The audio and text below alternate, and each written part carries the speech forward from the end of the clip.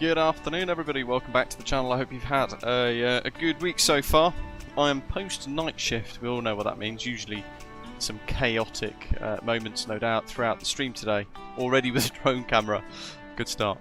Hope you're all well. Badger, good to see you. David, welcome. Dursey too. Matthew, Ashton, Zato, welcome. And everyone else, wherever you are around the world. We're in Manchester today, parked on stand 105, the Mako Simulations Manchester Airport scenery, and we're here, albeit on a current TUI stand, with one of its predecessor airlines, First Choice Airways, which I remember growing up, fond memories of this, and Britannia. Well, it was Britannia and Air 2000. Britannia became Thomson Fly. Air 2000 became First Choice Airways, and they then later merged into Thomson Airways, who I worked for a season out of Bristol. Beautiful, wonderful airline, and from there they then became TUI UK with the massive European merger of TUI, where they've kind of harmonised all of their brand assets and things into one name. We're off to Mykonos today in the new Fenix A321, highly anticipated, and we've all waited patiently for it, well over a year since it's Block 2 pretty much. Wonderful, absolutely spectacular. Those of you who missed yesterday's video for this aircraft, definitely go check it out. It goes through some of its little quirks and differences that you might not otherwise have noticed and heard about. So 4 and a bit hour flight time today. If you're new to the channel, it's great to have you here. Do hit like and subscribe as well. We are going to be changing the departure to the Samba 1 Yankee, I think it is. I'll have to double check. But we're departing runway 23 left here at Manchester today with the current ATIS. We've got a ground controller that's just come online on the VATSIM network as well. Greg, welcome, matey. David, good morning. Wazza. Ian, good evening. Ancient Dino, welcome to you. And Mike, good to see you. Yeah, Oscar Papa Echo. That's the jet for today. Alipay2 says, what scenery do I have for Mykonos? It's the one from Contrail. I'll just get a link for you, 2 seconds.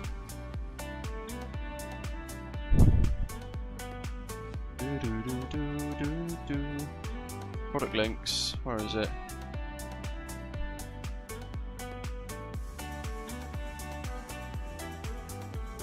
There you go. And Mako Simulations Manchester is available via that same link as well, if you're going to purchase both. Quite good. Let's get the APU on in a moment, but we've got the nav lights, seatbelt signs, we've done all the fueling, boarding, loading, all of that jazz. And we've already configured for our departure, although we're going to have to change it slightly because we're now going to be using 23 left, which is what they're using in real life. Packs on, 1+F, no intersection. We'll go for that, send MCDU. Which does mean we do need to change this a little bit as well, because we were planning for 23 left. It tends to be the default on VATSIM. Samba 1 Yankee.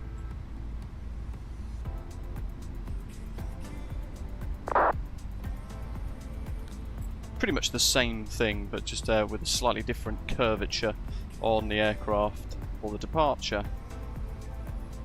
143. Let's resend that to the MCDU. Like so. Yeah, it does, doesn't it, Ashley? That would be quite good actually. Lots of people saying Gatwick is crazy today with 42 departures already. 121.98 for the ATIS, but we've got 121.855. 121.98.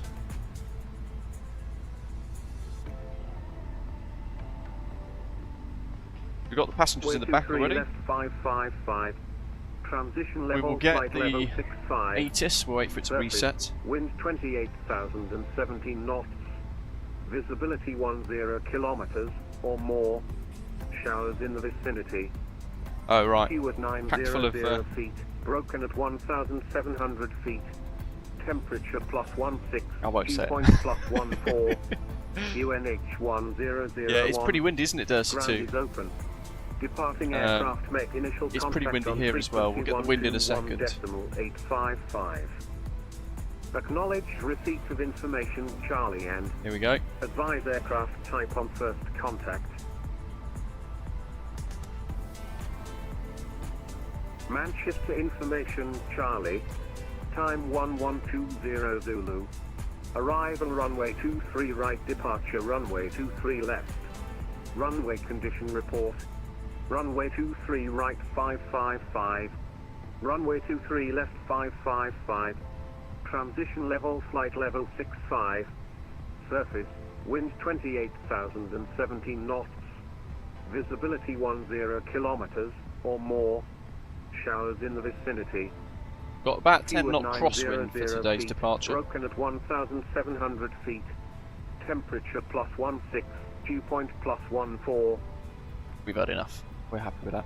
Right, let's get our clearance, and then we've got about 9 minutes to push back. We'll have a quick check of the charts as well. So let's buzz around there. What do we got here? We've got ground. We've got nobody else. Big thanks to Ray. Ah, chuffing neck.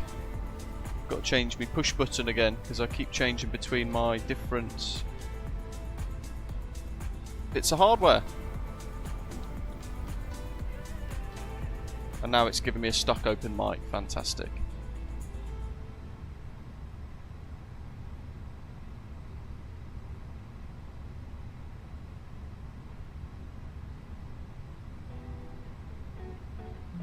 Oh, for goodness sake. I've got to come out of VATSIM and back in again. Ex-Hurricane Ernesto, indeed. So we've got quite choppy weather at the moment.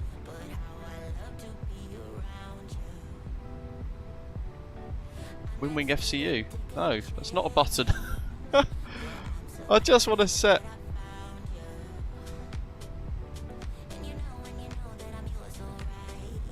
Ah, for goodness sake, bloody thing. This is making me want to swear.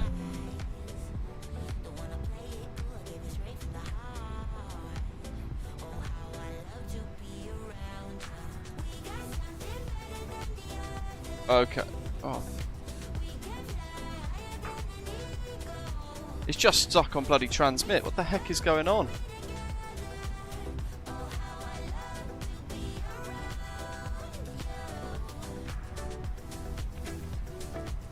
Let me just check something, make sure I'm actually trying to bind the right thing here. This is one of the big issues with... Yeah, that's autopilot off. I don't want that one. Maybe...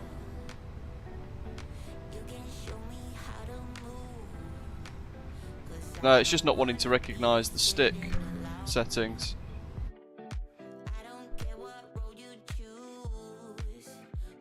Unplug it, plug it back in again. That usually fixes this crap, doesn't it?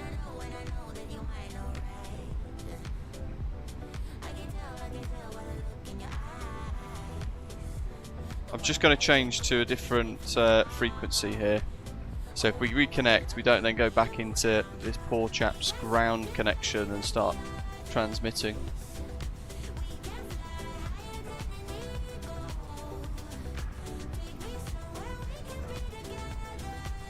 I'm stuck on TX.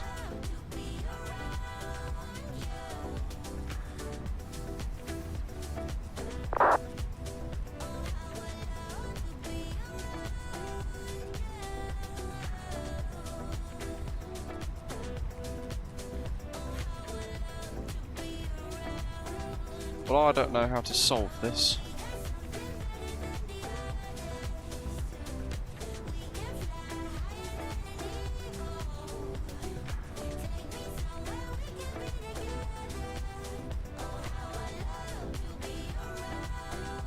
Why is it stuck on transmit?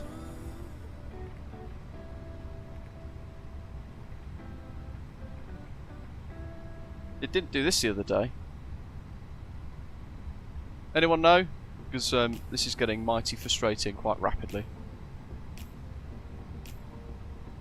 Where's this ruddy thing? Let's pull that out. One less thing to deal with.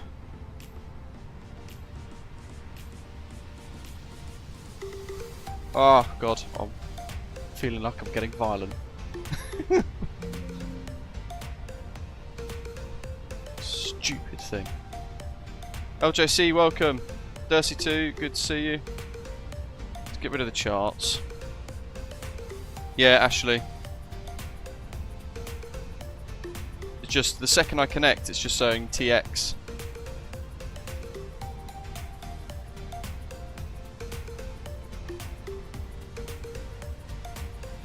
In the vPilot client.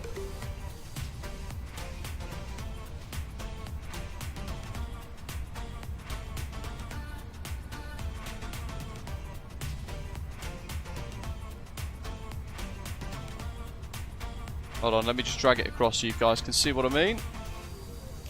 There you go. Gonna go 122.855.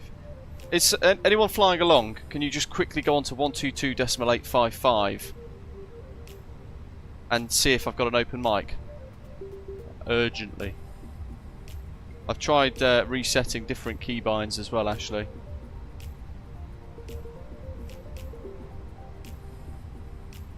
It doesn't help that the Bravo's constantly feeding false signals.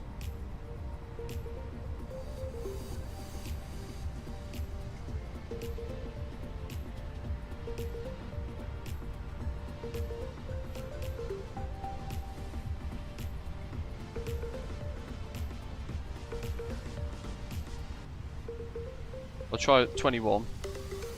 So that's now working.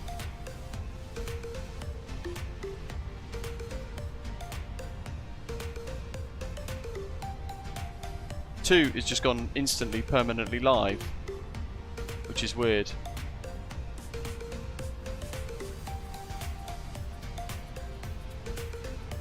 Okay, I'll go with that one. So, gonna be a slight change of habit.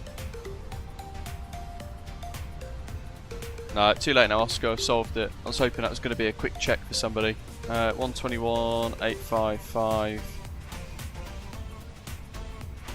Right, where are we? Because we're running behind. Let's hurry. Manchester ground. Good afternoon. Jetset 3 Golf Kilo. Ready, check.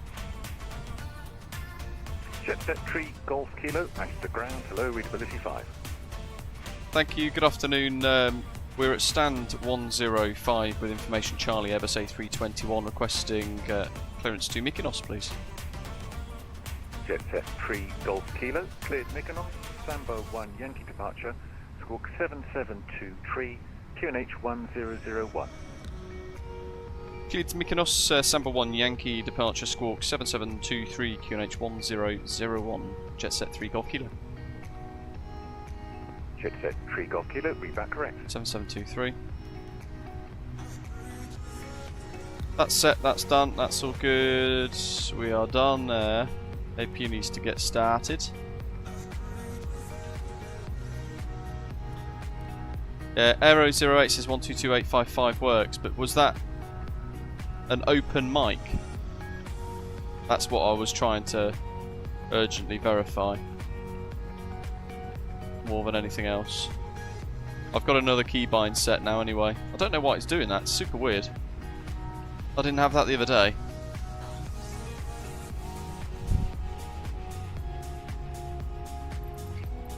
What a complete prepare for pushback and departure. And actually before the stream started it was fine as well, so I don't know what was going on. Because I was connected to VATSIM for ages.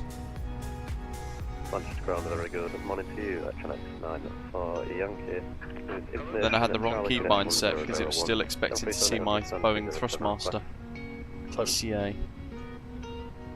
They're not on idle. Good spot, Luke. Hello, I can't see a flight plan. Could you check and refile? Yeah, we'll leave it now for you, Choice. Now for you.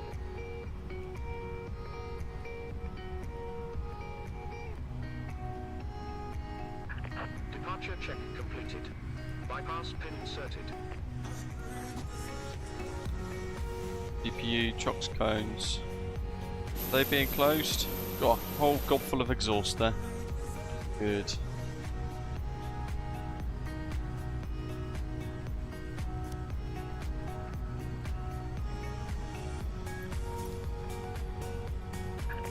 Locking gear.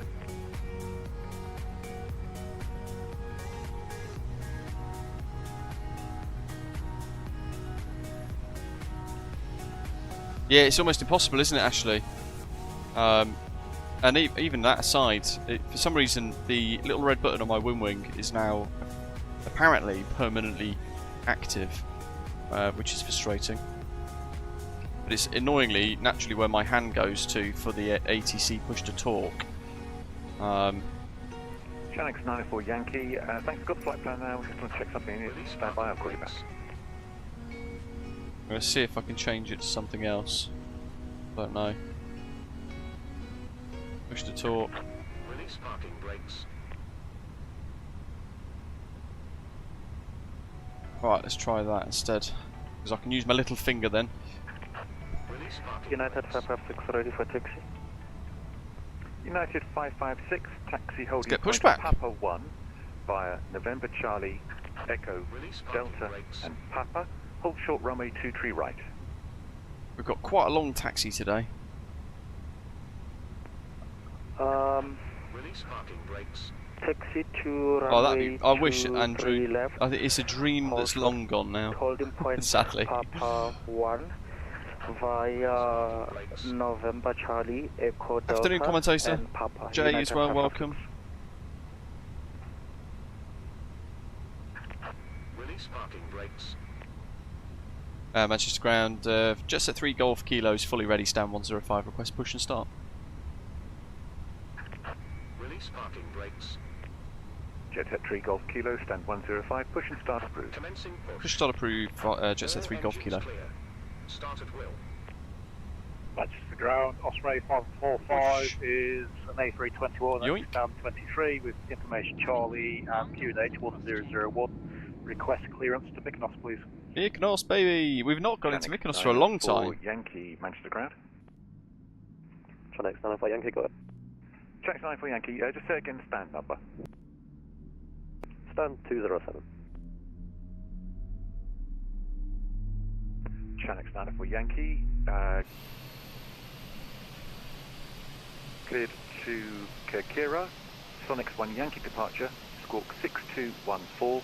I love how 1001. this is a bit longer and a bit more gangly. Destination, Sonics 1 Yankee departure, Scott 6214 and Connect 1001. And that to me makes it kind of basically my favourite of the two, or the three actually. 5145, Manchester ground, hello, cleared to Mykonos. Engine 1. Bravo 1 Yankee departure, squawk 7620, information Delta, QNH 1001. And for those of you with the Wing FCU, it doesn't, at least for me, it doesn't seem to work at the moment with the Fenix A321 and the 19, so we're probably waiting for a little software update for that. Unlocking gear. Osprey 259, at stand 25, request push and start. Osprey 259er, stand 25, push and start approved. Start approved. Dirty2, thank you matey. Was discussing it the other day. Effectively, if I wanted to become a train driver, there's one role that's advertising at the moment. It closes in 2 days. I've calculated that it's half the pay in the first year, which means that I'm £200 a month short of just covering my bills. So can't do it as much as I would like to. Waiting 3 years to go to full pay as a train driver is just not something I can afford to wait for, quite literally. Sadly. Ground spoilers armed, ignition mode norm, flaps 1, and rudder trim reset 0. Transponder set, that's good. Performance page, trim up 0.4. It's a wee bit bacillate of that there. Flight control page, there we go, 0.4 up. And we're going to go left, back to neutral, right, back to neutral, elevator, all the way back to neutral, and forwards, back to neutral. Bit of rudder. Taxi lights, APU bleed off, master switch off, beacon taxi lights, that's good, overhead's good, that's set. Last station calling, say again, call sign.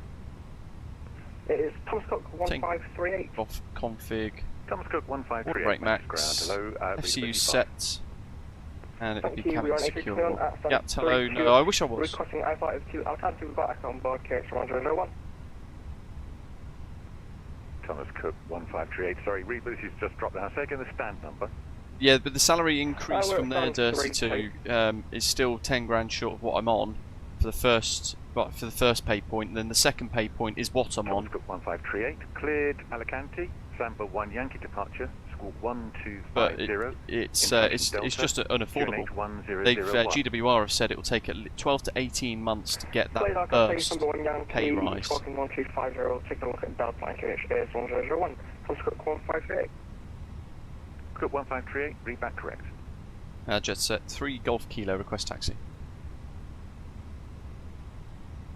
Jet set 3 Golf Kilo. Taxi holding point Papa 1 via Zulu, Echo, Delta and Papa. Hold short runway 23 right.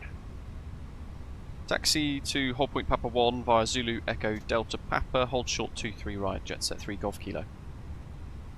Lovely! Av Apollo, it is, well it was a real airline, it's now known more formally as TUI, like Thomson Airways. They basically both merged. Thomson, Fly and First Choice became, I said it at the start, became Thomson Airways, and then it later became TUI UK. Paul, welcome. How are you? Been a while? They were always actually part of the TUI brand way before it became Thomson Airways as well. Airbus 321, Just operated as 2 separate companies, and in fact the First Choice website is still out as a tour operator, I think. Let me... First Choice, yeah, firstchoice.co.uk, so they're still a tour operator, interestingly, selling flights. Predominantly on the TUI aircraft, because they're the same brand. But this used to be Air 2000, which is what I remember as a kid. And it then became First Choice with this new kind of livery styling. Hold short runway 23 right. Continue on Unicom 122.8. Bye-bye. Unicom 122.8 United. Should just roll it on idle now. Manchester ground, Osprey 5145 at stand 23, request push and stop. And we got SDS and rudder dampening switched on for today as well. 5145, when the company Boeing 737 has taxied left to right behind you, stand 23, push and start approved.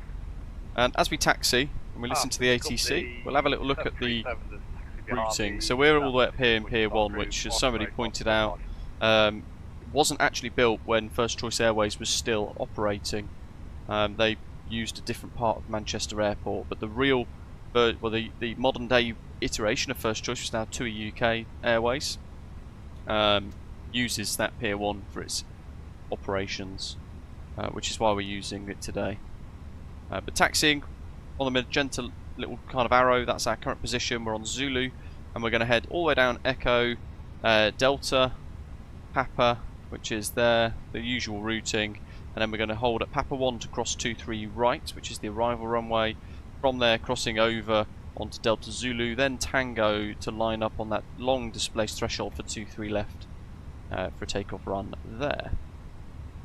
After takeoff, Samba 1 Yankee is going to have us depart runway heading initially to 3.2 DME from the Manchester VOR before turning 283 degrees to head on this kind of arced turn around a town that's below. It's a little turn, a little swerve if you like, to avoid the town for noise abatement and stuff, to try and keep them happy, even though they choose to live underneath the flight path.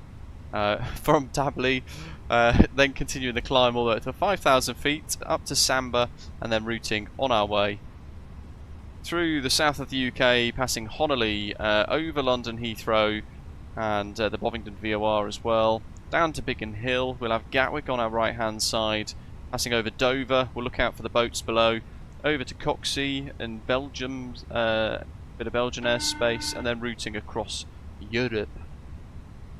Hello. The cabin is now secure for takeoff. Darduk. So there's our cabin secure. Afternoon, Darren. How are you? Well? Hope you're good. Andrew says, will I be doing another 727 stream sometime soon? Hopefully yes, but To be honest, I'm really excited about this A319 and A321 release. So the next couple of streams will, if I'm honest, be plagued with it. And actually, one of them is probably going to be that Thomas Cook livery there, which is also now available on flightsim.to, which is pretty cool. Oh, zippy, yeah, that's going back some time. We can pop the VORs on, they'll be on auto-tune, but we'll have the Manchester VOR there, so we can see roughly when to execute the turn, but it's on the LNAV anyway, so we're pretty good there. Mike, we are 79,100 kilograms, so just over 79 tons. And taxiing on idle at this weight. Well, I don't know, we're almost on idle. We were maintaining 13 knots. Dougal, welcome mate. It's good old Osprey. Squad. The paint schemes Osprey 259, request taxi. are Osprey in progress, by the way. Taxi Thanks to our good old friend Tapsy. Taxi Lima, hold Lima 1, Osprey 259. FPT, yes. Thomas Cook, First Choice Monarch A321 streams. Or the Holy Trinity. Osprey 2472, stand 82, push and start approved. Proper nostalgic. Push and start approved, Osprey 272. Avapollo, what's my opinion on the Inibuild's A320 Neo? I think it's utterly crap, if I'm really honest. Being brutally honest. People pretend it's amazing, probably because they're either paid by Inibuilds, like brand ambassadors, like London Controller, or whatever. And who else have they got as paid people? I can't remember. Chewy. But realistically, it's garbage. It's really quite rubbish. It's just a default A320 with a bit of polish on it. And actually, the system depth and all the rest of it is really poor. Really, really, really poor. And you're better off, as Dursey2 says, downloading the Flavois A321X instead, because the system depth there is far, far, far beyond the Inibuild's A320 Neo. And it's also a really good bit of freeway. Kilo, hold short runway 23 right, continue on Unicom 122.8, bye bye. We'll go hold short 23 right and continue on Unicom 1228. Thanks for the ATC, have a good day, Jetset 3 Golf Kilo, bye. Osprey 259, taxi holding point Papa 1. No, I don't think it will be better with a U3. Don't forget, it's effectively just a default A320. There's very little incentive to make it half decent. But Inibuilds are no doubt happy to take the money from Microsoft anyway, do a very basic job of it, and call it complete. Don't forget, they've not really progressed or improved the A310 that much either. Nor the A300, dare I say, actually, and that was payware, wasn't it? Now I'm trying to think. It's been out for a little while, but that's still got quite a few bugs in it. 1228. So I'm going to pop the transponder on. Pop TARA for the transponder. TCAS. This came out about 3 days ago, Nicholas. Or 2 days. Night shifts get the better of me. I can't quite remember. Strobes. Runway turn off.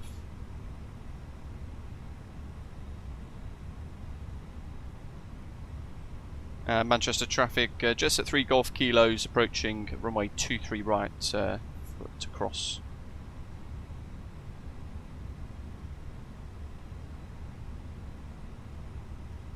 Just a prompt to see if anyone is on final.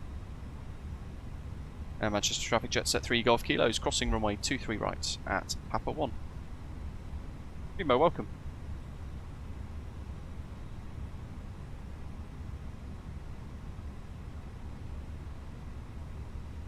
Yeah, same, John. And I get heavily criticised for being honest.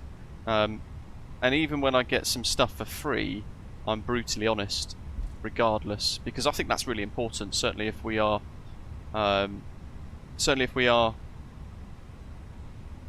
if we have a platform, you know, you folks are all watching this channel and lots of other channels, and honesty is so vital in helping you decide what is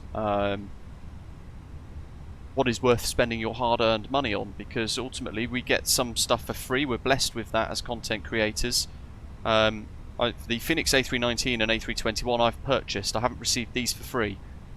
I think they are absolutely epic. And I've only been kind of blasting around yesterday in them, but they are so impressive. I'm so happy that I've paid my own money for it, and I can wholeheartedly recommend them. The Unibuild's A300, I think, from memory.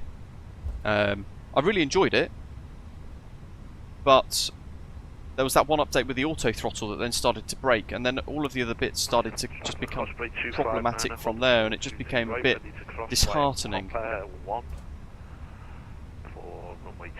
Transponder, that's all good, that's all set. Crew advised. No, I'm not salty with Unibuild's Godzilla.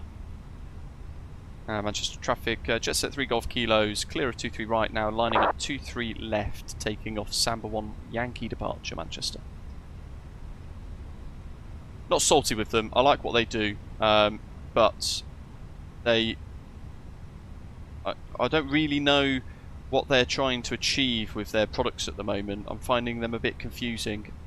So it seems like they are just trying to get as much cash as possible from the community and Asobo in one way or another.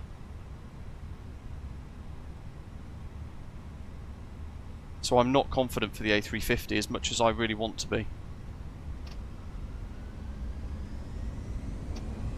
Flex SRS.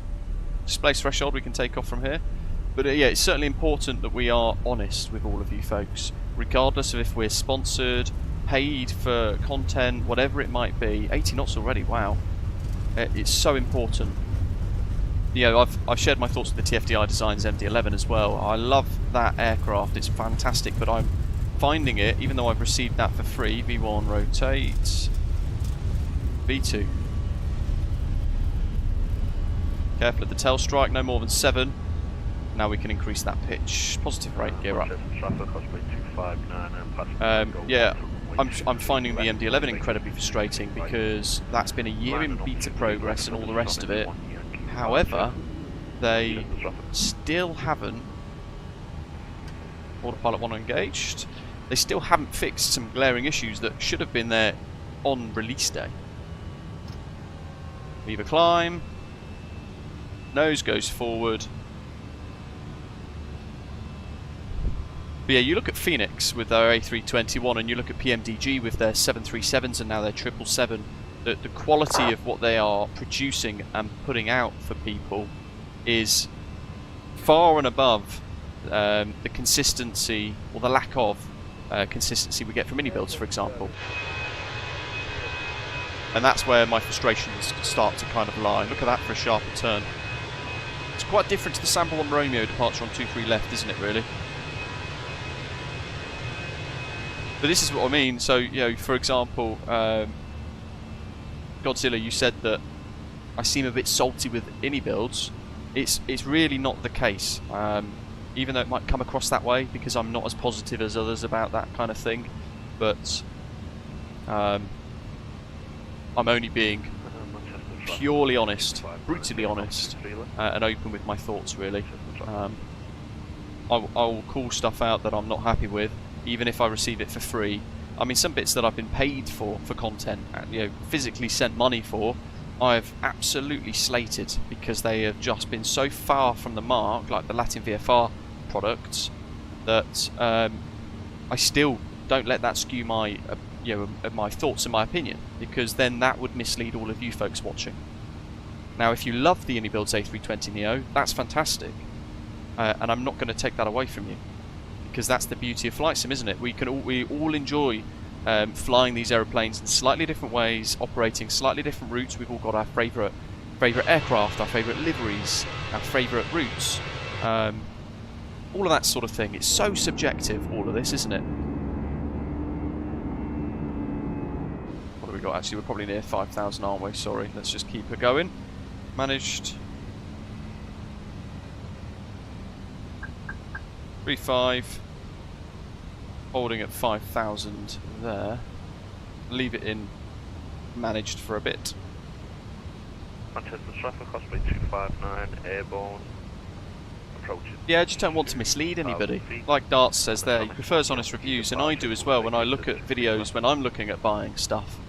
the big question for me is, do I trust this person, and do I feel like they're being honest or not? And there was a lady the other day I was watching, a really good motorcycle vlogger who I've got lots of respect for, and then there was a video the other day that I was watching on some motorcycle, I can't remember what it was now, there was a motorcycle she was reviewing anyway, and it wasn't great, but she was being so careful with how she was criticising it that it almost didn't sound like she was criticising it, and then I began to question her integrity and her honesty.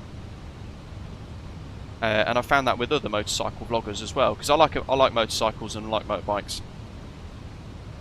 But yeah, if you're not honest, then you are kidding the rest of the community.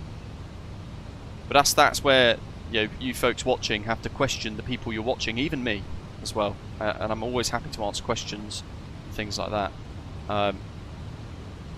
If people, like Possum is saying there, if people are only promoting because they are paid, then this is fundamentally undermining their credibility and honesty.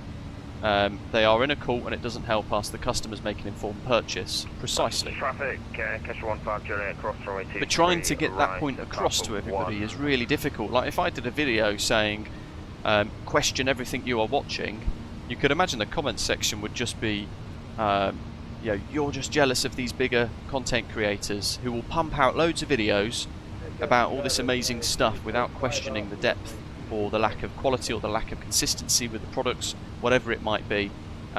We had it the other day where another content creator was slating the SimBrief performance planning tool, saying it was all rubbish.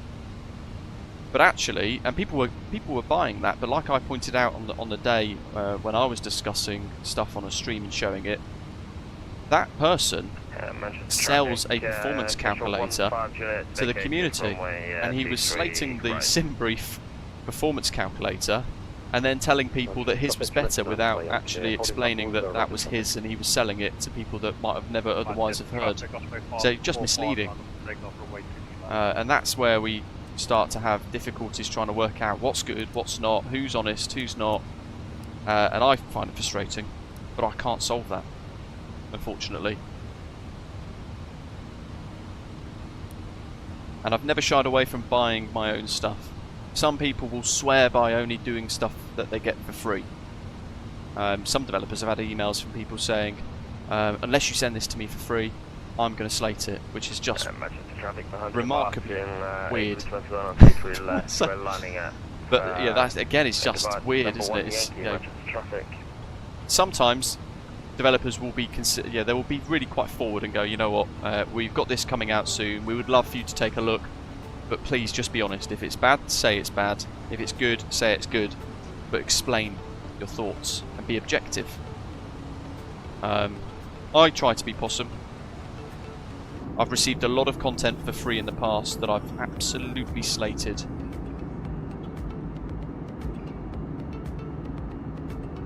But I do it in a constructive way.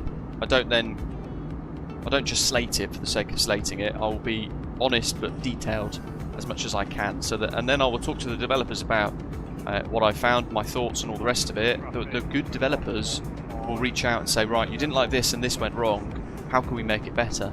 And then I'll spend a few days emailing them, trying to kind of project my own thoughts and my frustrations with what I found. And the really good developers are then really proactive in getting that sorted, and I've got a lot of respect for that.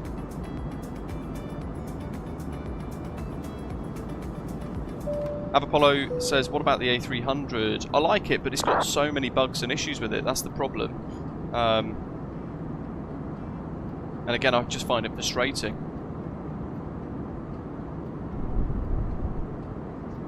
But yeah, I understand for you and everyone else on Xbox, it's very difficult to get access to some of these products like the Fenix A321. Someone was asking about a yoke as well in the live chat. Where is it? Just scroll up. I think it's gone past the chat that I can see. Dan, hello mate, says looking at buying a yoke, which is the best value for money.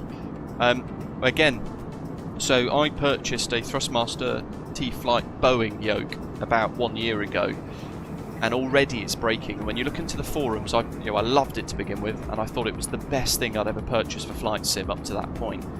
But now, 1 year later, just as the warranty's expiring, conveniently, the build quality turns out is actually really quite bad. And for 250 odd quid, that's pretty poor. They've made stuff very cheap, very quick, but still priced at a premium price tag, effectively. So I would not recommend the Thrustmaster Boeing yoke anymore. And when you actually research it across the forums, there are a lot of people having the same problems with it. But then again, that's also a difficult thing. If you wanted to buy a yoke, there are very few options available. You look at, as Andrew says there, Honeycomb. That company is an absolute train wreck. They make some wonderful stuff. My Honeycomb Bravo is the finest piece of flight sim hardware that I've ever owned, but I can't trust that company anymore because there's some weird legal stuff going on, and it's all a mess, and there's two different people pretending that they own the company, and it's all just a bit of a weird thing. So I would avoid Honeycomb as well. Winwing, if I'm being really honest, albeit a Chinese company, they are making some amazing hardware at very affordable prices. So I would seriously be looking at different options with them. But I know that they don't make a yoke at the moment.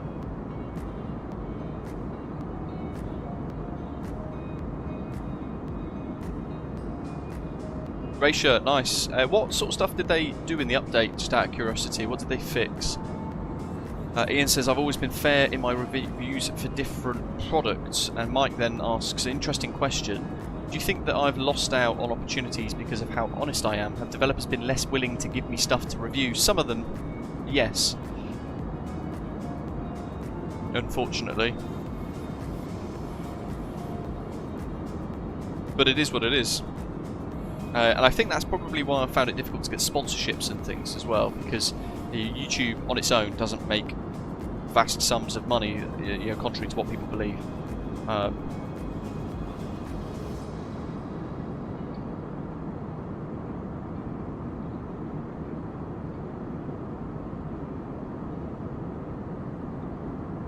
certainly, Fenix, amazing, absolutely amazing products. And those of you who have been watching the channel for a little while now, you'll remember when the A320 first released, I had so many problems with the way it worked with the hardware that I had, causing all manner of problems, and I just couldn't get on with it.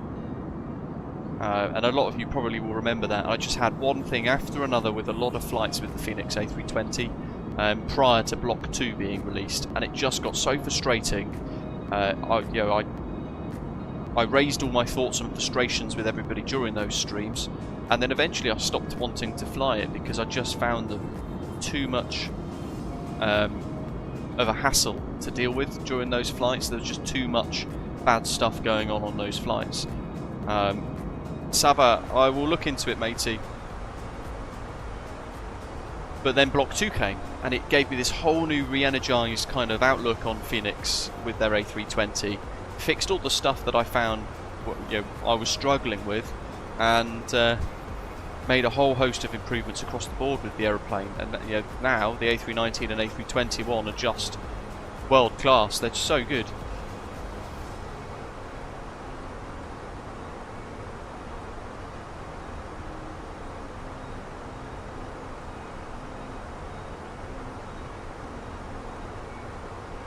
Certainly, if you're on Xbox, you are stuck a little bit because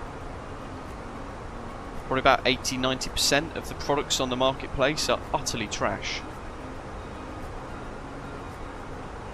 But you are kind of stuck with that. So you've got to really spend a bit of time working out which are, what's good and what's not. Possum, the A321 floats too much in the flare, I think. The A319 feels wonderful. We'll be flying that tomorrow.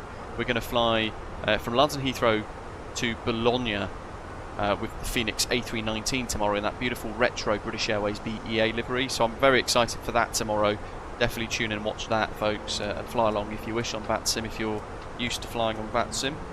We'll be off to the MK Studios Bologna, which will be quite cool, which I ordered and downloaded yesterday from Contrail. But yeah, the A319 it feels like a bit of a sports car, but the landing behaviour and stuff as well, it just feels like they've absolutely nailed it. The A321 is, again, it just feels like they've nailed it, but the flare, I think, needs a bit of work. I think there's too much ground effect, which almost holds you up and keeps you floating for a bit longer than you otherwise would want to. And we might see it in Mykonos, although if we do, we'll probably have to go around because the runway is pretty short. So, yeah. Pushback says, problem with the Wing is I can't get the FCU to work on the 19 or 21 using their software, so switch to MobiFlight instead. Yeah, I reckon give it a week or two and Wing will have a software update patching that, mate, hopefully. But I've been trying as well. You just get like a blank screen on the kit, don't you? Diversion detected. Set Wythenshawe Hospital helipad as new destination. No. What? What? Flad's doing some weird stuff. We're down south of the Midlands already. Wow.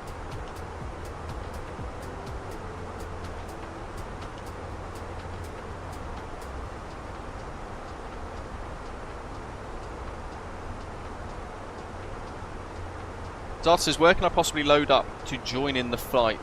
It depends how long it's going to take.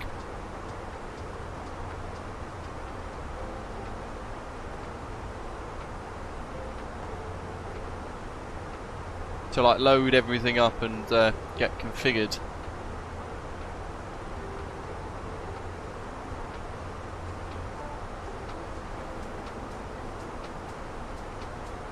If you're quick, you could maybe do one via New Sky from Bristol on a free flight, or you could do Brussels and spend sort of 5-10 minutes configuring the flight, and then wait for us to sort of head towards, and then time your departure as we all fly over, maybe.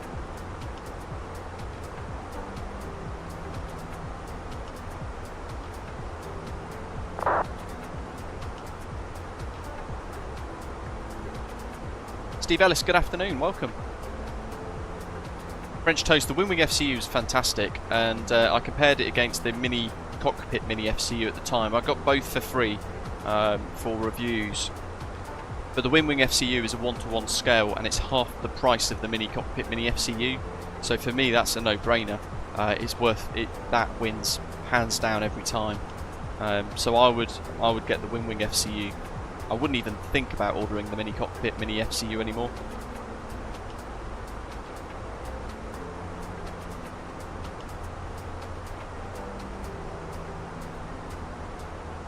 Yeah, Zalta, that works.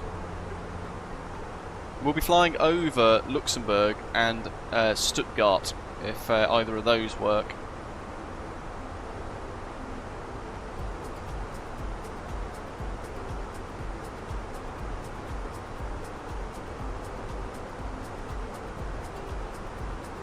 Channel says he agrees the A321 doesn't seem to want to settle down that well easily, managed to float it so much.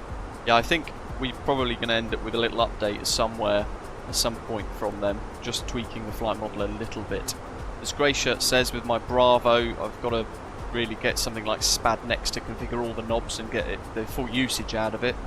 David loves his honeycomb out from Bravo, but as I said earlier, the legal wrangling needs to end.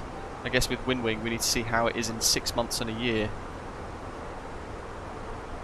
Yeah, there is that, because my HOTAS is very new at the moment, isn't it, really? Hergy would join the stream, but his Microsoft Flight Simulator is absolutely toasted. All his flights ending crash to desktops now for 2 days, and the sim hasn't even started anymore from Steam. My goodness. Have you tried to log out of Steam and try to log back in, perhaps? I don't know. Darren, just type an @ and then the username of the person you want to reply to, and then type your message. Waffley says, do I recommend the FSS Embraer or the Aerosoft CRJ jets? So again, I've received both for free for the purpose of reviews. The FSS Embraer E-jets are so far from being completed. I'm finding it very frustrating to have any patience left for them as a developer. And naturally, they've released the 727, which I really am enjoying. I think that's a really cool aeroplane, but I'm finding them pretty slow, frustratingly slow with their E-jets, and I don't think they've developed well enough. I don't think what they've done is good enough, and I'm not convinced they'll ever complete it. So can I recommend the E-jets from FSS? No, not really, if I'm being, again, brutally honest. It doesn't have a custom LNAV, it doesn't have a custom VNAV, it doesn't have custom FMS, and we are 2 years post-launch, and it's still in brackets early access, which is just rubbish. Very, very poor from them. The Aerosoft CRJ, I loved when it first came out, and a lot of people now seem to think it's what everybody calls abandonware. But I have been told that there is a big update to the Aerosoft CRJ coming very soon. We don't know precisely when, but I have been told there is one coming. And the Aerosoft CRJ is a pretty good aeroplane, to be fair, and it's got VNAV and things too, so if you were going to get either, I would probably say get the Aerosoft CRJ over the FSS E-jets. And I'm not convinced FSS will actually have done anything with those core systems to make their E-jets half accurate at least by this time next year. So, yeah. I think they bit off more than they can chew, and I think they've massively overpromised, and they don't have the ability to achieve what they've promised. That's my theory anyway, my thoughts. Stuback says the Wing FCU for the win, and it comes with the X-Bed button now, which annoyed some early adopters because it was blank. Yeah, some of the newer A320s though actually do have it blanked off. Hence why it was done that way on launch.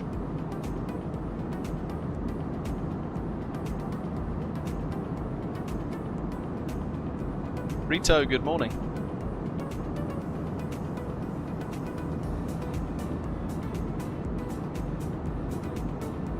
Jaeger, thanks for subscribing. Welcome back. Little by Name says, tuned in whilst working a very quiet train from Holyhead to Birmingham. Noticed the runway RF Valley had been dug up. Ah. Is there a reason why, or? I wonder how that affects their operations. Pushing Tin, welcome. Fly down in Aussie, he says. Yeah, we've not done that for a while either, actually. I know the time zones are a bit of an issue, but I will try and revisit that part of the world at some point soon. Maybe some Jetstar 321 ops.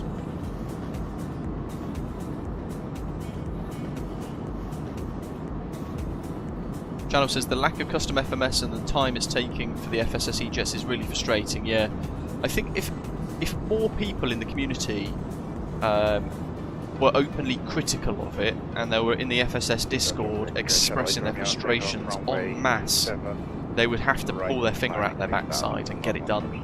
But because that's not happening, what we've seen is FSS have basically split off into various different projects, and they're helping develop the quote Aerosoft and quote A330.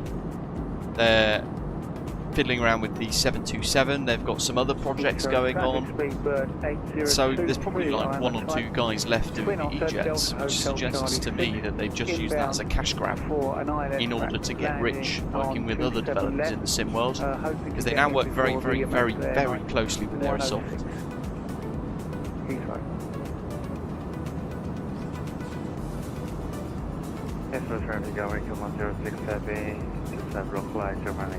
Darren says, did I have to do anything to get the Wing FCU working with the Fenix 1921? No, it doesn't work yet, unless you've got Moby Flight, and you can make your profiles and stuff with it as well.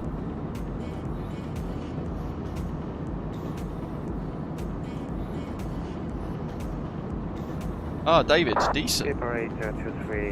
It may well be that VATSIM Canada will have the most diverse time zone able or time zone capable ATC. 8023, say again, sir.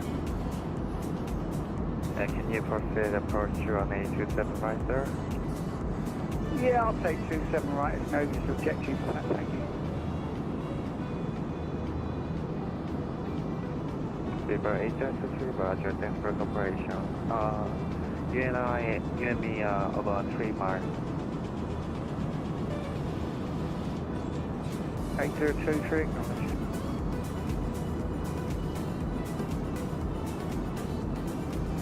Ergus says he's not too confident with Aerosoft's A330 if FSS are involved. Still no proper autopilot for the E-Jet. Precisely. 8023, switching to 270 right.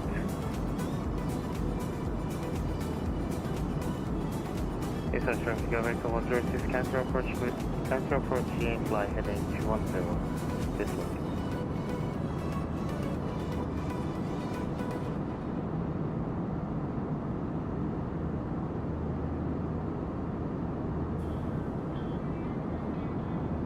Why is someone else trying to control someone else on Unicom?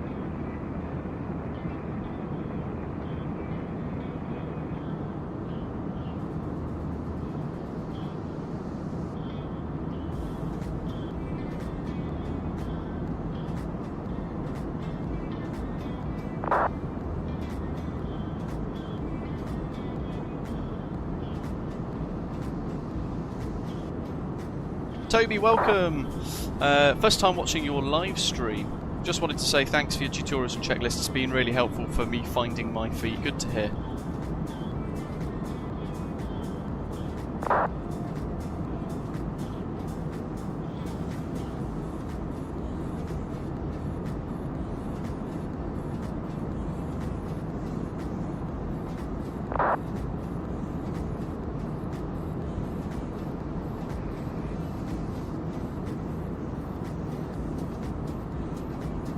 What's my thoughts on the Aerosoft 737 MAX? I don't think they are making one, are they?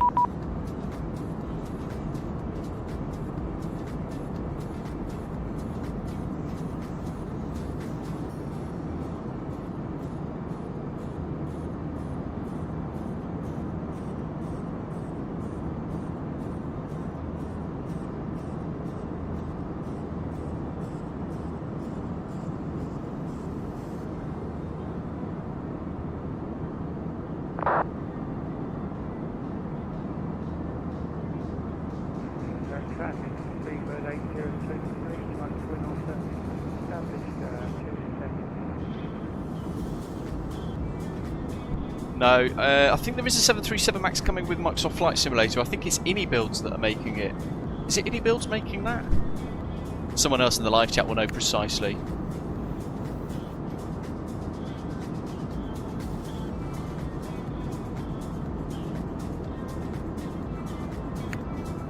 Sobo.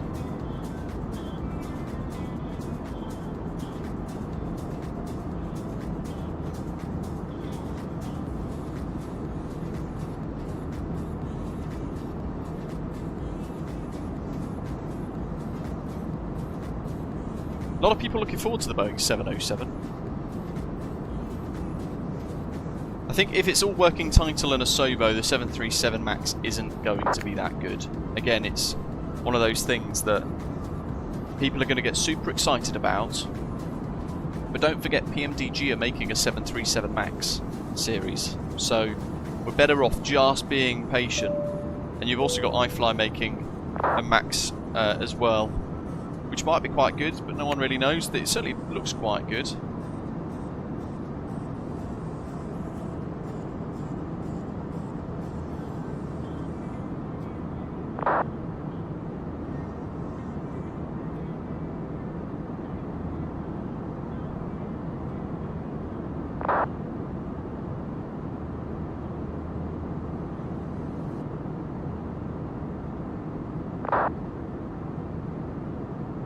You're hard to tell, isn't it, Canadian Flight Sim? I don't know if they're a new developer or not. I don't know if they've brought anything out into the sim before, but yeah, who knows? It depends.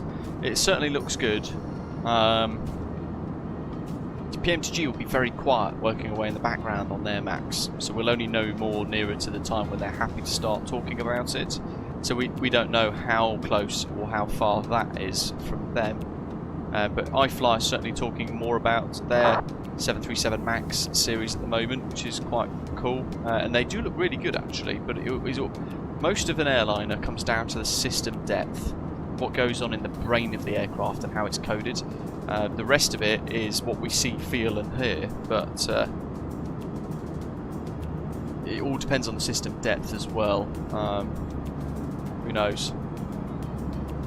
Yeah, Sobo 707, a lot of people excited for that, and I'm very much, as Simon says there, excited for the Bluebird Simulation 757. Simon's interested for it. Clipper's anxiously awaiting the Bluebird 757 as well, me too. Ancient Dino says, have I heard that Bluebird are apparently pushing for the end of the year?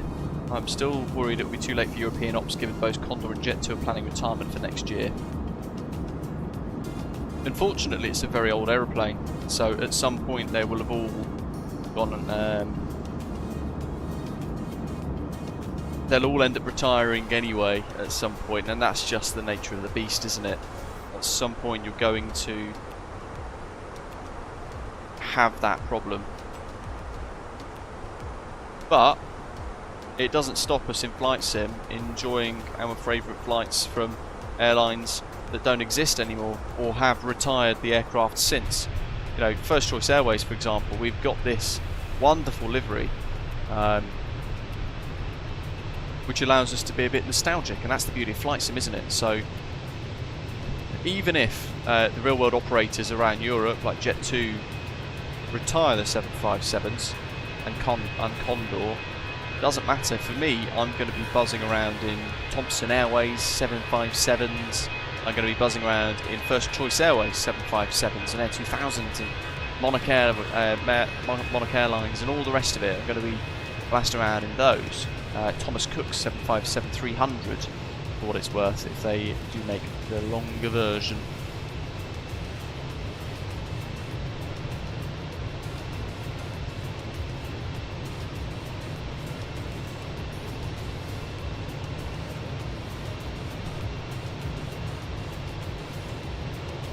Aaron says, Hans Hartman, the developer of the CRJ, used to work with Aerosoft. I think he's a freelancer, isn't he, really? Says the CRJ update will come before Microsoft 2024, so hopefully not too long. Yeah, somebody said earlier it's going to be an update in September, along with an update to the ATR as well, which I haven't flown in a long time and I absolutely love. Great fun. And for £14, that ATR is just such great value for money. Mackie Simulations, hello matey. Yeah, version 2 of Manchester when? You tell us. I still enjoy using your Manchester, but it would be nice to see a V2 soon. Maybe we can get an exclusive preview, wink. How are you, Max? I hope you're well.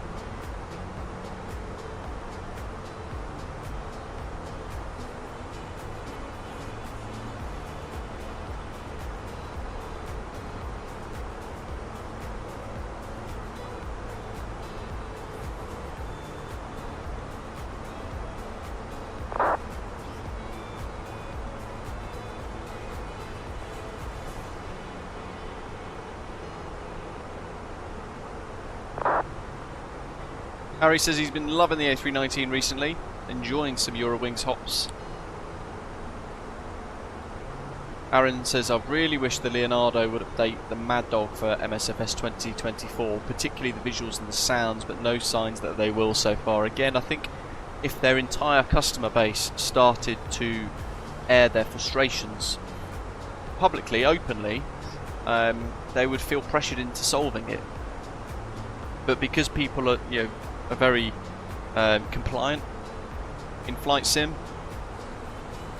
people kind of just sit back and go, well, it is what it is, and then they just kind of put up with what's in front of them. But I remember 2 years ago, Leonardo said to me on an email, the developers, they said to me on an email that they had issues with the texture artists and the sound artists, but that there was an update coming and that they were revamping all the textures, and that hasn't materialised. Perhaps I should have put more pressure on them and chased it after 6 months, going, hold on, you said this, why not, and all the rest of it, but who knows. Dan Air Virtual's got nothing on Osprey, and BA Virtual hasn't got nothing on Osprey either, Darren. They are rather hostile. They were incredibly hostile towards me. In fact, their quote Airbus training captain is actually quite rude. And then kicked me out of BA Virtual, for which I was quite happy to be a part of all that time ago, because I did some YouTube tutorials for the Airbus that didn't precisely follow the BA operating procedures. So they binned me off, kicked me out, and then sent me a really abusive, like angry email about why they've removed me because I can't follow their procedures and all the rest of it. And I'm thinking, hold on, this is a virtual airline. This isn't real life.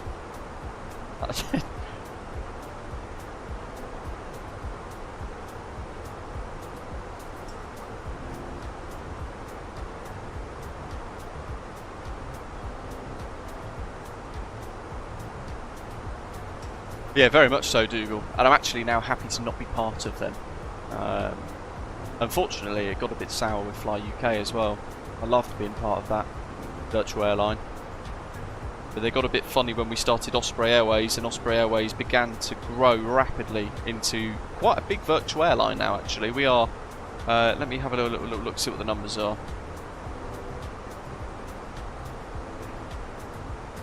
We have 871 pilots on the roster. That's massive.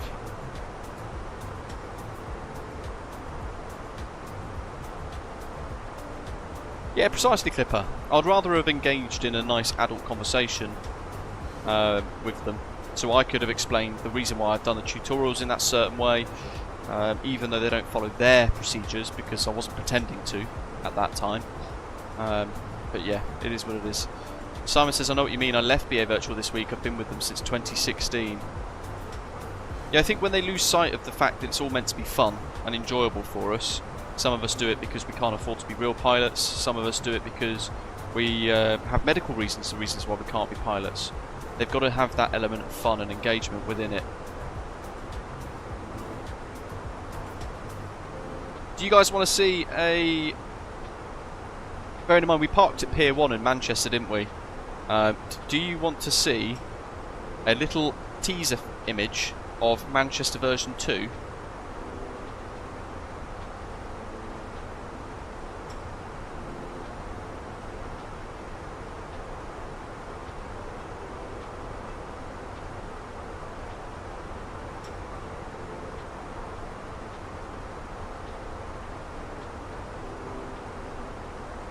Alright, okay, let's do it.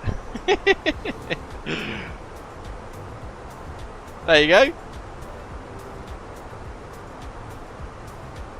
Traffic.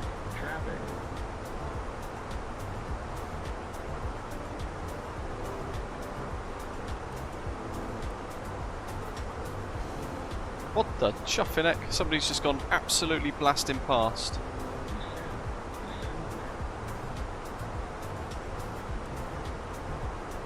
Traffic. There's an EasyJet.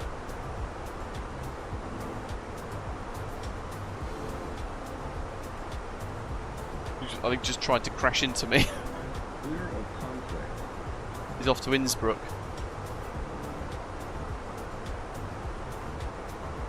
Alright, well we're clear of that. No, I didn't. Yeah, what do you guys think of that? Albeit it's a very quick picture. Where has it gone? Chuffing neck. There we go. And I haven't got it much on resolution. I've blown it up on a 4K screen. That's all. But you can see like a whole load of different textures on the building there, on the top of the building. All the oil marks, textures, everything there looks totally different, doesn't it? And we don't have the back of the pier, which has some weird car park thing going on in the current version. So very excited to see what else there is in store with that. I love how that EasyJet there is just, he must have heard all the TCAS alerts for us as he's come flying up behind us, and he's just ignored it and just carried on blasting through anyway. Good old Unicom.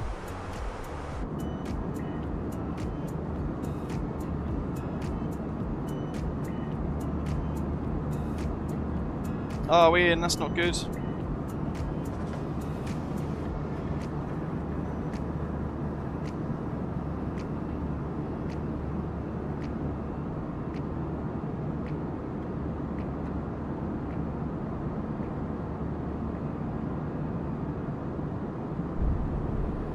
Can't be too long for the Just Flight RJ Professional now, Aaron says. No, I don't think so. I think it's going to be a few weeks away, hopefully, but probably while I'm abroad. Yeah, got the sense myself as well that it's quite close. It's going to be quite a few updates and releases, really. Yeah, Ryan, they were lovely airlines, weren't they, back then, years ago, growing up. First Choice, Britannia, which became Thompson Fly, Thomas Cook.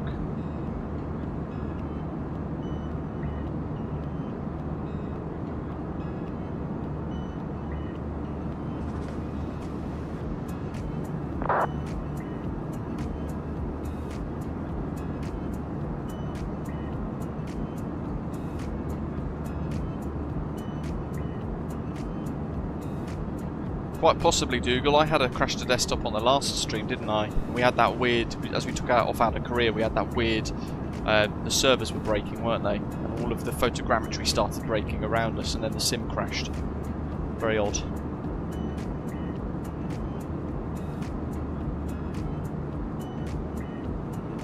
Massive Simulations, welcome. Hope you're good. Good evening to you. Over in Australia, I think, from memory, aren't you?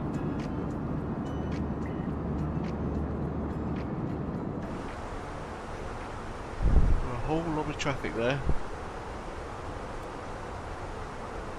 So we've got a waypoint COMOB coming up. I'll do another fuel check there just to see where we're at on our fuel burn. We should have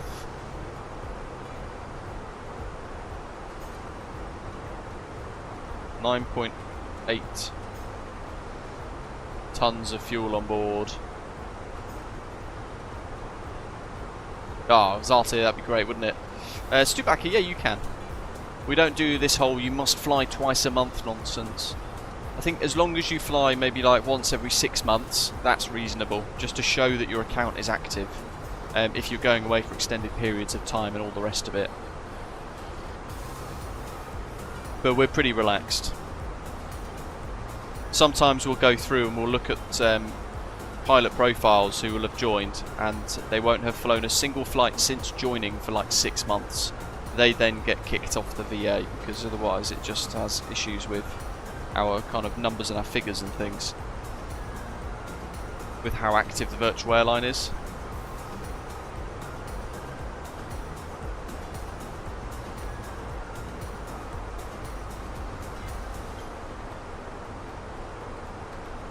Grey Shirt says he's got the patch notes there, just having a little look here. It's the 11th of July, the patch notes for the A300.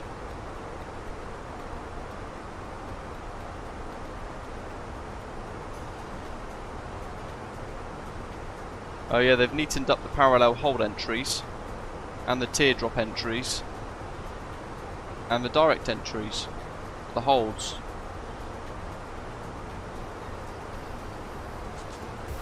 That's good.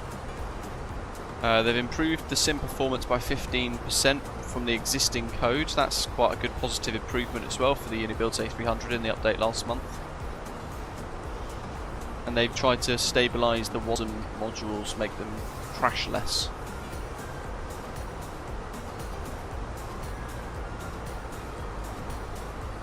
Not a massive update, though.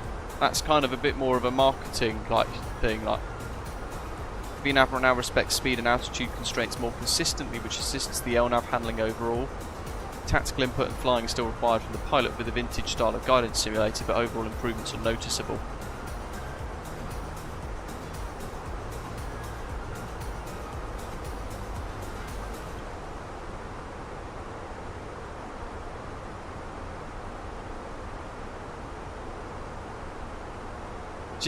That's not a massive update, but again, there were some of the things that I found quite frustrating that they've now solved, which is very good. Darren, no, unfortunately not. But we don't have rank requirements or anything like that, mate. fact, let me show you. Blue sky. I'll show you on my screen here what I see anyway. If I go into my pilot profile. How do I go into my pilot profile? Hold on, there we go. So you get like an awards page, shows you the awards that you've completed, shows you progress there as well. We've got type ratings for certain aircraft, depending on how often you fly them. You might get a little TR appear next to some of them, but we'll show you, for example, the 737, I've done 103.5 hours. The average score there for that aircraft is 9.8. And 52 flights in that, being chased by the A320 and 777 now rapidly as well. I've done 30 hours in the 777 already, 11 flights, 9.8 is my average score. And then it gives you like the list of everything as well, with like a simulated profit and loss of each flight. Not all flights will make a profit, naturally. And then it gives you your average score. So I've done 308.6 total hours with Virtual Airline on Osprey Airways here on New Sky. 173 flights spanning 124,991 nautical miles distance.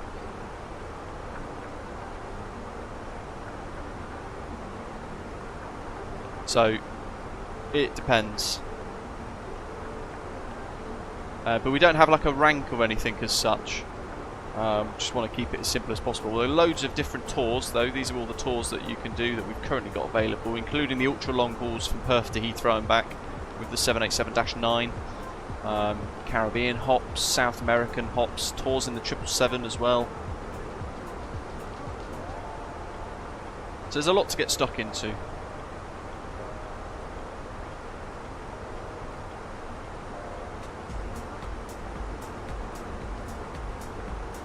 But you don't have to build up your hours to fly the 737 or the 777.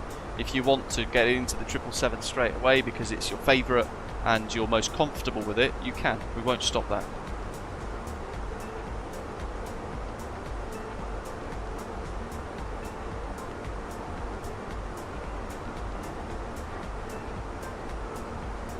Zos says the new A300 update flies really nicely now.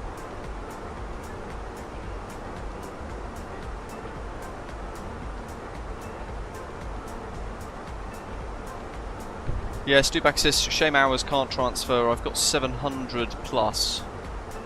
I'll ask the developer to see what his thoughts are and what the stance is on that.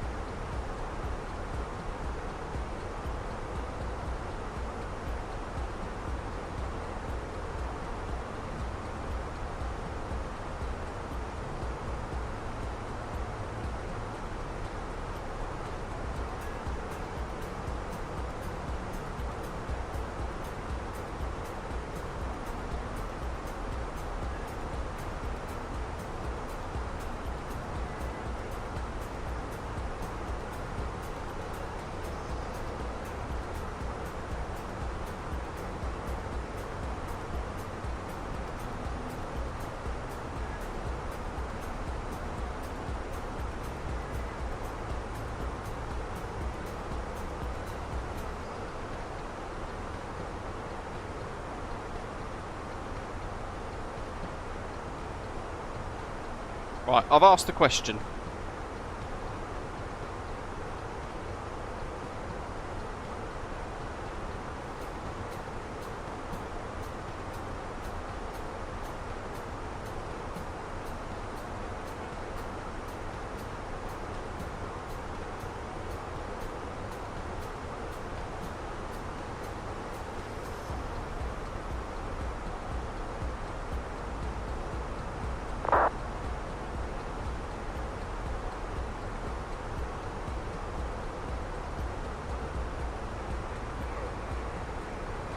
I'm not sure how quick I'll get a response, possibly by the end of the stream today though. But feel free to, you can sign up to Osprey Airways anyway and fly 1 or 2 flights and see how you feel. You'd have to, as somebody said, Aaron there in the live chat said, you would have to fly 1 flight with the New Sky Academy first. Bloody heading mode here, just realised.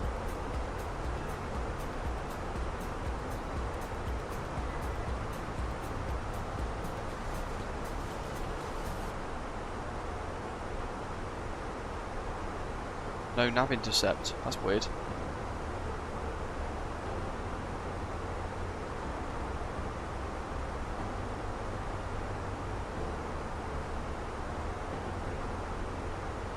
Adjust desired heading and track. That EasyJet A319 that had TCAS issues put me on heading mode and buggered everything. And I'd not even realised, because we were chatting about other stuff. No worries, Ian. Have a good night, mate. I hope you feel better soon. French Toast says, does Osprey have specific procedures for aircraft? No, we kind of just allow you to use whichever your procedure is most favoured. Effectively. So if you're used to the British Airways operating procedures, then we allow you to continue to use those. If you're used to Thompson's operating procedures or EasyJet's operating procedures, we allow you to use those as well. Because we know, I appreciate everybody likes their flight sim experience to be slightly different. So I don't stipulate you must do one thing. Because I understand that might put other people off. So we're quite flexible, quite relaxed.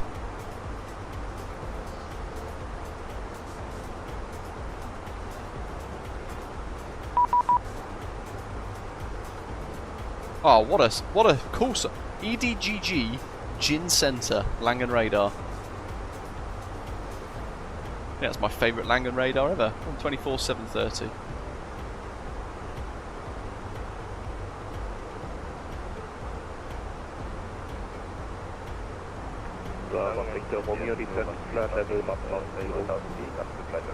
Massive simulations. Have a good night, matey. Super late for you in Melbourne. Alright, Stu, back and cheers.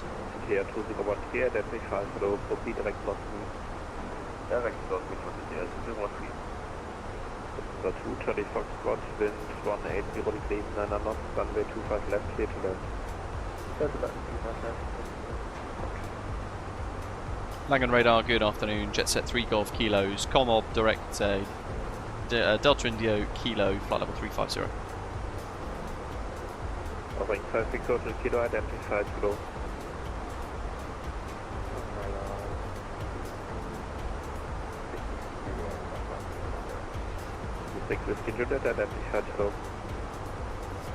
The Kush, isn't it, that one actually, I think? I was trying to remember the name of the VOR. One whiskey is with you at 10,400 feet, coming to flight level 20. Can I want whiskey identified low, climb by a slip to flight level 240. Contact is to flight level 240, Dann haben wir Whiskey 10 Rising 220, clear to the 25 left. 220, clear to Right, High Cloud says the Embraer from FSS is coming nicely together and the CRJ is getting an update. In real life, Embraer's VNAV is a potato and trustworthy vertical profile resulting in typically high likelihood of overspeed. In real life, people tend to use flight path, FPA, not VNAV mode. So if FSS properly will model VNAV, expect people to complain the VNAV is rubbish. The CRJ only has advisory VNAV. Yeah, but again, that's kind of making an excuse for FSS not creating the VNAV. They should still have done the VNAV by this point. But forget about the VNAV for the time being, because that's probably one of the ones that they tend to do last, isn't it? But they still haven't done the custom FMS, and they still haven't done the custom LNAV. And that's just basics. You know, 80% of the aircraft is the system depth. And they haven't even scratched the surface with it in 2 years. And that's not good enough, it's unforgivable, and it can't really be justified as much as people try to, in my opinion. And I really want to enjoy the E-Jets. but they are so far from the mark that I just can't. And on descents in those aeroplanes, I personally would typically use vertical speed mode anyway. But the point is, you should still have a good custom LNAV and an accurate VNAV. Even if it's a potato in real life, I'd want it to be a potato in the sim, so I can learn the quirks and how to manage it. But they don't even have that.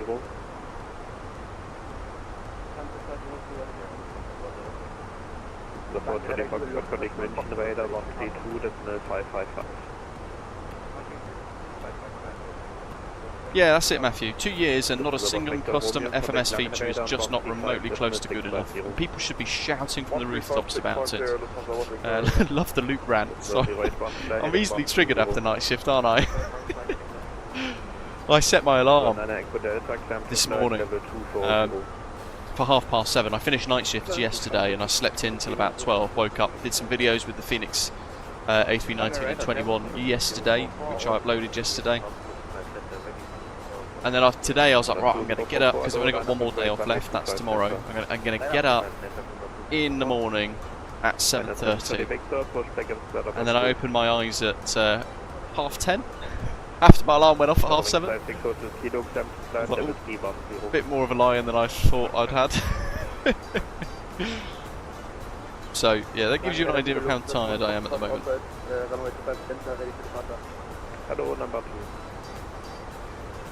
08 für den Reiting 220, cleared das Zufallsleft. 12044, wind 180 body clear, and then not coming 25 center clear for takeoff. The 5 uniform, descent to altitude 5,000 feet. Yeah, awesome pigeon. I think the reason why they've done the E-Jet freighter, if I'm being brutally honest, is to make people feel like there is progression with the E-Jet series. And I think it's a marketing/PR boost type release, because they've offered no improvements to the system depth. They've just gone, ooh, here's a freighter. And it's still as crap as the other aeroplanes, but it has a big door that opens. So when you cut away from all the marketing gump that all these developers pump into us, actually there's very little to enjoy with that.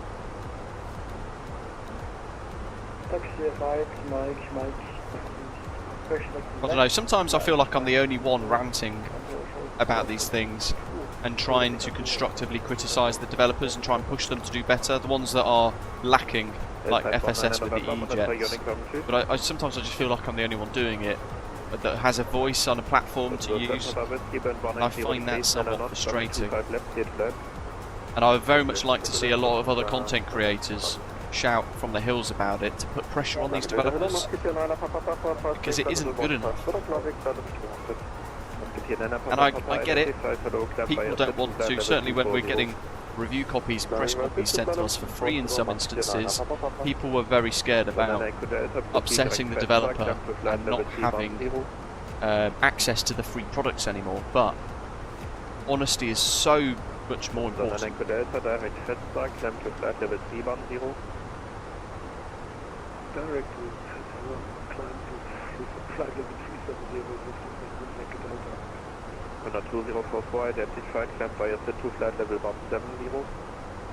Yeah, somebody said the other day, actually, it might have been Grey Shirt, that Captain Canada also shouts and airs his constructive frustrations about the lack of progress with the FSS E-Jets. So it's nice to know I'm not the only one. I've got very little time in real life to watch any of the content creators, so I rely on the feedback of you guys to tell me what's going on around the sphere.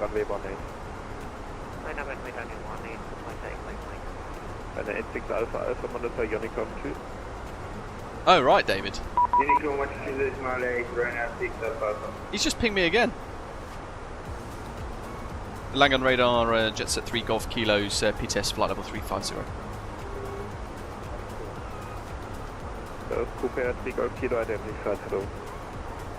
He said I was identified a minute ago. Oh well, he's quite busy. He's probably just forgot. We are tickling. Oh, we're in EDGG Par.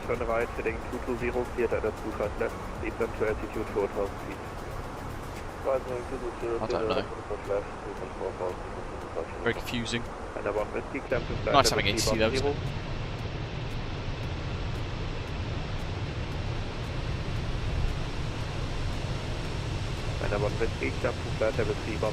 Look at that. Stunning.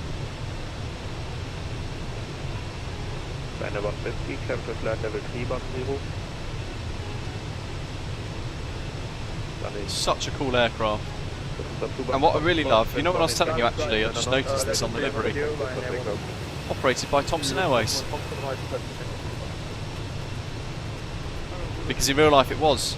So this livery is post-merger prior to the repaints. That's pretty cool.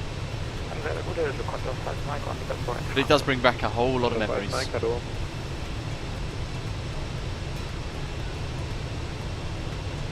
Yeah, I think there is a Tapestry Air 2000 livery Zippy Zappel.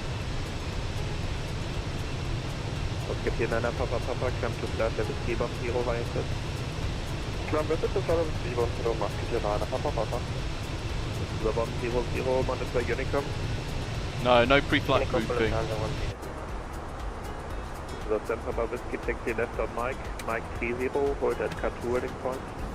Some of the liveries have got custom cabins. This one doesn't, though. That's the only thing. Still pretty cool. No, he was moaning about someone else the other day as well. The guy's just an arsehole. If I'm honest. Contact 800 decimal 855. 855.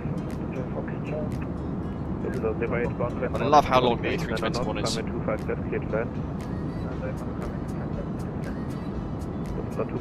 Identified, climb by a to flight level 170. French toast, no, sadly not. We're waiting for that update, which hopefully we won't have to wait too long for.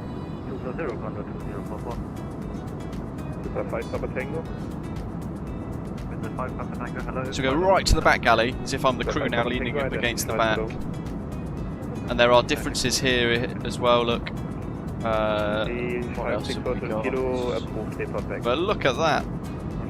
Look how long she is.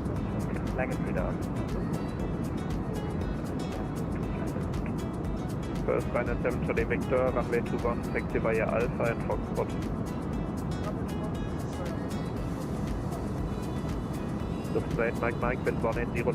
There's the weird emergency doors on the 321. The crew station. And tomorrow we're going to be in the A319 and we'll do the same walk in flight. And you'll see the sheer difference in size, how dinky the 319 is. Here's the best view seats. The triangle. Somebody was telling me the other day that triangle there is the visual indicator for the pilots if they need to come down and assess something. They go to that little triangle there, to look out the window, and they get the best view of the wing and stuff.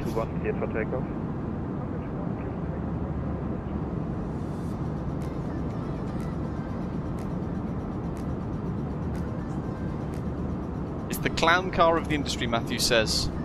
It takes about 20 minutes to deplane, but when you think the last passenger is to come off, 30 more come up the jet bridge.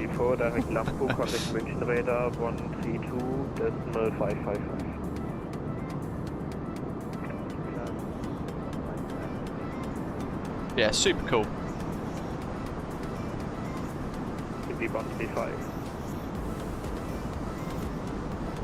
The little details, smoke hood, megaphone, location.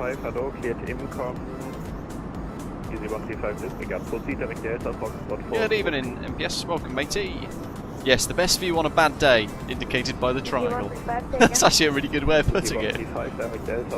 Look at that.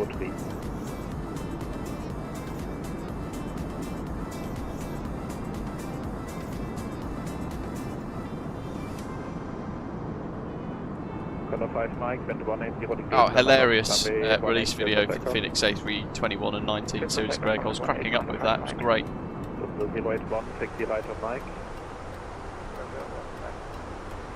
the 5 uniform, wind 180 degrees, 9 knots, 25 left, clear to land. Gosh. Good land,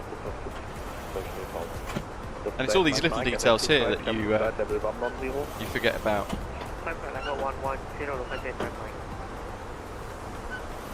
Is it going to drop? I think you can. This is where I'm clicking things.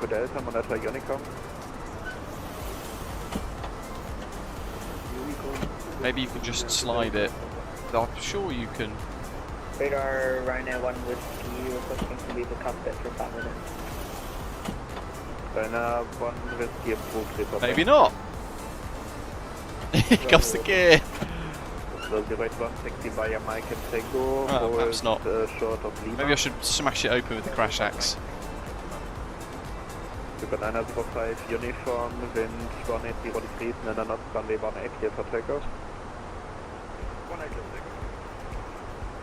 5 Mike, identified, climb to flight level 130. Yeah, we're over Germany at the moment. We'll have a little look at the Lancer. Stuback has spotted me as well. This is the 8 Mike, monitor Unicom.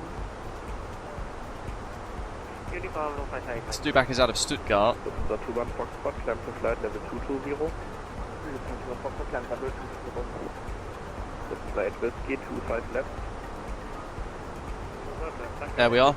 Just out of Ramstein, in Germany, one of the US's biggest air bases. The 135, descend to flight level 110, 2,500 feet per minute or greater. And we've got, who else? Badger right up ahead, First Choice 919er. Flying the A320neo, nice. Copy 3 Golf Kilo, monitor Unicom.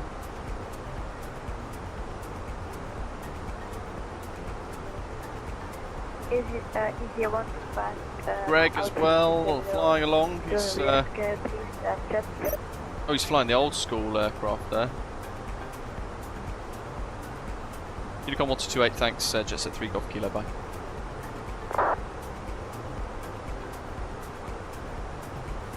Let's shift that across. He's suddenly gone text only. He's flying the old school American Airlines retro jet there.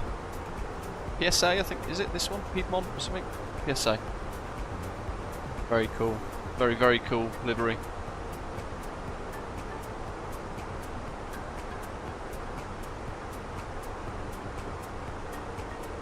Obviously using an Osprey call sign.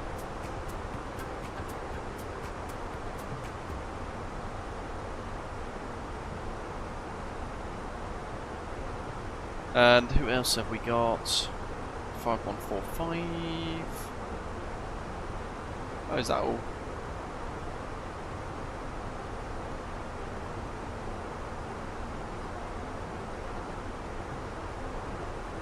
Yeah, that's it. Alright, cool. Loads of space. Thought we had more people flying along. I swear we departed with many, many, many people on the stands at Manchester.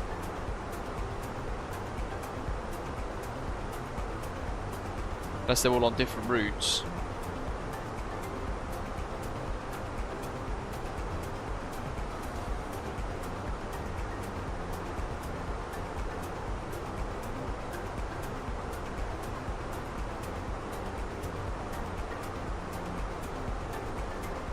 I don't know.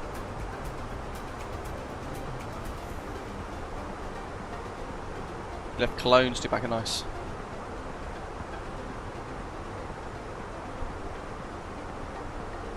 Zato's loading up in Zurich.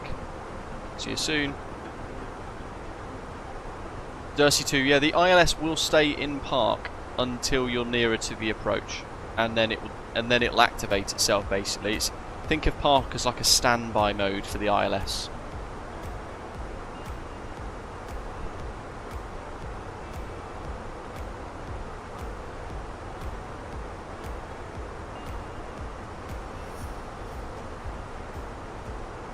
Yeah, you could do MPS if you wish. We're going to be flying over Venice, so you could maybe join us from Venice and do Venice to Mykonos.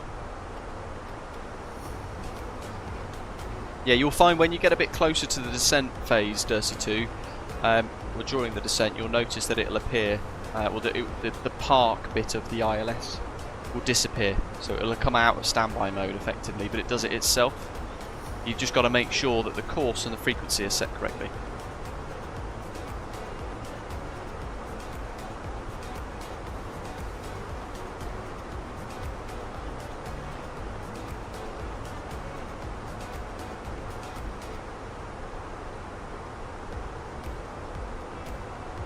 Matthew says, I just wish the ground maintenance bus in the galley roof worked, which is the I'm going home now, quickly switch. So how does that work then, Matthew?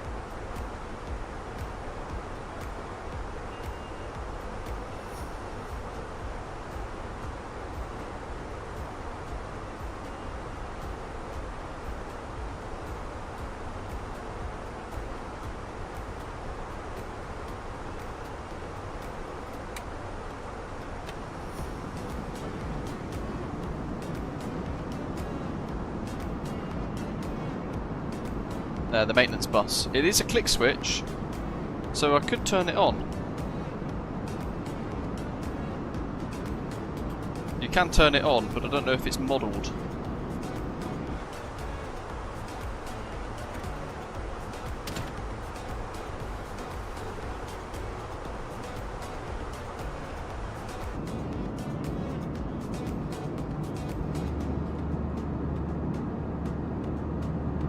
Mykonos sounds a bit spicy. Just put the meta on the live chat for you folks so you can see what we have to contend with.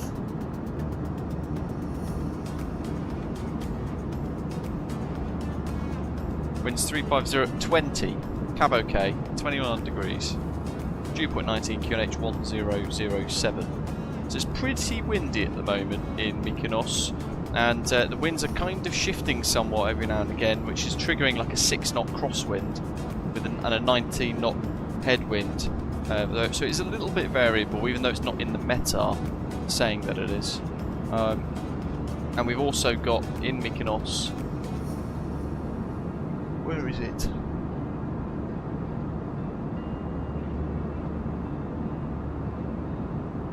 Wind shear. Which is quite common there.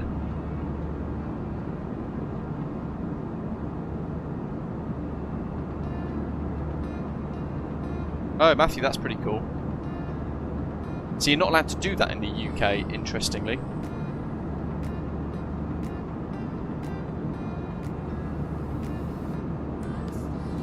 Because of Department for Transport regulations, the crew must remain on the aircraft at all times until every single passenger is off the aeroplane, and only then they can disembark themselves.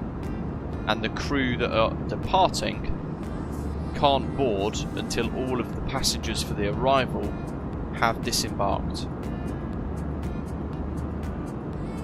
Even on the domestic shuttle services and things.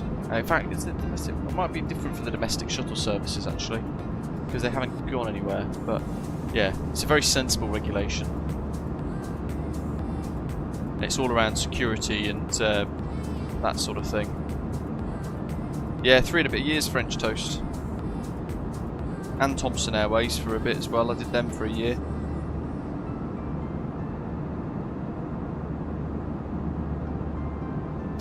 There we go. So I've got an answer already, Stubacker and Darren, about the hours transfer.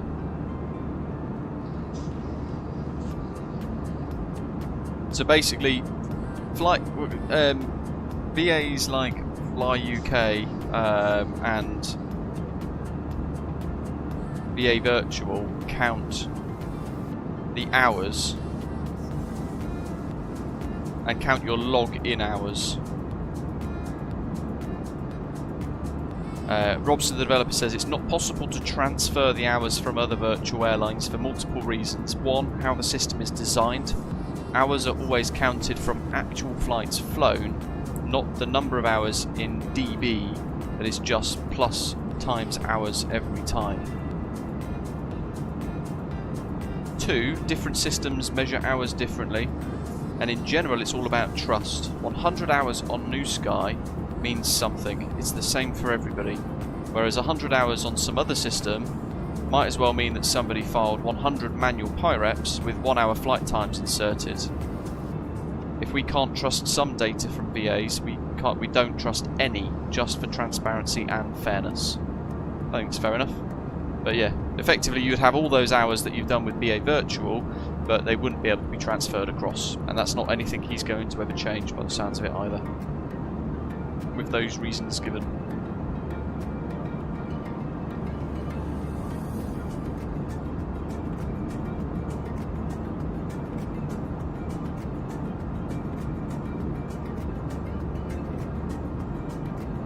Yeah, quite a quick response actually.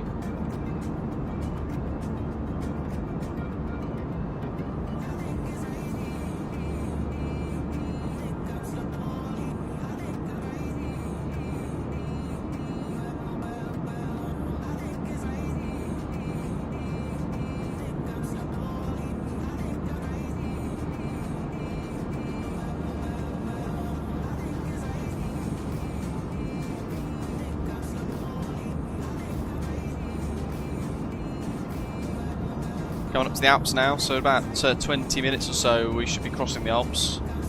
We expect a little bit of bumpy weather. And we've got Milano radar online as well actually, for what it's worth, and a little bit of Vienna radar. Is it? No, it's not. That's München radar. But I don't think they are controlling us. So I'll just buzz through the edge of their frequency anyway. If they ping us to contact them, then I will. If not, we won't bother.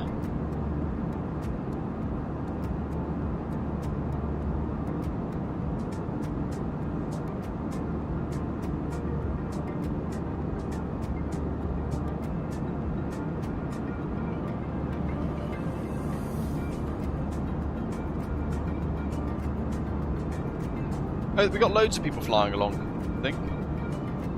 What, have we? Oh, Lufthansa.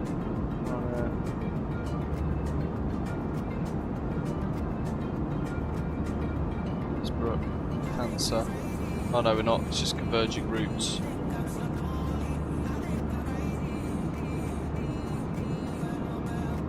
That's me and Greg. We're the last ones standing.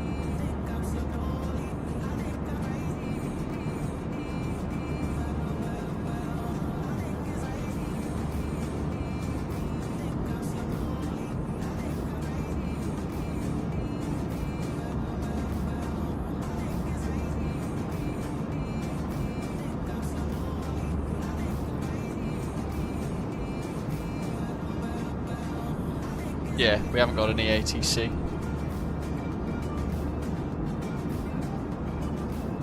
We've got a bit of Milano though, an LIPP. They're online, so we're going through their airspace. Simon, nice, finally bit the bullet. Bought a new computer 2 weeks ago. What a difference, he says. I love flying again, didn't realise how much I overcompensated the flare due to the stutters on the old PC. It's hard, isn't it? Certainly if you're getting used to those as well. You start to get used to dealing with the stutters on final. But then when you don't have them anymore, you've almost got to retrain yourself again. And change the way you fly, because you've flown for like a year or so with stutters on final approach. But it's good to know that it's a massive difference, isn't it? So enjoy your new computer. It's always exciting.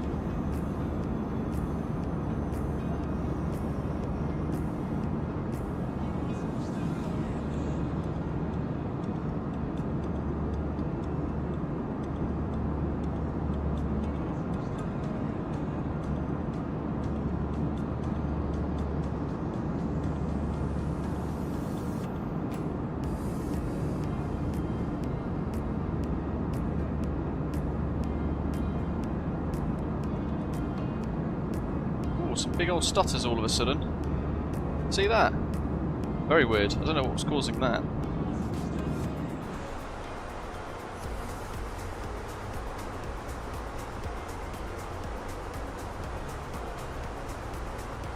Maybe getting close to Munich or something. or the servers creaking again.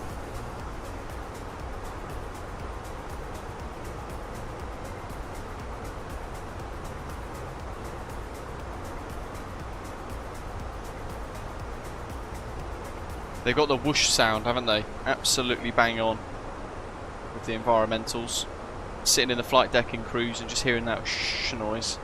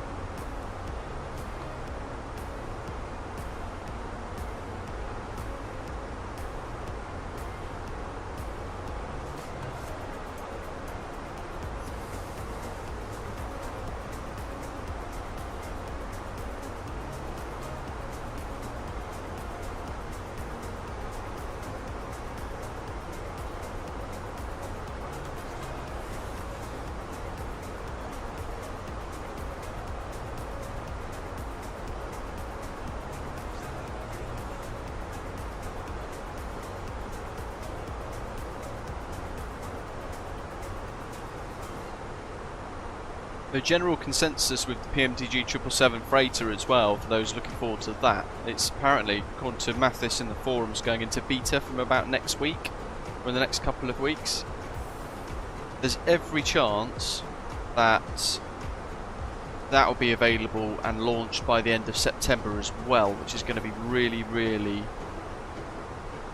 exciting.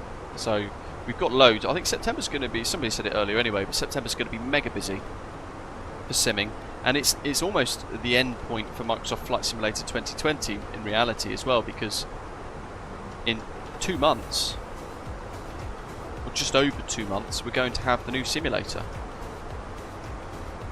But we've got the PMDG 777 freighter to look forward to.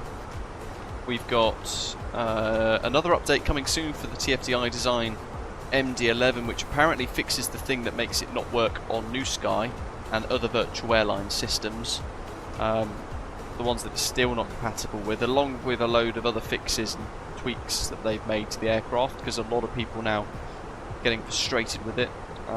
We've got an update to the Aerosoft CRJ, the Microsoft the Asobo ATR, hopefully in September as well. We'll get the Just Flight Avro RJ, maybe the F70 and F100, I don't know. There's a lot coming. And on that, it means it's going to be an expensive month. So, every cloud. Through September, October as well, it depends on what's happening really. But we've begun the search for a new puppy. So it may well be that the content from me might drop off a little bit after I come back off holiday if we end up with a new puppy. But in all likelihood, it might be October, November time when we get this new German Shepherd. So we don't know, we're deep in the searching phase at the moment still, looking for the right breeder that ticks our boxes.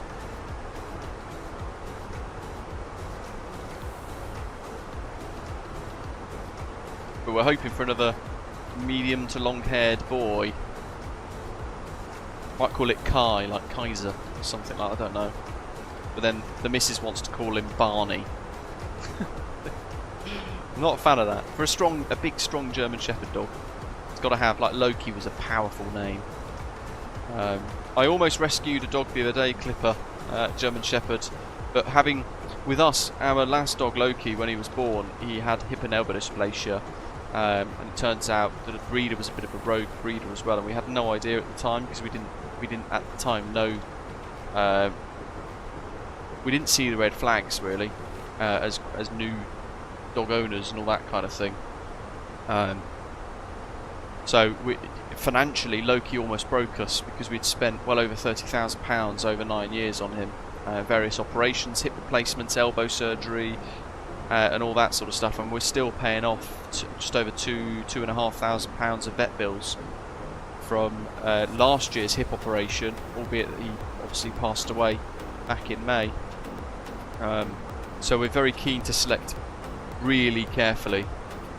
And as much as we would love to get an adopted dog, there's one where the missus works at the moment. Actually, there is a dog that was abandoned, and they reckon it had been poisoned. And as much as I would love to rehome that and bring that one home and give it a really good life, having spent so much on our last dog who was unwell, it's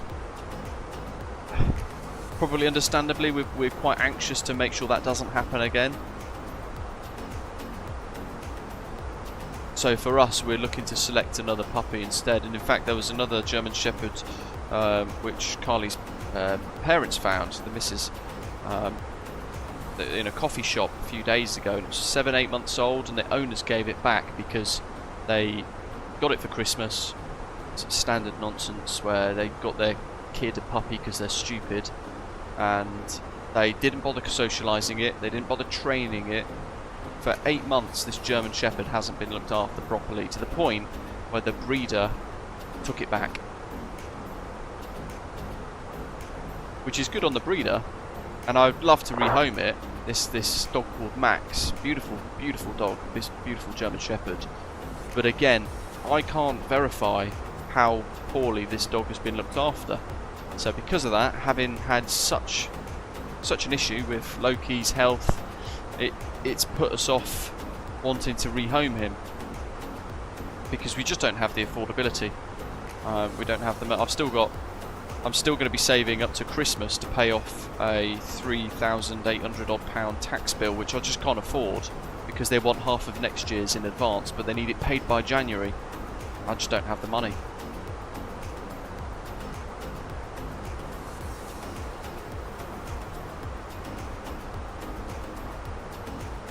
Yeah, pet insurance is, in the UK, a bit of a con. It's not worth the paper it's written on most of the time.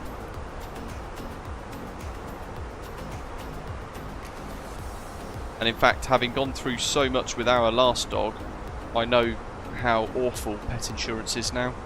And I will never ever have a dog insured again. Instead, I'll put 50 quid a month into a saving account, and if I need it, I'll use it. But I'm never going to give a company a single penny for pet insurance ever again, because of how poor they all are. They wriggled out of everything, absolutely everything, and even stuff that wasn't linked to his hips, they somehow managed to link it back to his hips, and said, "Oh no, it's spuriously linked to this, we're not paying out." And I had to fight and try and basically explain how it's not. And even then, they kind of would dig in, because they knew full well that you just wouldn't go to court. You wouldn't take them to court because it's too much hassle when you're already dealing with a poorly dog.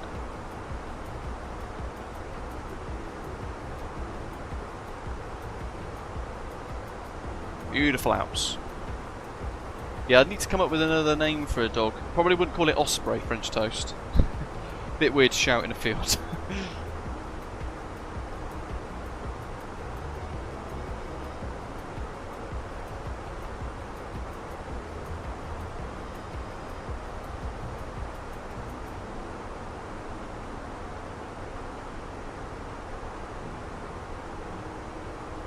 Yeah, that's it, dog. Greg, not many people will put the sheer amount of time in, or they'll see a breed, because there's issues with breeds that are popular, aren't they? Milano Radar, let's chat to them, 132.905.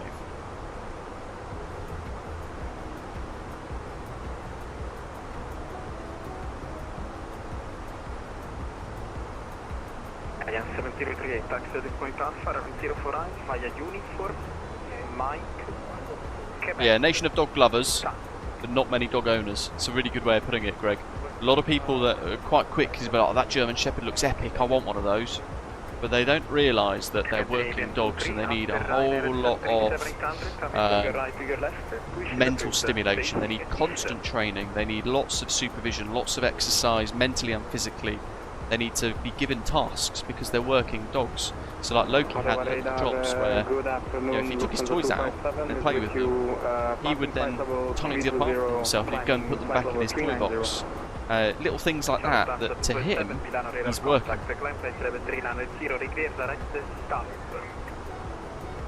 And you've got to understand all of that about those dogs, those breeds. Climb flight level 390 and the direct is...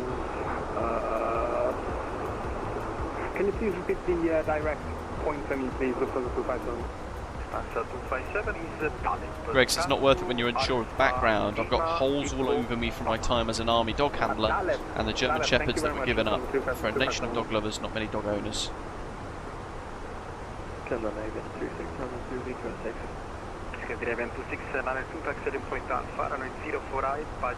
Trouble's a cool name, Greg. Thor, I did think about Thor, but it's just a bit one of those kind of niche names, isn't it? That people will be like, oh. Milano, hello, it's Griffin 50 Alpha Zulu, final 340. Good afternoon, Griffin 50 Alpha Zulu. Ghost is a cool name. 5420. 5420, Griffin 50 Alpha Zulu. Milano, radar, hello, Jetset 3 Golf Kilo, inbound Direb, flight level 350. Engine 3 Golf Kilo, Milano, buon pomeriggio, radar contact, clear direct stable.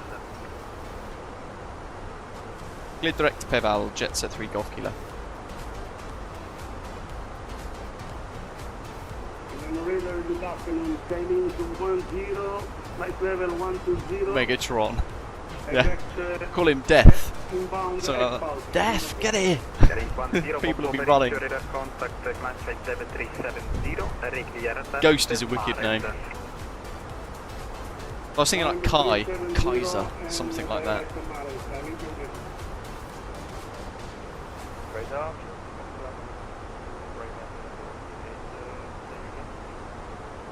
Clipper said he adopted Ghost when he was 4, but the time and money into training him, it's paid off wonderfully.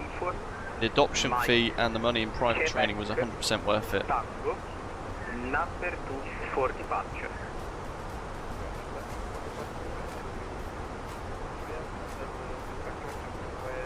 The problem is there are so many, certainly with German Shepherds, that are in rescue shelters.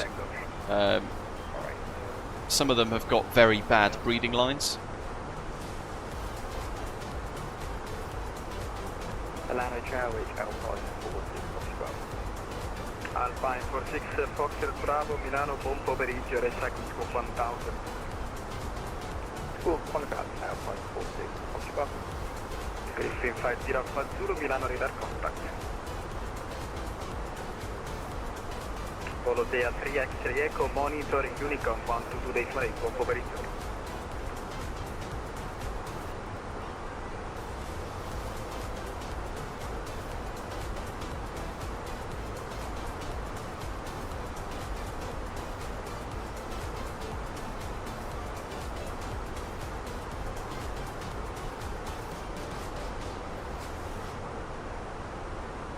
Qatari 1022, monitor Unicom 122 days late, bye-bye. Unicom 122.8, covering 132, heavy thanks for ATC and jump.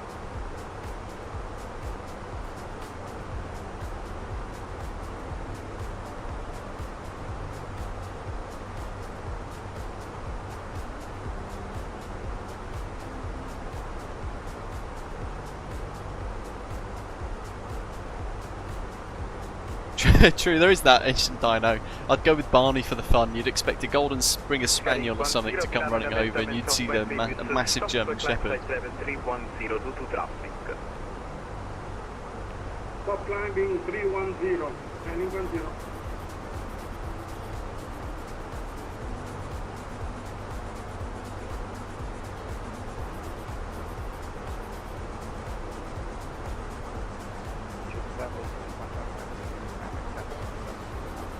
Clipper, yeah, you see, they're back to see dogs home in the UK. Everybody raves on about how good they are and they think they're really good, but actually they've got a very high kill ratio. Germany, you can monitor Unicom, bye-bye. Scandinavian 2602, runway 04 right, clear for takeoff, wind 150 degrees, 4 knots. But you know, there's such massive difference in each litter of German Shepherd with the way that their hips and elbows form, the environment they're brought up in, and all the rest of it. And actually, it makes them quite problematic breeds if they're not brought up in the right situation, and they can then become incredibly unhealthy. I'm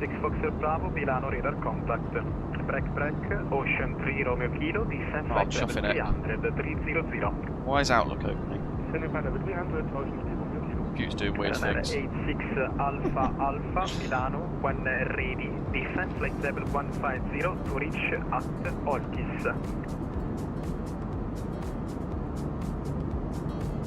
Can you repeat flight level, please, right now? I'm not sure if they were calling me Jet Set. 86 Alpha Alpha, when ready, descent flight Because I felt like it was reading back a different call sign. I thought the same with München, with Langenradar as well. I think he said something instead.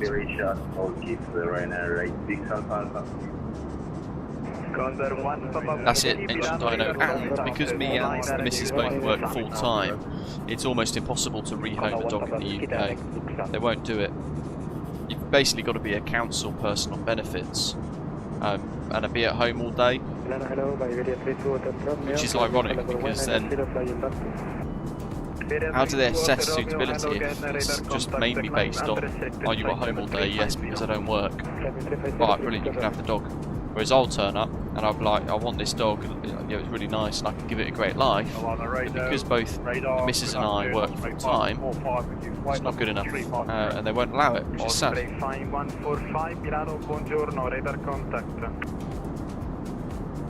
Skyling 10, clear of traffic, climb flight level 370.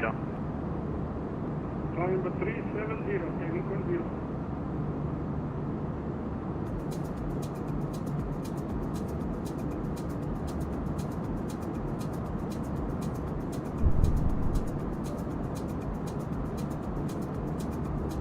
Ocean 3 Romeo Kilo, Munich offline, monitoring. Romania have got a lot of rescues, but I feel like it's become a bit of a business.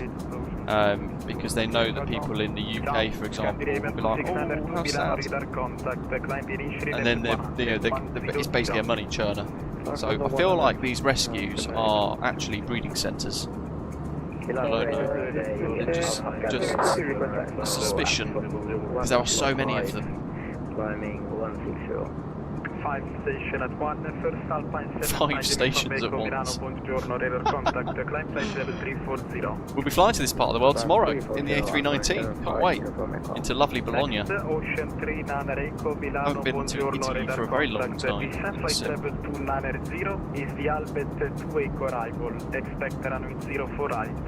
Yeah, like good German Shepherds now are about £2,000. Again, got to save hard for that. It's not like I can put him on an Amex and get the Avios points for it. And second receipt trunk, can we even to signal? Level 380. 380,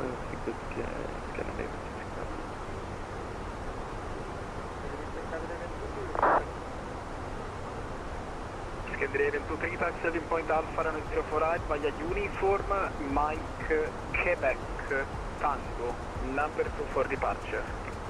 Peval in 78, will be 7,200 kilos. Romeo uniform Mike Quebec Tango, The fuel? Air France 429 Bidel, 370 direct 600 et I think that's pretty cool. In the US we have an organisation called Pilots to the Rescue. They fly pets from overcrowded shelters to shelters where they can be adopted. There was one, we went to Mauritius a few years ago and there was this group called Pause.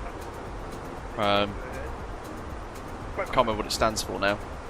But they basically had a big shelter in Mauritius and they went around scooping up and rescuing all the beach dogs and strays, trying to then rehome them in places like Europe and the UK and things. And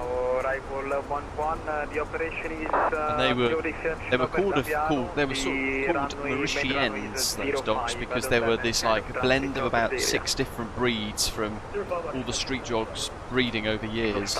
So you'd have like 15% Labrador, 20% German Shepherd, 5% Rottweiler, whatever. It was just a real mishmash of different breeds in some of these dogs.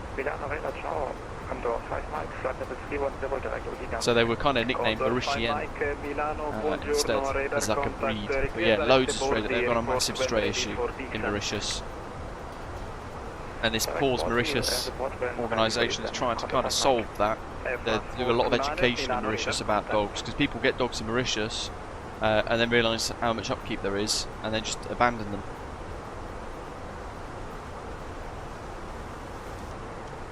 Alpine 75 uniform Echo, clear direct 8 Giga.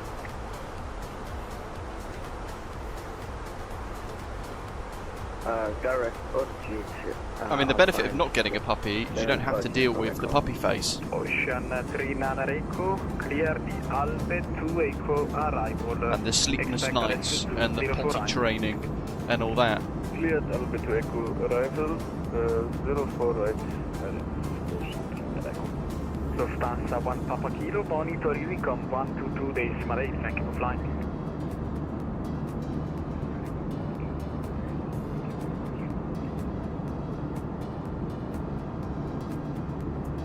Alpine 46 Foxer Bravo, monitor Unicom 122 decimal 8, bye bye. Unicom 28, Alpine 46 Foxer Bravo, ciao. Ciao. Skyring 10, Milan observing descending, all good? I have some problems to contain the track. Roger, Skyring 10, let me know if you need to divert or need to hold somewhere to recover the airplane. Not for the moment, I'm trying to fix it on the track.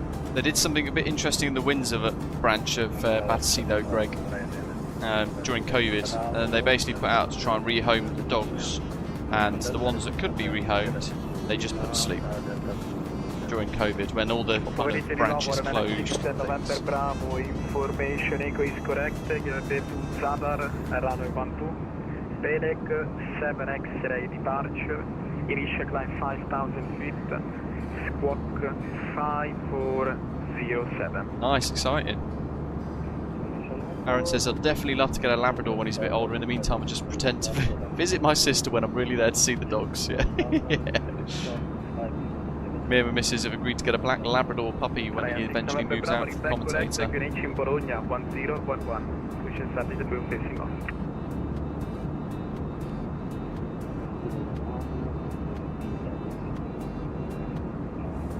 Transfer 4431, monitor Unicom 122 decimal 8, ciao.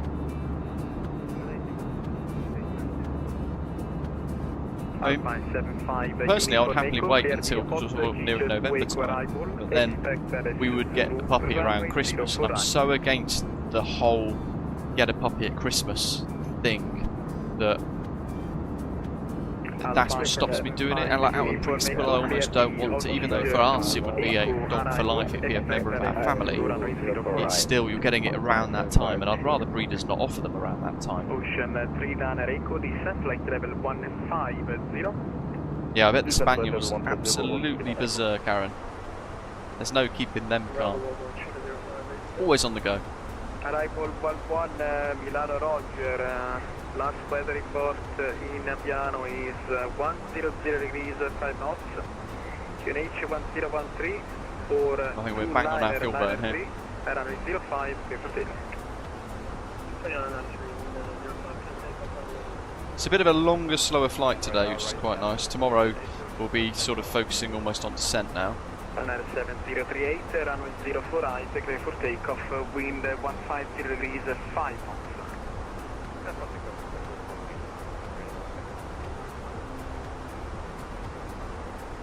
Milano with the behind Sigma Zulu at Milano with information Delta, Ciao, beeline 3 Lima Zulu for clearance, contact Milano radar 126750, see you later. Copy the beeline. Milano radar, good afternoon. Aye, a proper working breed then, Aaron. Proper working line. Ciao, easy 7 Nano Kilo Romeo, Milano radar contact. Alpha 75 Uniform Echo confirmed arrival. Alpine 75 Uniform Echo is the 8 Gigi, Oscar Tango Golf India Golf, 2 Echo arrival. Okay, Gigi 2 Echo, Alpine 75 Ocean 39 Echo, continue descent flight level 130. Descent flight level 130, Ocean 39 Echo.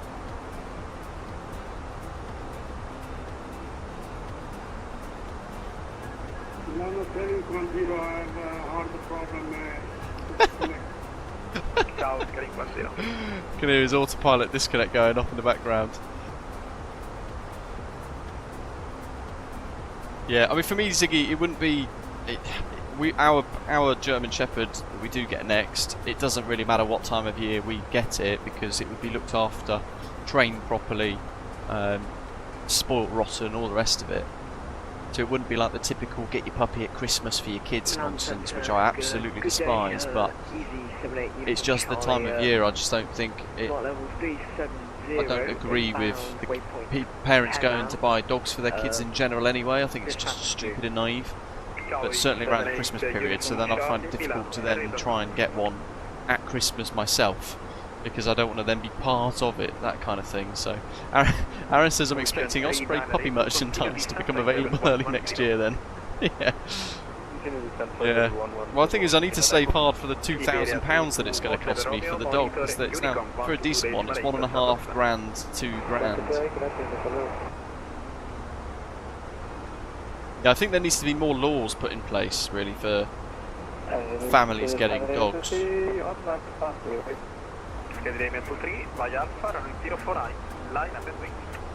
And there needs to be more accountability and responsibility put on the owners.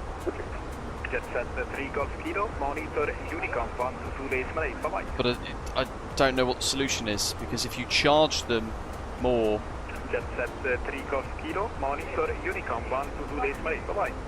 Unicorn 1228 for Jet Set 3 Golf Kilo, thanks, g'day. I don't know what the solution is, because if you charge them, say, $5 grand to give the dog back because they couldn't look after them as like a penalty, then you'll just increase the amount of dogs that get abandoned, for example. So it's so hard, isn't it? I don't know what the solution is, and unfortunately it's just a business model, isn't it? It's an industry, breeding. Certainly in the UK now, dog ownership is going up and up and up each year post-COVID, that actually it's quite difficult to actually improve. I don't know what the solution is, but I've already got anxiety about our next dog because of how our last breeder turned out to be a bit rogue.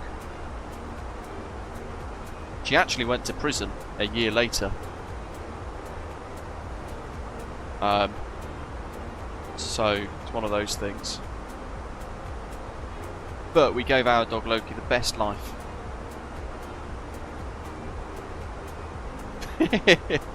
Aaron, thank you, matey. Thanks for the super chat for the Osprey Mad Doggo Fund.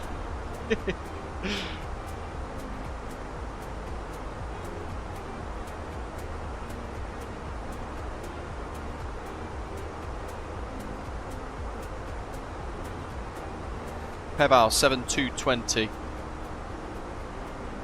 7.2. Oof.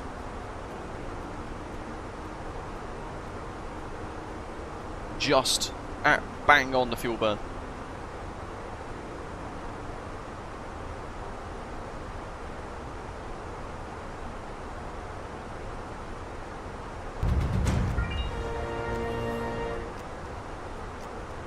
For the Osprey Mad Doggo Fund.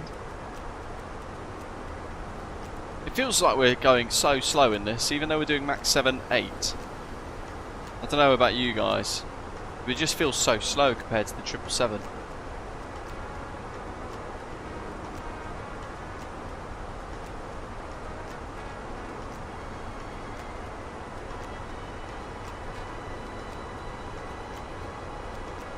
That hasn't changed. Just noticed that. Thought it was meant to be linked. Maybe not. Oh no, wait, that one's linked with that one, isn't it? Of course it is.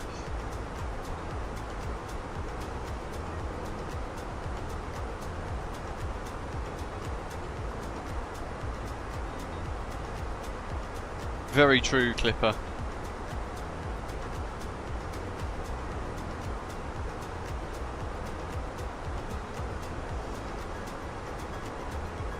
Oh, that's great, Greg. Was interviewed about the dog, what he knew about the breed, and his intentions for show or work. Still in touch with them, and they've offered us another puppy. They're in Holland. We're now in Australia, so it's too many dollars to ship out. That's a shame. We actually found a German Shepherd that we wanted to bring home, but unfortunately the timings were a bit too quick because we're going away in a few weeks. And they said, right, you can rehome it, but you need to rehome it and come and collect it. It would have been today. We would have had to collect it today, and it's just that's too tight. We don't want to rush into these things.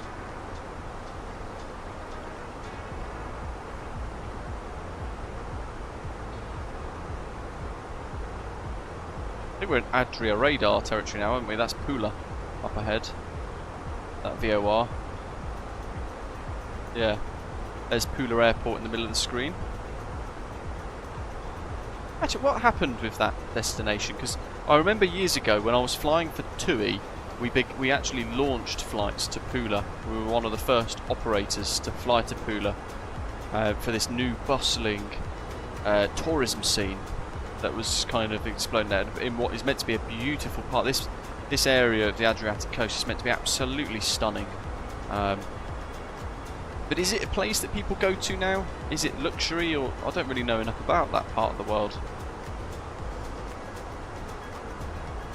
Michael, welcome, bringing back some 2006 to 07 vibes when he flew on the 32214 from Manchester. Nice. To Mykonos.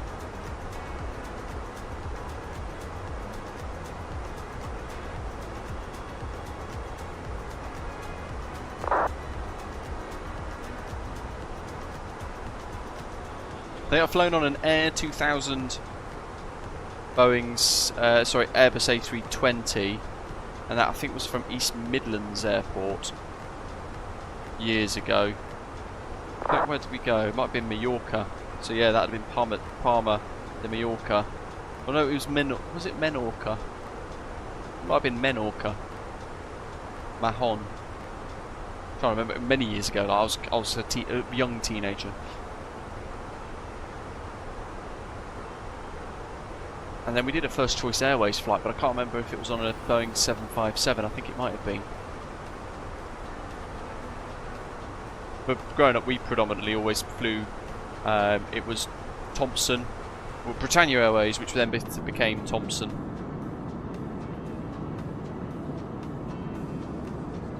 Out of Birmingham. But I flew Air 2000 out of Birmingham once, but we also flew that A320 flight out of East Midlands with Air 2000.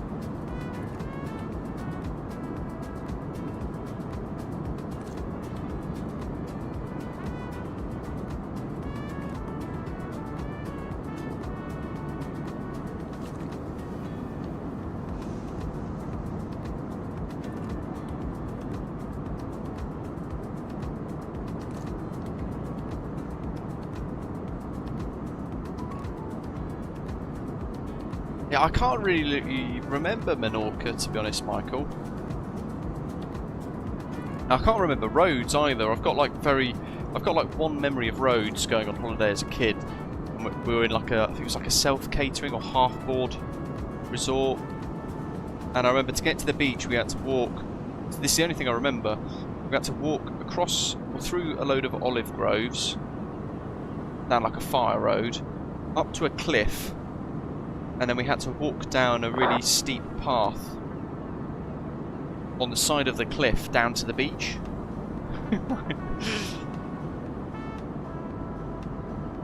But that's all I remember from Rhodes.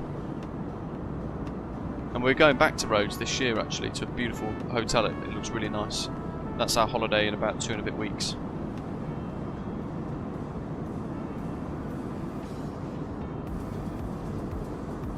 Is that today, Doc? Ah, crikey. You know what? I can't. I'm so bad at monitoring all this, aren't I? I can't follow any of it. I rely on you guys, and it's always like, I can't wait for World Update today. I'm like, I didn't know it's today. Wow, yeah.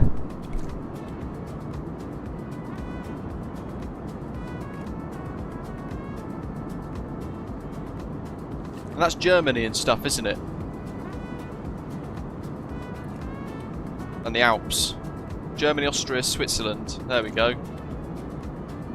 So having just flown over the Alps, it'd be interesting to see what it looks like tomorrow when we fly over the Alps to get to Bologna, if the routing goes that way anyway.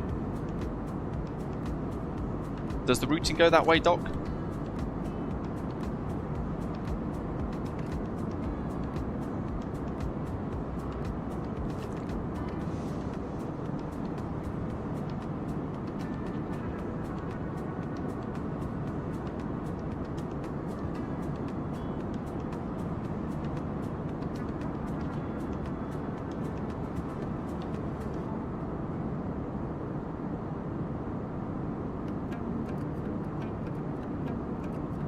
Matthew says flew into Chania and Crete, nice place. Unfortunately got in at 11 AM, left at 3 AM the next day, so that was a day sleeper. Ah, fair enough. Yeah, I've not been to Crete since I was a child either. And again, I'd love to go because it's meant to be stunning. But I find that I've got this like little desire to go into sort of more far-flung places now. Maybe with the occasional hop into one of the Greek islands again. But I find a lot of these resorts around Europe so overpopulated with tourists that I get frustrated sitting in the resort or sitting on the beach. I try and find these slightly quieter places that are a little bit more personal on service and stuff like these a little bit, so I don't have to be around lots of people.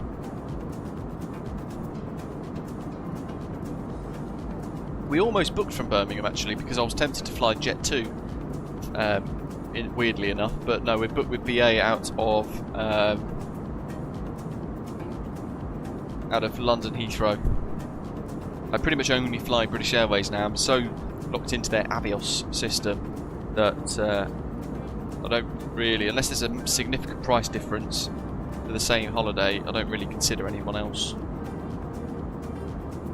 Stuback is off to Albufeira via Faro on Monday. Nice. Beautiful part of Portugal. Yes, Santorini. Prime example there. Well overpopulated, overcrowded with tourists. I couldn't deal with that. And that in itself will mean I will never visit Santorini. I've seen now actually flights to Samos are becoming popular in the UK. There's TUI flights to Samos, isn't there?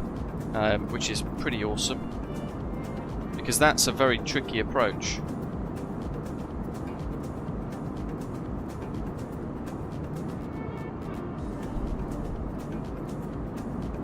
Flights from Amsterdam, Athens, Prague, Thessaloniki, Athens again, and some ATRs, Mytilene via TUI Netherlands, Brussels on an A320.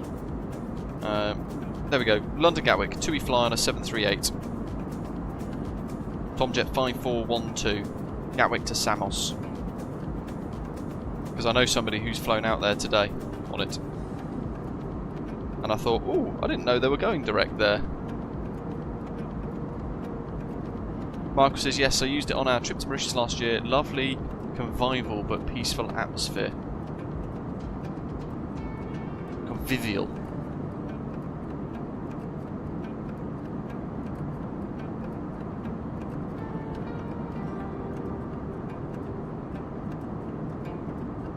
But how did you find Punta Cana? Because we went to Paradissus a couple of years ago.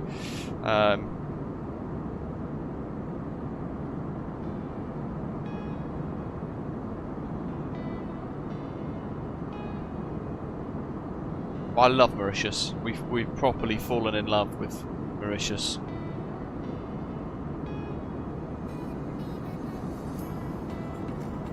And we always typically go direct with BA from Gatwick, and we book it through BA Holidays as a package because their packages are actually incredibly good, well underrated. But we went to Punta Cana years ago. It was when Hurricane Maria hit, and we stayed in the Paradissus Punta Cana, which was meant to be a really nice 5-star resort. Bloody awful. Actually horrendous. The worst holiday I've ever been on, and I would never ever go back to the Dominican Republic, full stop. It was that bad. And we've never been back to the Caribbean since, actually, just in general, because we then, the year after, went to Mauritius, and nothing compares. Clip says he splurged. He's flying Economy Plus on United, Newark to LA next month. He's in Economy coming back on the 772, but that may change. I've been seeing that United's domestic 772s are old cabins with no in-flight entertainment, no map, and high density configuration. Ooh, that sounds awful. A bit like the 767s and things that Japan Airlines fly between Tokyo and Osaka. Basically a bus service. This part of the region here, the world, the Adriatic coastline and stuff, the Croatian coast, this is meant to be absolutely spectacular. So maybe on a holiday soon I pick a destination down here somewhere. Don't know.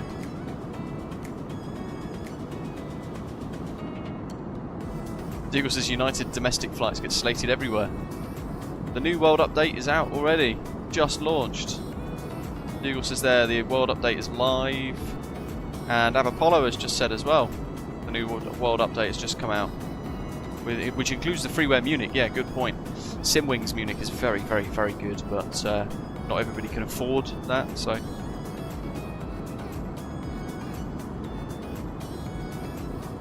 Well, part of me wants to book a holiday to Samos Ancient Dino with Tui from Gatwick, purely because I know how awful, or how difficult that approach is. And I'll be sitting there at the window thinking, oh brilliant, there's the port, we're going towards the mountains now for a right turn to descend down the valley with the terrain. I will be looking for the hut and all the rest of it. And the missus won't have any clue, but she'll be freaking out about the 30-degree angle of bank, and she'll look out the windows just seeing houses and things. But that might put her off flying forever. She doesn't like flying, so maybe we'd have to skip Samos.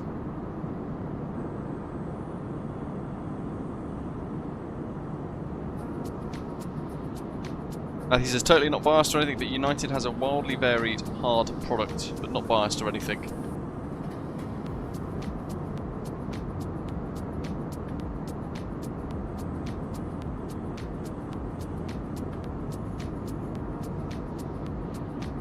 And that's traffic, the phone of speaking to 31, that's traffic. Where's that horizon line gone? Why have we tilted? There we go. First choice, baby.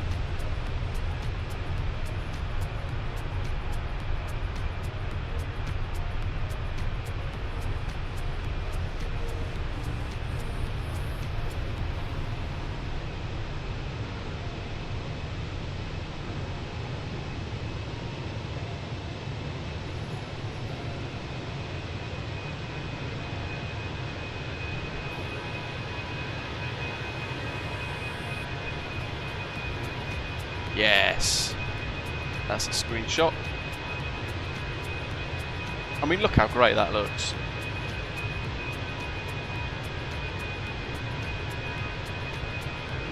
Passing over Zada now, Zada. We've got Dubrovnik coming up in about 30 minutes. We're going to pass Split as well in about 10. And then we skirt across Albanian airspace into Greek airspace. So we're making some good progress, but this is a long flight for today. Big thanks to everyone who's hit the like button so far. I'm going to go and have to fill my water up shortly, maybe grab a little snack of some sort.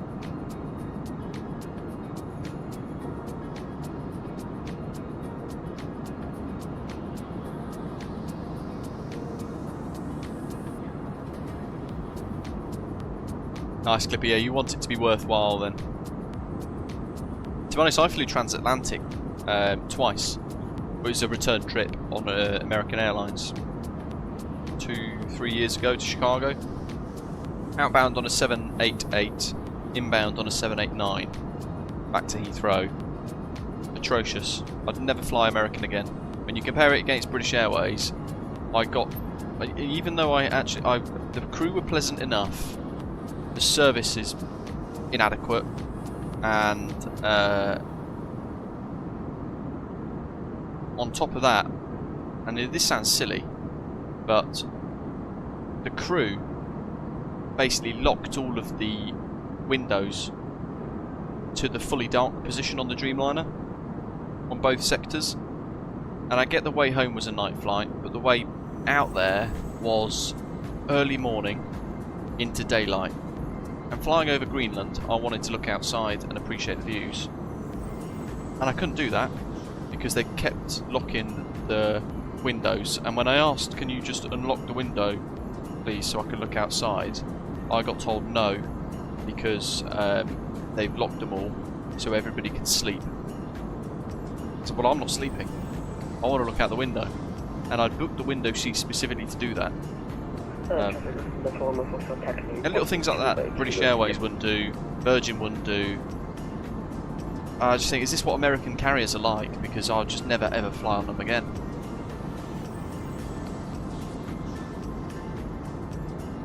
Even like, I remember them, they came down with a bar service. It was some piddly little, like a very average lunch. An awful snack. It was like some horrible greasy pizza slice thing, like stromboli thing, prior to landing. But we got one drink service during the flight on American Airlines. On an 8-hour flight, one drink service, one bottle of water. When I asked for another one, I got told no, unless I paid for it, because not all drinks were free. Some, and I was like, oh, what is this? If I wanted a gin and tonic with British Airways, I would press the bell, or I'd go into the galley, and I would say, "Oh, would I mind having a gin and tonic, please? Could I have one? I don't know, Gordon's and Schweppes, whatever." And I'd get it. An hour later, I could go back and ask for another one, and I would get it for free because it's a full-service airline. And I thought American Airlines was the same. But Dursey2 says his worst experience was Emirates. Dubai to Perth, it was a thoroughly miserable experience, bad food, uncomfortable seat that wouldn't recline, it wouldn't let him move, and they wouldn't let them open the blinds. Wow.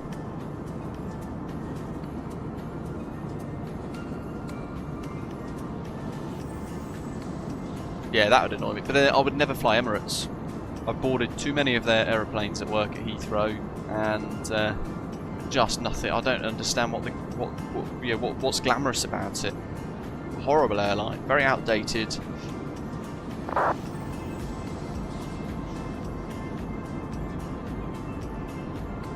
think they had their heyday in the 2000s. That's only my opinion. I do want to try Virgin Atlantic at some point in the near future.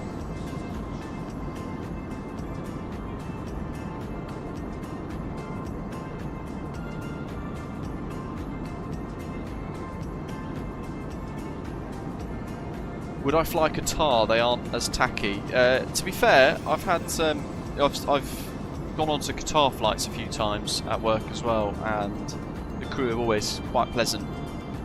And actually quite accommodating. So I think I probably would fly Qatar if I had to. If I was going to fly to Australia, for example, and I had to stop somewhere, my first port of call would be the BA flight that goes Singapore-Sydney, or I'd fly BA to Singapore and then connect on from Singapore or something down to Perth, where it depends on where I'm going.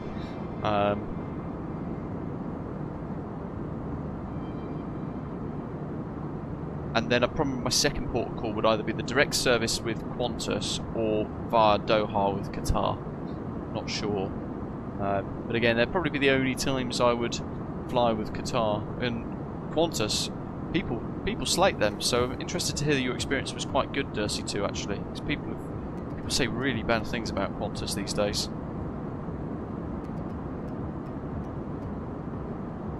Mako says he really wants to fly Orlando on Virgin Atlantic's A350, but he's too much of a BA Avios kind of guy. Me too. And the A350s have got the club suite with BA, which is phenomenally good. Really good.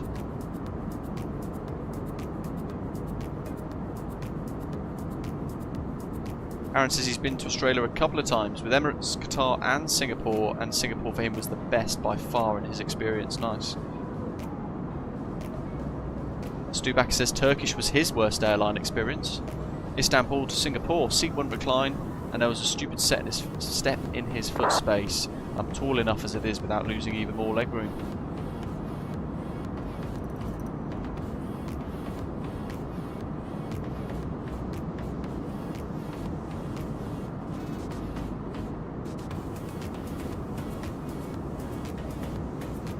Greg says Qantas are horrendous, it's like flying with American Airlines with an Aussie accent.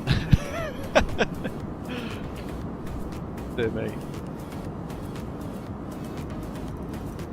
The thing I don't like about Virgin is you go onto the aeroplanes and everything's like all the pink lights and things, and it's just not my vibe. And also, if something goes wrong with one of their aircraft, they have very little flexibility in the fleet to actually solve it, whereas British Airways have got, having such a vast fleet in comparison, it's like 10-15 times the size of Virgin Atlantic, they can pull an aeroplane out of maintenance and get it sorted out to then, albeit with a delay, get the flight out. So they've got the flexibility for it. Aaron says he loves KLM for European flights from Newcastle. It's cheaper than going BA via Heathrow. Wow. And that's probably all down to the fact that Heathrow charged so much money, not BA, but Heathrow charged BA so much for the slots and the operating fees and things. Virgin's a bit of a nightclub in the sky, Dursey 2 says. He also flew an A330 to New York and the interior was very dated. Yeah, some of their A350s that are pretty new are already showing signs of wear and tear because of the weird plasticky stuff, nonsense that they've got in their cabins, like their upper class and things. That is... that's Split. That's Split Airport there, lovely. Just trying to get the bearings.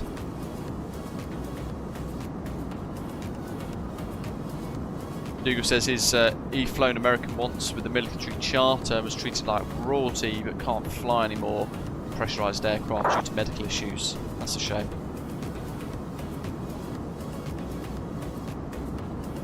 MPS, nice.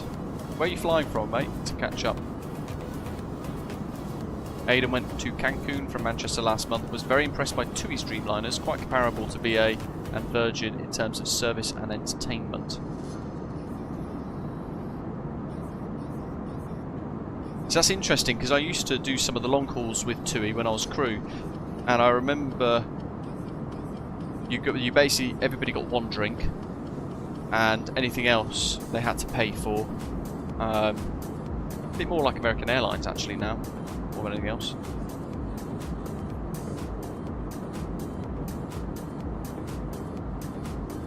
But I wouldn't compare it to BA, and I'm not sure what Virgin's like because I've not flown with them for so many years. Yeah, those were the days, Dursey, too. I remember that vividly as well. Britannia Airways flying abroad and being able to go in the flight deck during the flight as well. Those were the days. That's not very good commentator, yeah. And those are the kind of experiences you do remember for years, don't you? Those bad experiences. Dennis, greetings from Samos. Welcome. Good afternoon to you, mate. Hope you're well. Do you live there or are you on holiday? If you are on holiday, what's it like? Because I've always wondered.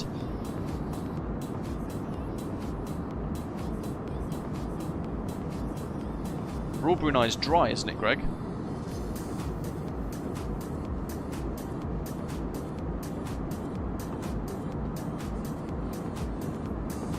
Was that the TUI premium cabin, Aidan? Or was that down the back? British transport enthusiasts, yes, this A321 and the A319 is fantastic for $39.99, worth every penny. Such good value for money.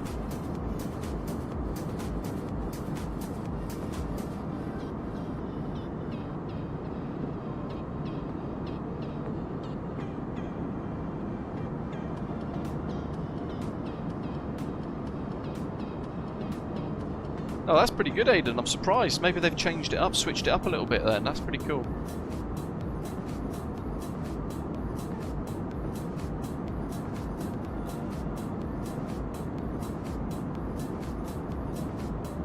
Oh, Dennis, amazing. Do you get many go-arounds at Samos, given the complexity of the approach?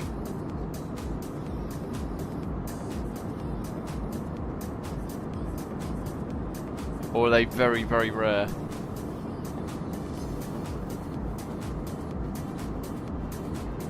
Just going to run down and grab some crisps, folks. I'll be back in a second. I'm going to fill up my big pint glass of water as well. Got to keep hydrated on these longer flights. Not too far to go, 2/3 of the way there.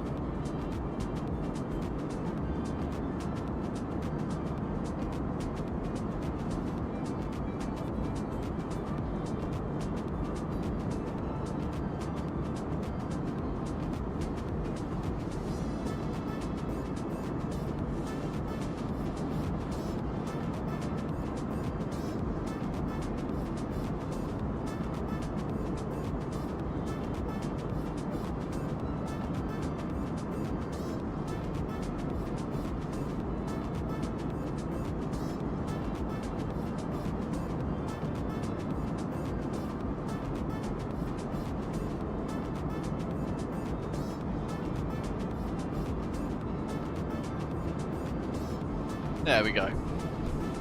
Thanks for waiting.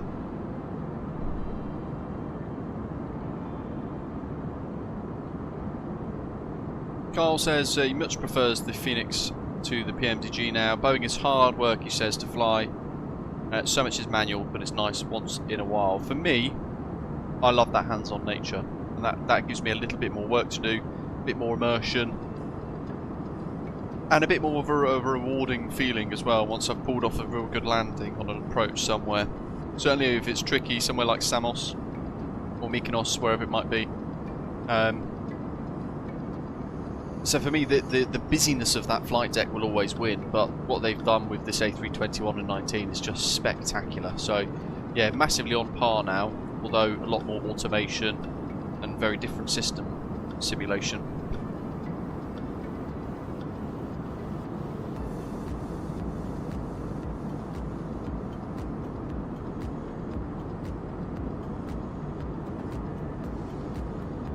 Deris says that not really many go-arounds, only with strong winds or low visibility, and of course no landings after aviation sunset. Ancient Dina says the new Jet 2 A321neo has just been delivered. Very nice. Yeah, they seem to be ditching Boeing now as well, and I wonder if big airlines like TUI are going to start doing the same thing as well over time. Trust in Boeing seems to be fading, with the exception of long-haul jets. But even then, the A350 is really storming the market. So it'll be interesting to see, because Jet 2 are transitioning to completely Airbus now, aren't they? So I would reckon in the next 5 years they'll have got rid of their Boeing fleet, perhaps. I wonder if TUI will start to do the same. And then we'll be left with effectively just Ryanair flying Boeings around.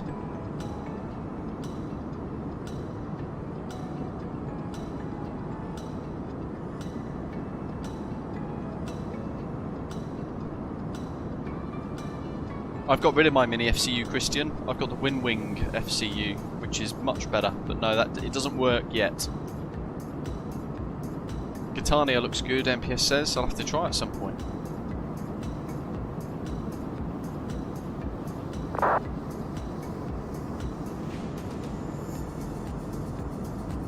KLM Ops will be fun since of their recent order of 321s and 21 Neos.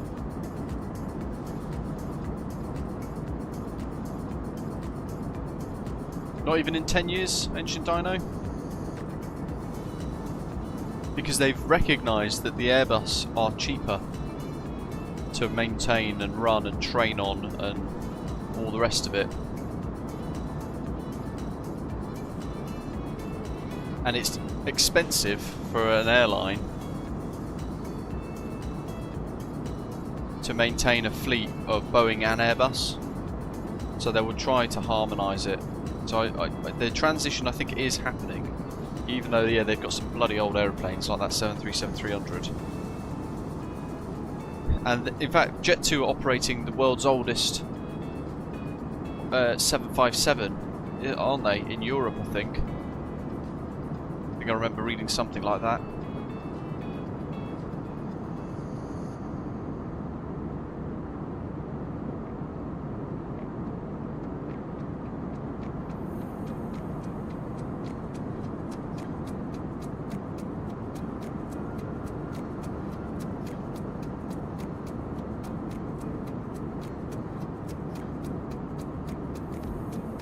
There you go, Jet 2 have committed to 146 A321 Neos. They have a delivery stream running to 2035 as a result of the decision. They originally ordered 36 A321 Neos in 2021, and they've increased this to 57 by the end of the year. And they are beginning a transition away from Boeing. So yeah, it's happening, just a question of how long. Sounds like 2035, so 11 years from now they will be transitioning away from Boeing. They've also announced plans to add more A320 Neos.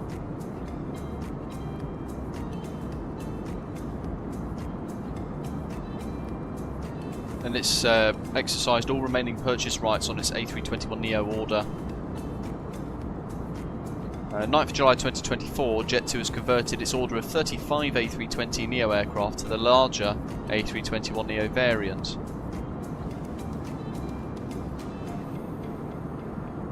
Yeah, 98 order firm, they've extended now up to 146. Wow.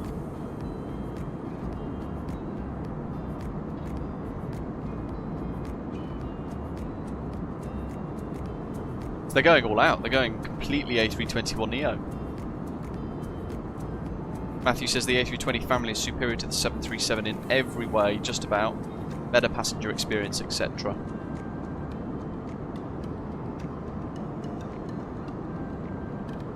I think they must have looked at it as well and gone, well, the next transition is the 737 MAX, but hell no, we're not ordering those. Yeah, as Greg says there, I agree with you. Boeing should never have scrapped the replacement aircraft series for the 757. And there isn't really much competition for the A321neo, is there? Can't think of any off the top of my head anyway. And I know Boeing are now looking at bringing out kind of like a single aisle competitor thing for it. New market aircraft again.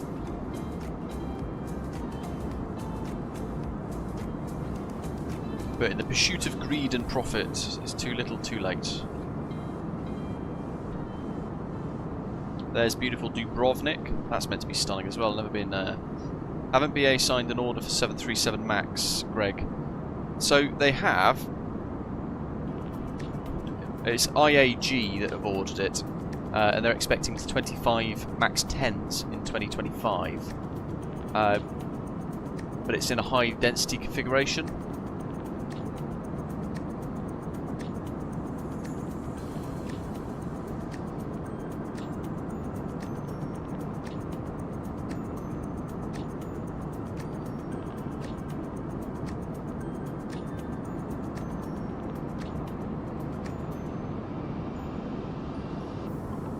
Analysis suggests they might all go to Welling, apparently. But they may also go to the BA Euroflyer subsidiary at Gatwick. Which, because the 737 MAX 10 will allow the carrier to lower unit costs to compete against the low-cost carriers there, apparently.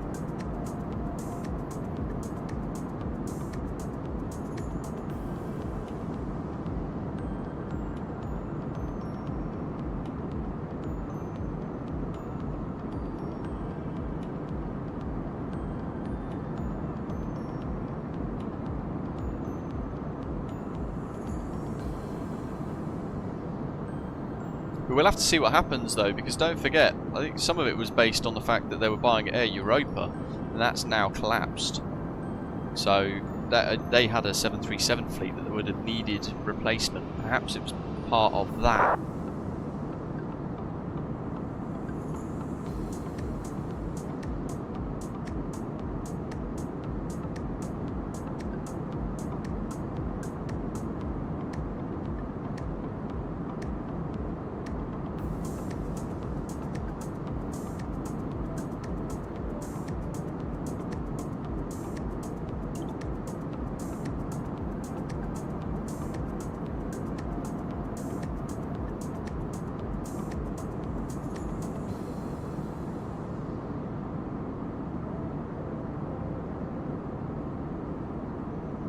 It's still up in the air.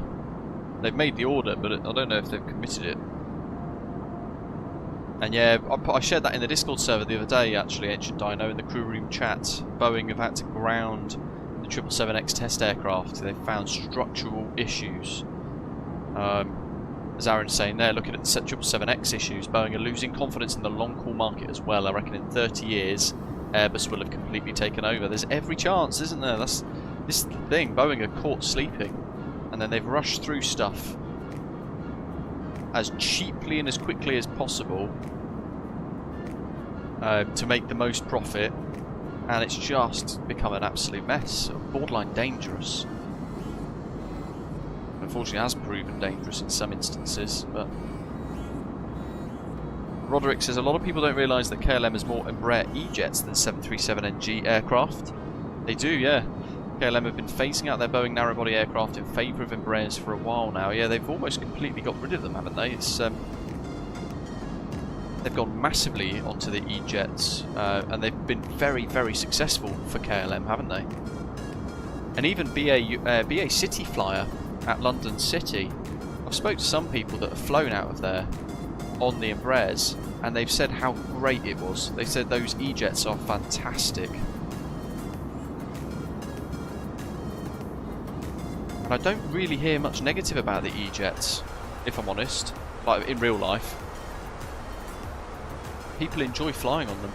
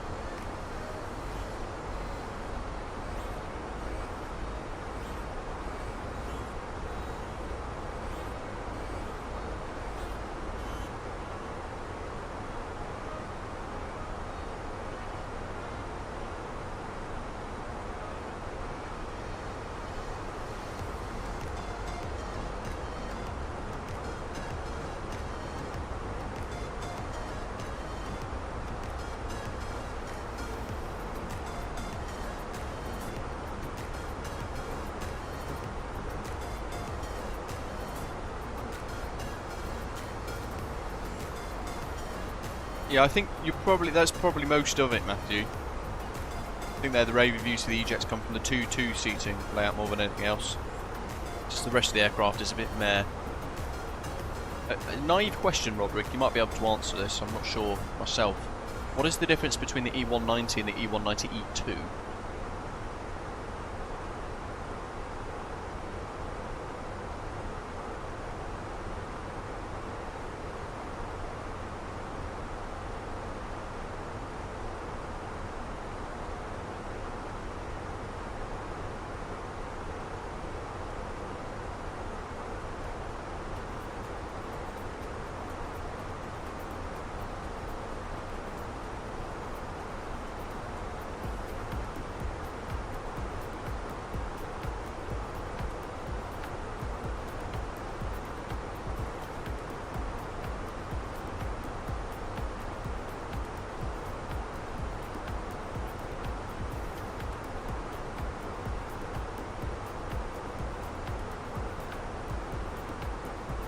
Right, got you.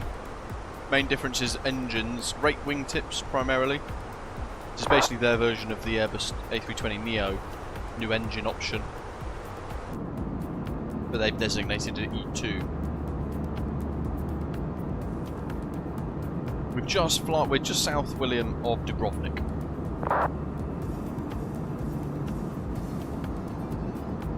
So actually approaching the Albanian coast now. Actually, we'll have Tirana on our nose.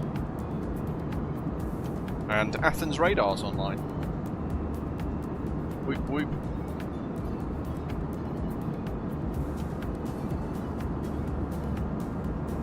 No results for Mykonos. We can have a little look at what we're doing though, because Zorki up there near to Athens is our top of descent. We've still got a bit of a way to go. But there's Mykonos on the charts, folks. Runway 34 is what we're expecting. So quite often the hills on the right hand side causes a bit of wind shear prior to touchdown on this bit of short final on the approach there. As we head over the land, we get quite a bit of wind shear there frequently at Mykonos. And on top of that, this terrain here rises up towards the airport. So it goes from sea level up to like a couple of 100 feet very quickly, and that is a distraction in itself. It almost tricks the eye. So you can imagine here wind coming over the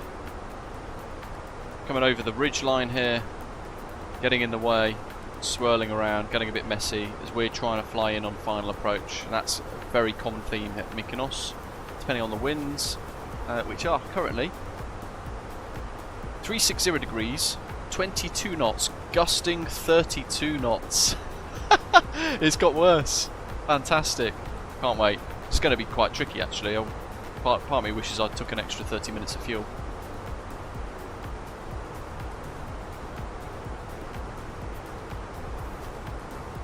So that's going to be quite spicy.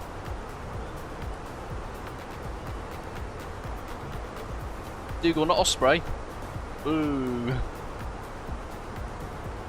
We're flying in via Varix for the RNAV, runway 34. That's what we're kind of expecting. What approaches do we have though as an option? Let's have a little look, start to study some of the charts.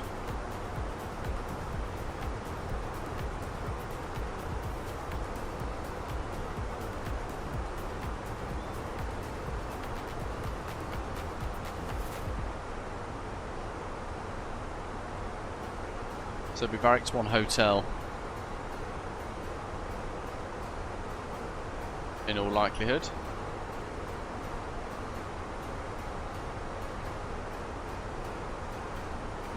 Otherwise we overfly the airfield. It was my idea, Greg, for once. It's going to be spicy. RNAV runway 34 is going to have us come in from Varix. There is the transition. VACVA MK512 down at 3000, max 230 knots. Headed then on the base leg for 5 miles to intercept from Mykonos 510. The inbound 337 degrees, course on to runway 34. Missed approach, climb to 3,500 feet, direct to Mykonos 590, which is basically the other end of the runway.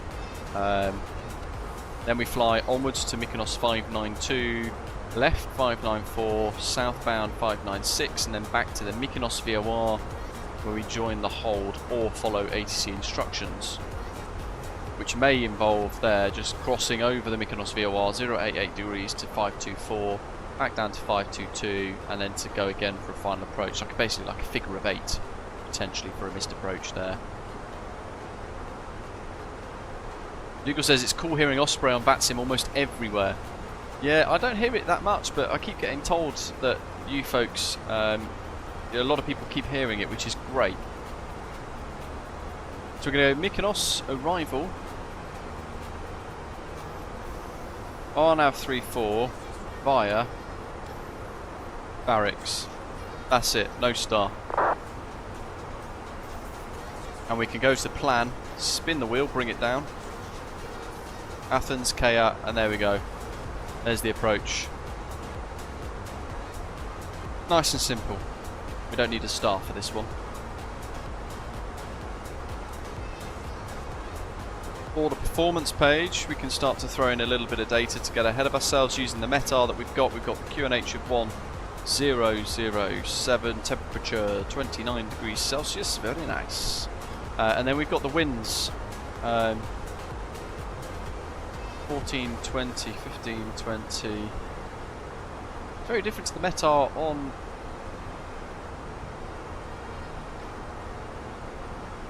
Oh, that's an out-of-date METAR badger, interestingly enough, from Nightbot. The Mykonos METAR currently, put it there on the thing. That's what we've got from Navigraph.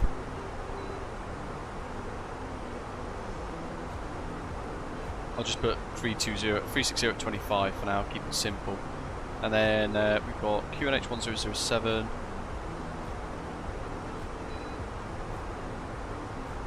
Transition altitude 6,000, we'll go for 7,000.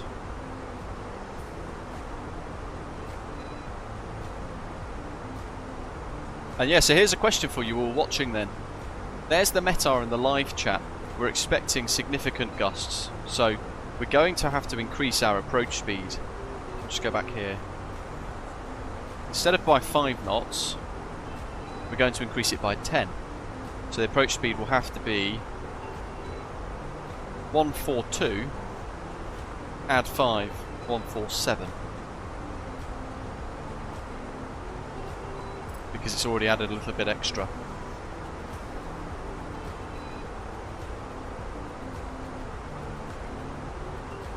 But the question is this: does the A321, when you've got gusting winds like this, prefer an approach with flap 3, as Greg's suggesting, or full flap?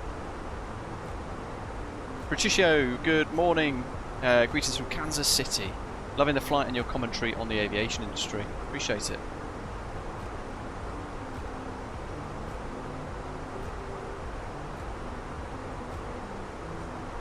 MPS, yeah, that's it. It's easier to tell strike. Good effort, Dursey 2. 22 knots to Tenerife on his approach there. Wind shear warnings.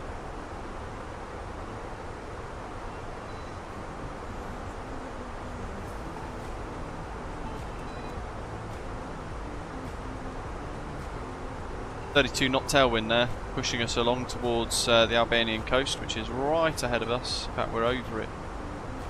Yes. So actually, we're closing in on Athens radar. Athena. 129675.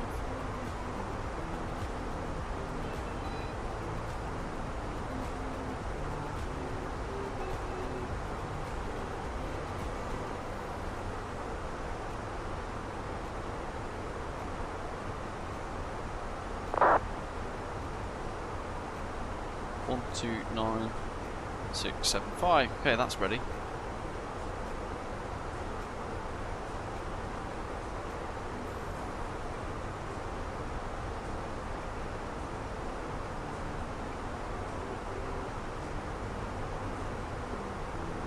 Estimated landing weight is going to be... Bast, welcome on board, thanks for subscribing. 66 tons basically.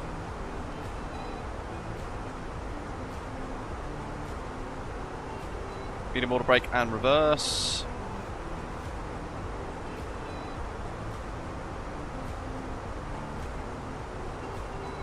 It's a bit of a tricky one, look, because flap 3 gives us a warning on the calculations, but full flap it's happy with, but then we have to consider the winds.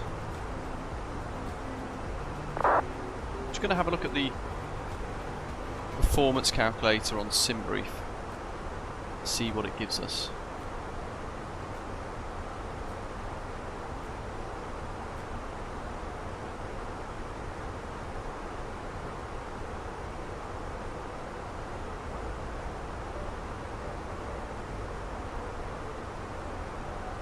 That suggests we can do medium. It's a bit more optimistic than the display there on that screen. This section can only be used on the ground.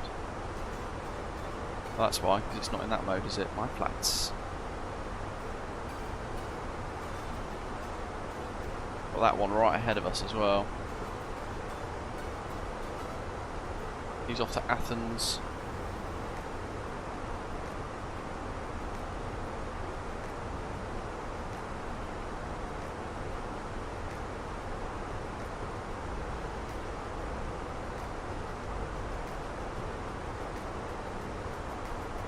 What flap setting would you choose for Mykonos, Matthew? Given the winds, but also the short runway length. Because I think flap 3 is ideal, isn't it, for stability in the gusts and the winds. But it means we're going to be approaching faster, which means we're going to use a lot more of the shorter runway. Pindo is Athens 9 radar. Let's tune in. 303 right. So we're about to enter his airspace. Israel 561, Alpha Victor 442 direct, 3000, clear Dallas. Which flap setting is better for tail strike prevention in the A321, Matthew says? 2, isn't it? For takeoff. Matthew says, I always land flaps full. They say flap 3 for gusty winds, but I've never had an issue flap full. Interesting. Greg, you can do flap 3 if you want, and I'll do full flap, and then you can let me know how you get on. We can compare. Mykonos QNH 1007, descend with the procedure. You're clearly on nav approach 34. Report on final. Oh, landing flap setting for tail strike prevention.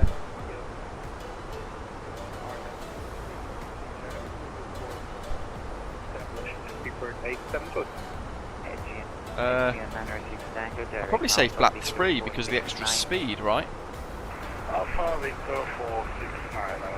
I'm not sure what the answer is though. Yeah, I'll go full flap. You can go flap 3 if you want to, Greg, but you don't have to. If you want to go full flap, please do. Whatever you want to do.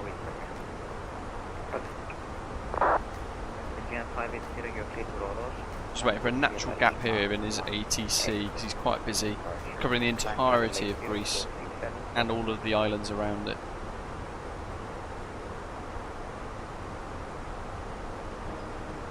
Cleared on the Tango Sierra Lima 1 Echo departure, climb 8,000 for 6777. Greg. Well, you know what, if in doubt though, Greg, touch down, but if you have to, do a touch and go. Athenai radar Kalispera, jet set 3 Golf Kilos, overhead Pindo, flight level 350. Jet set 3 Golf Kilo Kalispera.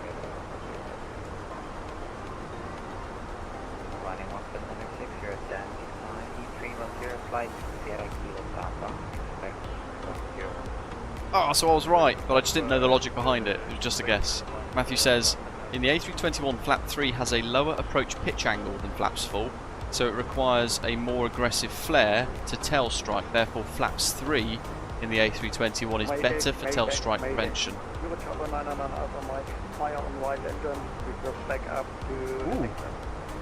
Someone's got an engine fire. Are you able to send left to the airport? Where is he? 6 o'clock and now. What is the Arizona airport? Say again? Which airport is that? Scotland. Oh, it's me. Yeah, it's possible. He's in an MD-82. Right south and common visual will be... Book 99 Alpha Mike. Visual ground 01. Flying south and visual 1, latest 1, Mike, Victoria, Alpha Mike. The Skiathos is now closed for the emergency. For Papa Delta, we have to expect some delay. Running for Papa Delta, yes, I guess so. Traffic inbound, emergency about 10 minutes. Well, this is exciting. Beeline 3 to allow for request taxi to exit Finland. Beeline 3 Hotel, for taxi. Matthew says, that being said, we land flaps full well over 95% of the time here in the States, and I can't recall a single tail strike in an A321 here, but maybe that's all pilot group skill. We're going to get to listen to the this pilot manage the MD-82 on VATSIM with an engine fire. Quite spicy.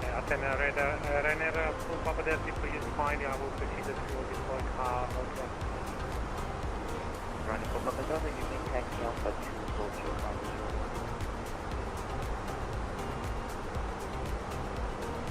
Alpha 2, short They do sometimes French toast, so if he's really busy, the controller is allowed to say no. He's allowed to say, I'm too busy, continue the emergency offline. But sometimes they like to just throw the continue the immersion. Charlie 2, right on Charlie and Delta 5. There's our form of 1 kilo.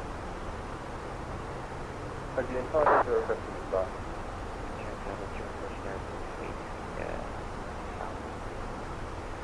Push start approved taking south, 15580. You're Charlie 9 Alpha Mike, according to my radar, you're about 7 miles. Yeah, you can't declare on Unicom, because there's no one to control you. So he's now flying non-standard, and he's probably taken the left turn. I would probably assume because engine 1 has failed and he's got engine 2 working.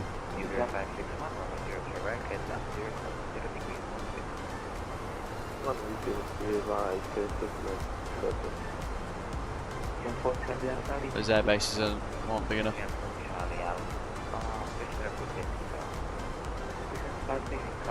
I kind of wish I was there watching that now.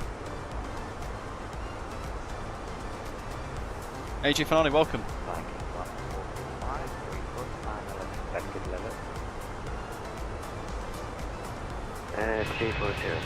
We're okay though in this bad boy.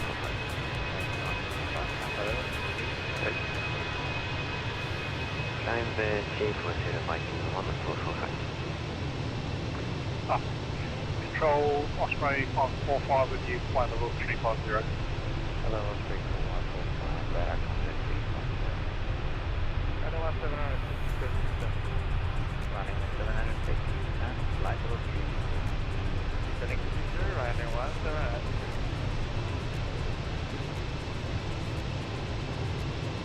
Airline neutral Alpha, holding point of future in the ready.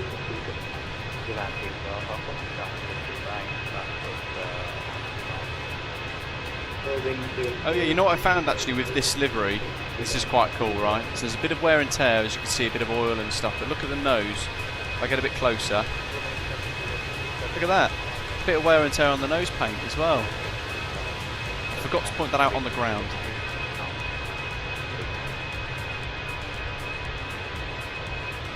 Line for Pittsburgh 870.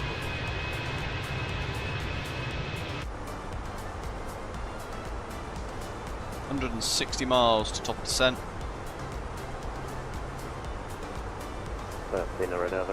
Oh, Matthew, good to know. Says there's not really a need to increase speed more than 2 or 3 knots for gusty winds in the Airbus, because ground speed Mini does a wonderful job of managing gusts. So in your real life operational stuff then, Matthew, would you just leave it in manage mode and let the Airbus figure it out? Or would you add, well, in that example there, an extra 2 knots?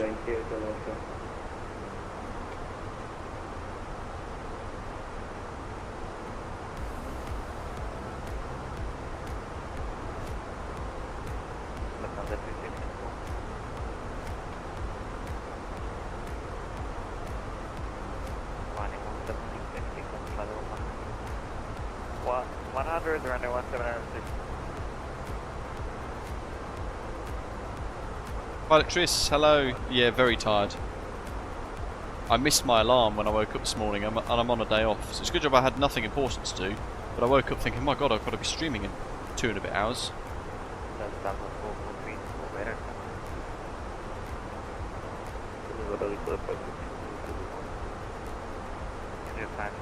Good luck to him.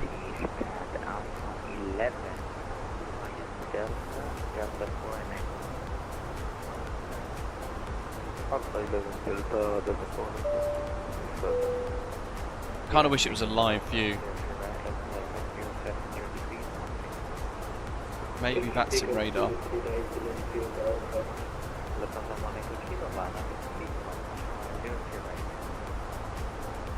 Let's get it on the display here. Try and spot him. How do I get rid of these layers?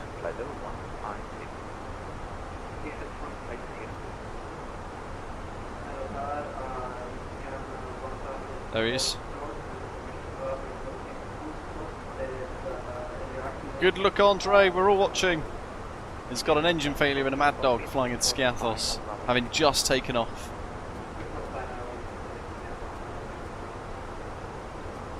Antenn radar, good evening, Osprey, Fahrenheit, attack level 370 inbound, utom 1 mile speed, decimal 79, It's MPS. I'm nervous for this guy, but if he nails this with 1 engine, he's got 2,208 hours on VATSIM though. Wow, that's pretty impressive.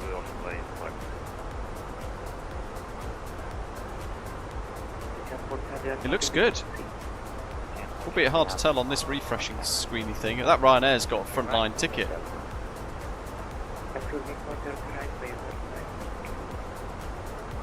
Whoa, he's over the thing. He's over the beach. I'm hoping he's down.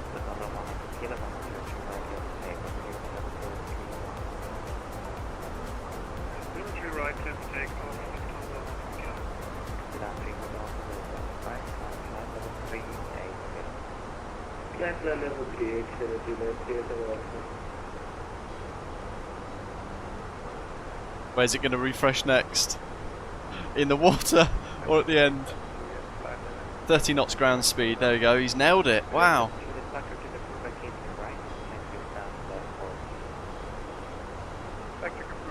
To the right, stand number 4, and we saw people step to it.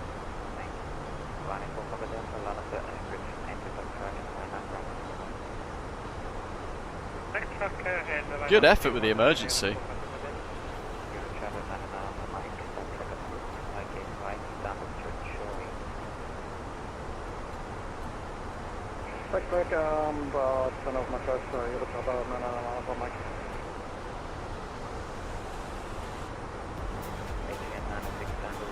He's done it.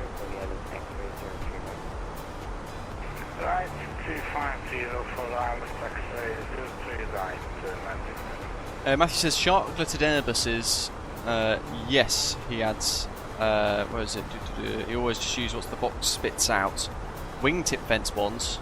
I would see how far from VLS I was on final. Comes down to a difference in how they calculate VLS. In the older wingtip fence ones, like what we're in today, they just use the FMGC weight, which can be wrong, sometimes up to £5,000 off. Whereas in the sharklet birds, they use the FAC, flight augmentation computers, inferred weight, using both their speed, altitude, and angle of attack data. Wow. Barney, hello. Yes, there are currently an A319 and A321 paint schemes for Osprey Airways being created with TAPSI. So a few days, and hopefully maybe by the week. What day is it today? Thursday. Maybe by the weekend or end of the weekend, potentially we'll have both liveries available.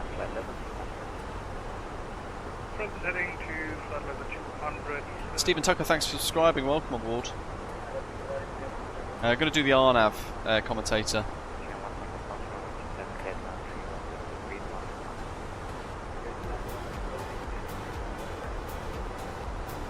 Commentator, awesome, do it.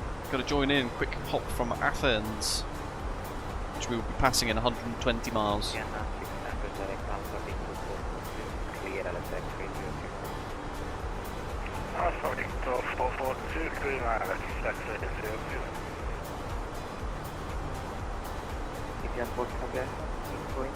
Lazaros, Kalispera. How are you?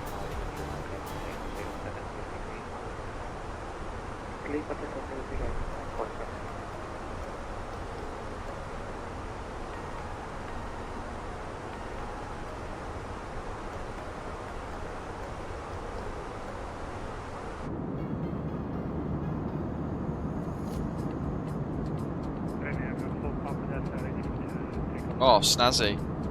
4-day track weekend for Almeria next month. Are you going to ride all the way out there?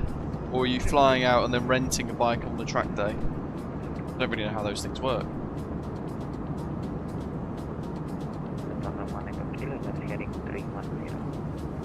What update? 18, 11 gigabytes, my goodness.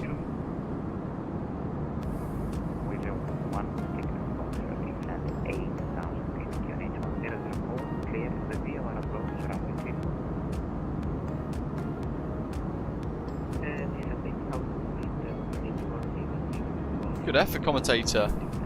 Did the bike safe course over the last couple of weeks. First session in a classroom, and then the last weekend did a ride with a police motorcycle biker. Said it was a fantastic ride, so good. Nice work. A lot of people say that the bike safe courses are very good.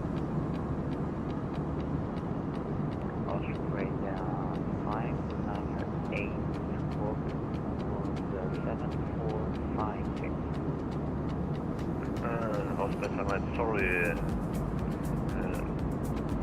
4746. That's an interesting comparison there, a difference between the sharklet A321s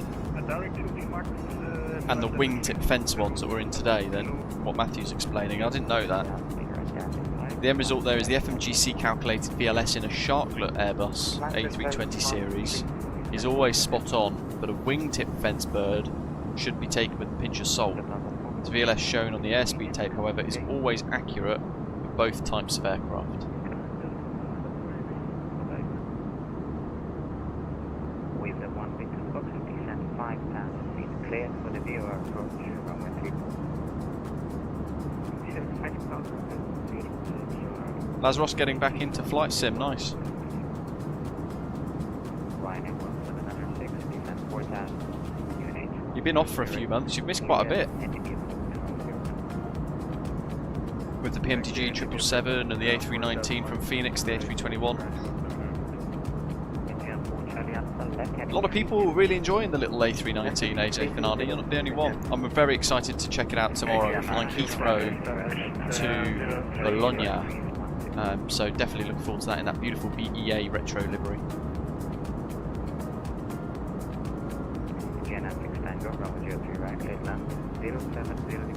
How would I force it for you to be able to see and check, Matthew, on this approach into Mykonos? Should I set VLS +2? Sorry, VAP +2, so 144, to see what it does? Running full Papa Delta, radar contact at 5,500 feet, and climb flight level 300, and report your final.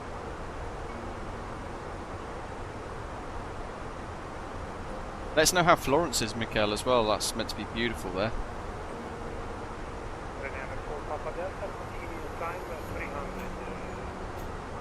And your final?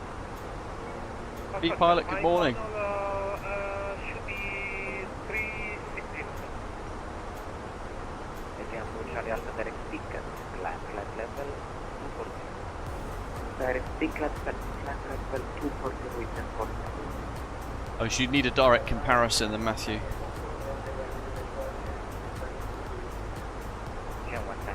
Or do you mean actually I'd have to be on like final approach with like that view, wouldn't I?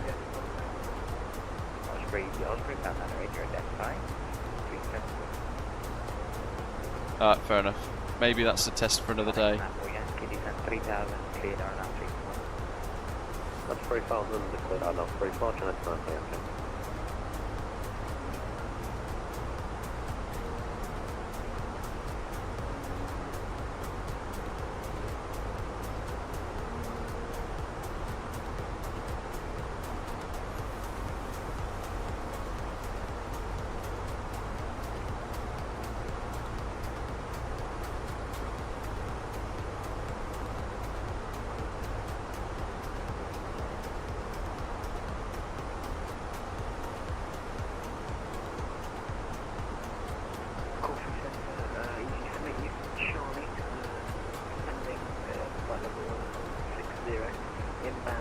Center. It's a 2 Papa arrival. Easy 7 engine Charlie, hello, radar contact, fly heading 170, descent, flight level 130, taxes will be R. I have to Google what Ponte Vecchio is. The honor fly heading 170, descent, flight level 130, 7 engine Charlie. Oh, it's the Arch Bridge in Florence. Nice.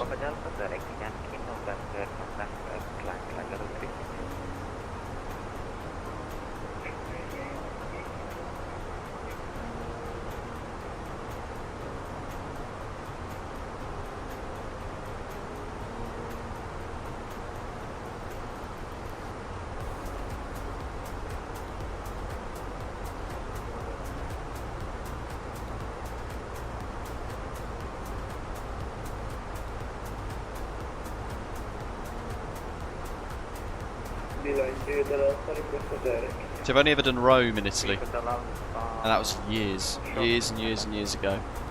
In fact, only 1 or 2 times I've flown with EasyJet, and they lost my mate's baggage. It turned up on the last day, when about 4 hours before we were due to check out to go home. Absolutely soaked, where they just left it out in the rain all day for about 2 or 3 days, or must have been in a pond or something, I don't really know, but you got back to him, but everything was ruined.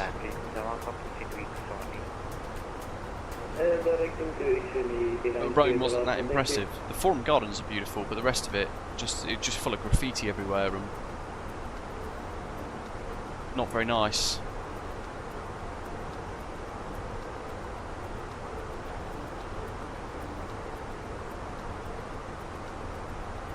Athens radar can spera again, nice weather, parking 2, requesting clearance to Angeles. Beeline 3 Hotel Alpha, nice, welcome Belgian Aviation Guy. Clearance via text.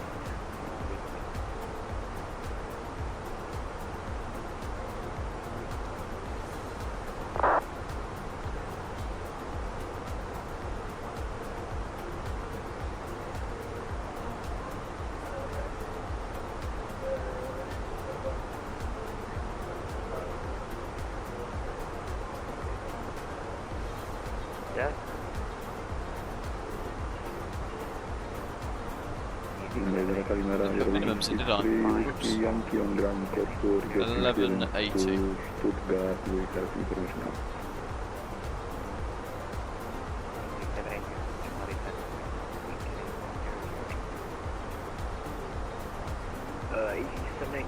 Say again. 5,000 Send 4,000 QH 008. Forward requesting clearance to Stuttgart.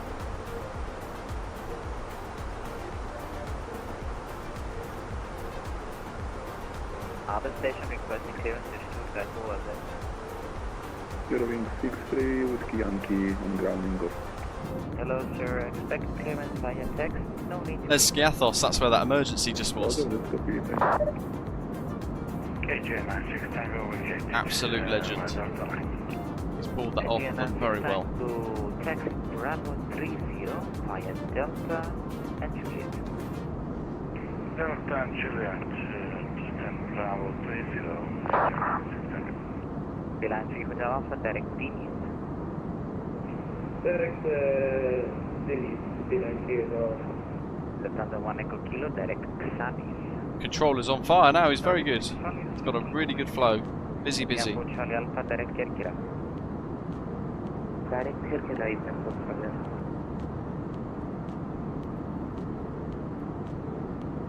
Jet 3 Golf Kilo, direct Barracks. Direct Barracks, just at 3 Golf Kilo. China radar good day, Ryanair turn for Papa Yankee, request clearance to Dansk. Hello, Ryanair turn for Papa Yankee. Expect clearance via text, no return. There's Athens Airport, up ahead. Big old blob of concrete.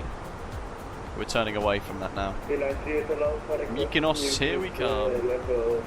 Hope you all enjoyed the flight. We've got the hardest part ahead of us now. Yeah, Final approach. RNAV 34. 6 knot crosswind, 20 knot headwind on average with gusts. What will be your Mach number at flight level 360? QNH is 1006 now. Mach 0.77 Beeline 3 Hotel Alpha. Back. GM 4 Charlie Alpha climb flight level 300. Cancel that GM 4 Beeline 3 Hotel Alpha, say again your Mach. 0.77. Thank you. Good effort, Dirty What will 2. be your Mach number at 360? Kilo, we plan with 75. Very close to top descend.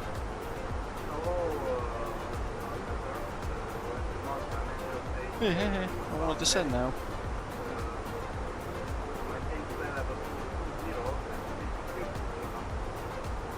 Hello, with the Mountain 928 Athena, squawk 1417. Squawk 1417. Jet 3 Golf Kilo, W standard flight level 210. Descend 210, Jetset 3 Golf Kilo. Managed to descend, let's go! Hello, Mission Airways 19 Hotel Athena, flight FedEx, descend flight level 130, expect RNAV 34. Descend to Flight 130 and expect RNAV 34 Mission Airways Minos. And proceed direct FedEx. Proceed direct FedEx Mission Airways Minos. Sean X9 for Yankee runway 34 cleared to land 250 degrees 08 knots. Flight 1 runway 34, transfer by Yankee. Easy 78 to unit 1 Charlie, descend 3000. Descend 3000, easy 78 Charlie. With the Malta 902 way, you're identified, flight Parax, follow Parax 1 Tango.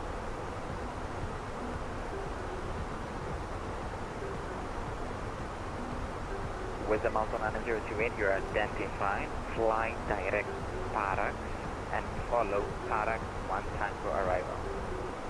Shouldn't do, JJ. We'll find out on this approach. We'll see how it feels.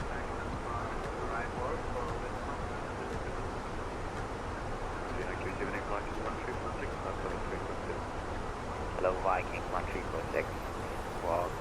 The A321 flares too much. The A319 is wonderful.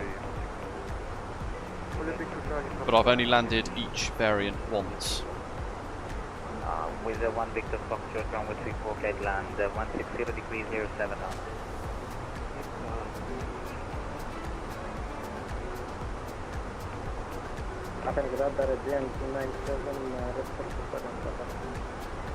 There's Athens Airport. Look at that.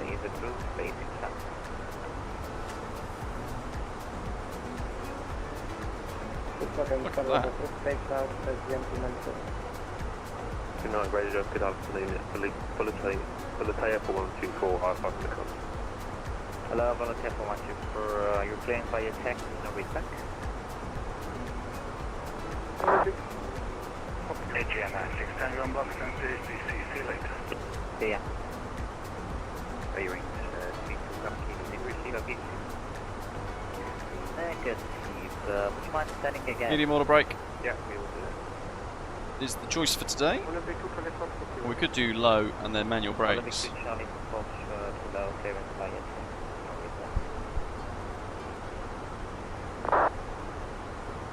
Bearing 63 Whiskey Yankee, that is for pushing in purpose.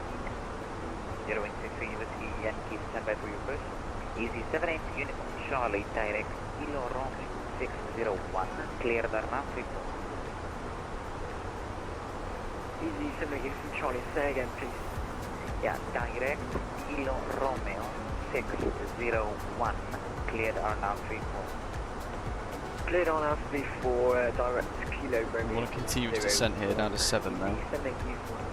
Hopefully he's going to give us shortly. If not, I'll ask further, because we're on profile. Jet 3 Golf Kilo plan for the RNAV 34 transition barracks.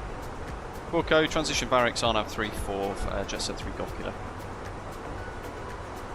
Ryanair 74 Papa Yankee, requesting push as well. Ryanair 74 Papa Yankee, push directly facing south. Push as well, approach facing south, Ryanair 74 Papa Yankee. I feel like I'm having to match this controller's ability now. He was very good. Yes, but it just doesn't have your ability. I'm setting it, set it up. Viking 1346, you're identified. Osprey 598, requesting descent. Osprey 598, descent to level 210. Descend to 1. Shanix 94 Yankee, taxi stand 3.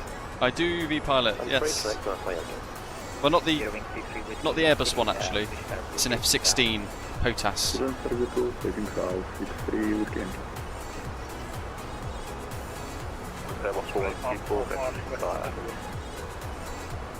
Okay, I got the volunteer and the Osprey standby. Osprey 4145, descent for level 210. Because bottle 210. Yeah, Hellenic back are some of the best, Dougal, aren't they? Volunteer 4124, digital. Roger, push us start to Athens, please.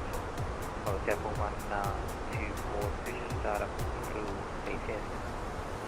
Valkyrie facing Volunteer 424. How are you finding it, V-pilot? The new Ezra Minor from Wing Wing. Running 1706, runway 01, deadline 020 degrees, 05. Airways 1 hotel, descent 5000, unit 1008.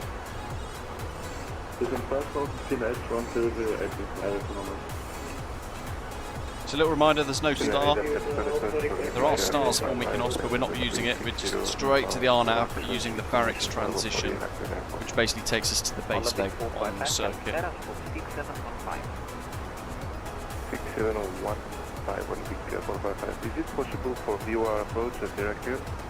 Affirmative. Thank you. Land 3 for the office, you call. Yes, exactly. So the cook was taken. Say again? Requesting 5 minutes out of the cockpit. Approved.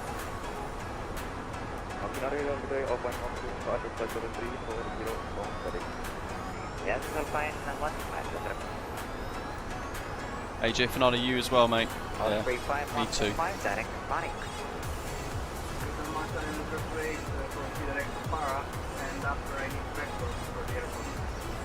Okay. Direct Phoenix, straight 145. Jet 3 Golf Kilo, descent flight level 90. 90, Jet Set 3 Golf Kilo.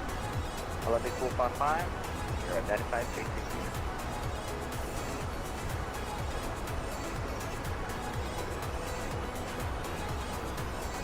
With the 1 big box departure approved, it made it, and taxi to the airport.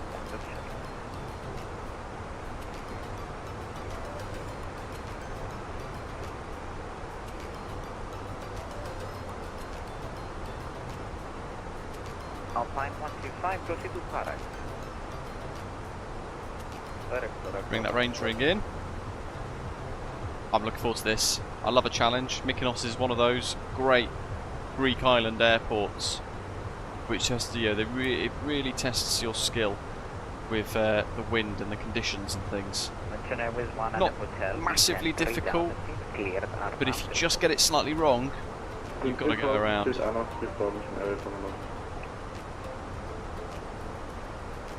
Osprey 5145, plan for the Fenix transition RNA.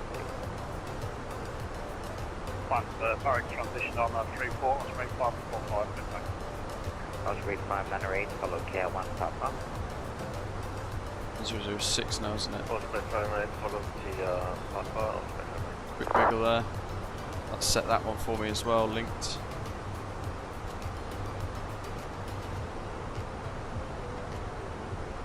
Beeline, ASL Alpha backing cockpit. Ryanair 74 Papa Yankee, requesting taxi. There we go, managed, open descent, sorry. 280. 18. Hold the quid runway 33 via Alpha it's going to bring us Ryanair above. 74 Papa Yankee. Tickled the speed down to 270. Easy 780 Charlie, runway 34, clear to land 250 degrees 07. Clear to land runway 34. Quite a tight kind of final this. We'll be turning on final with 8 miles, 9 miles. Mykonos is that island there, I think. Yeah, it's that airline, that little island there. Which means Mykonos is just there, that little bump in the island. I wish Wing Wings would make a Boeing yoke.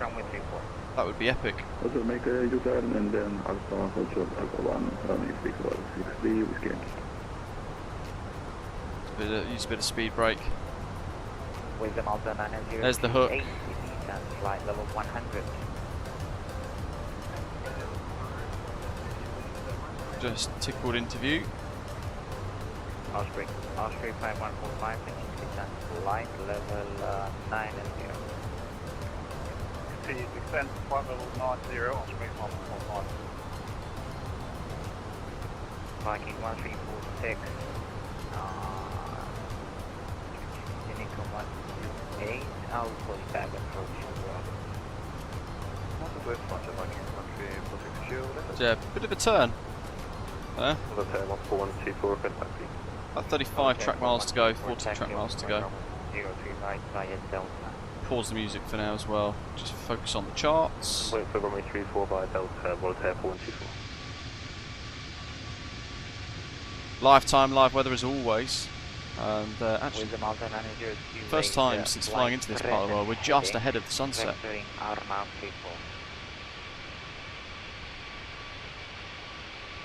That could be a trick though, Greg. That could just be from the last METAR.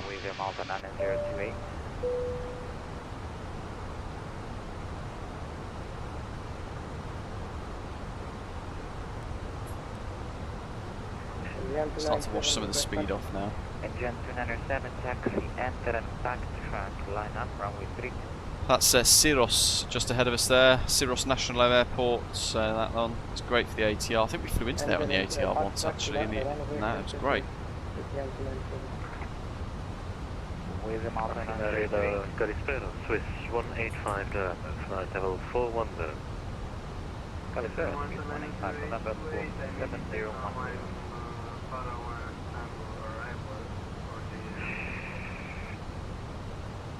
And the Swiss 185, I believe that you were blocked, but if we understood correctly, 7010, Swiss 185 November. Correct. With the mountain on 028, continue present heading, descend flight level 100, vectors are now 34. Have to pop that back out again, the speed brake. Yeah, somebody just shushed the guy. Osprey Fahrenheit, request continue descent to TR, flight level 110. Osprey 598, descend flight level 110. Descent 110, Osprey Fahrenheit. Jet 3 Golf Kilo descend, actually radar service is terminated. Clear for the RNAV approach runway 34, descend with the profile, report on final. Radar service is terminated, clear for the RNAV to 34 and report final, Jet 3 Golf Kilo. Osprey 598, direct Bismo. Direct Bismo, Osprey 598.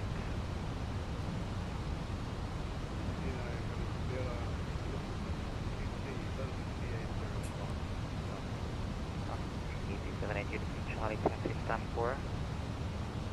Taxi stand for ET78 from Charlie. Running for Papa Delta. Yeah, no, we're just going to have to go to open descent here. Manage with vertical speed. Where is everybody? Very here. Yeah, that's not going to work. But on the 633 Athena, hello, radar contact 3. click spots are still a bit crap in this. Steering 321 kilo, ready for push and start position 5 meters. 7, next one 3. Charts. All cool. Ryanair 7 for Papa Yankee, ready for departure. Ryanair 7 for Papa Yankee, runway 33, clear for takeoff, 330 degrees, 1 knot. Clear for Activate takeoff, runway approach 33, phase. Ryanair 7 for Papa Yankee. So we've got speed brake extended, look, there's our green dot just below that. Delay, traffic inbound 8 miles, so yeah. We're just going to get to 3,000 in time, and then 510 at 2. Unicom for 8,000, 1,800, 240. BLE's 280 for this, that's good. With the mountain 028, 235 for BFE. Speed brake's still extended. Osprey 5145, continue descend 7,000 feet, UNH Lovely. 1006. It's about VQ H1006, Osprey 145. Osprey 598, prepare for the Bismo transition. Right, hello, down you go. For Bismo, So now we can bring this in, reduce our rate of descent, which then similarly reduces our speeds. As we decelerate and we close the speed brake, look at the hook. 185 November, you're identified. Sorky 1 Quebec arrival. Hook will start to go away. Down it goes. Lap 1. Mention Airways 1 on a hotel, runway 34, clear land 250 degrees, 070. Clear to land on the 34, Mention Airways 1. That's just going to help me get a bit of drag out as well. 028, descend 5,000 feet, QNH 1008. Descend 5,000 feet, QNH 1008, line up elevate, runway 32, GM 297. Okay, are you ready? Yes. Love it. GM 297, Speed runway brake arms. 32, clear for takeoff. We've not had cabin secure yet. 330 degrees, 090. Should have it soon. Takeoff, runway 32, GM 297. Tail 4124 fully ready. Well, it's Air 4124, runway 03 right, clear to take off 060 degrees 1 for now. There's 0 Mykonos. Right, take off for Tail 4124. Run at 7 Papa Yankee, you're identified, climb to level 100. Flight level 100, Ryanair 74 Papa Yankee. Beeline 3 Hotel Alpha, switch to Unicom 128. 128, Beeline 3 Hotel Alpha. He's told me to report final, hasn't he? Alpine 125, descent flight level 120. 120. Speed there is constraint, max 230 knots, but whoa. Good day, Turkish 18. Inbound, inbound.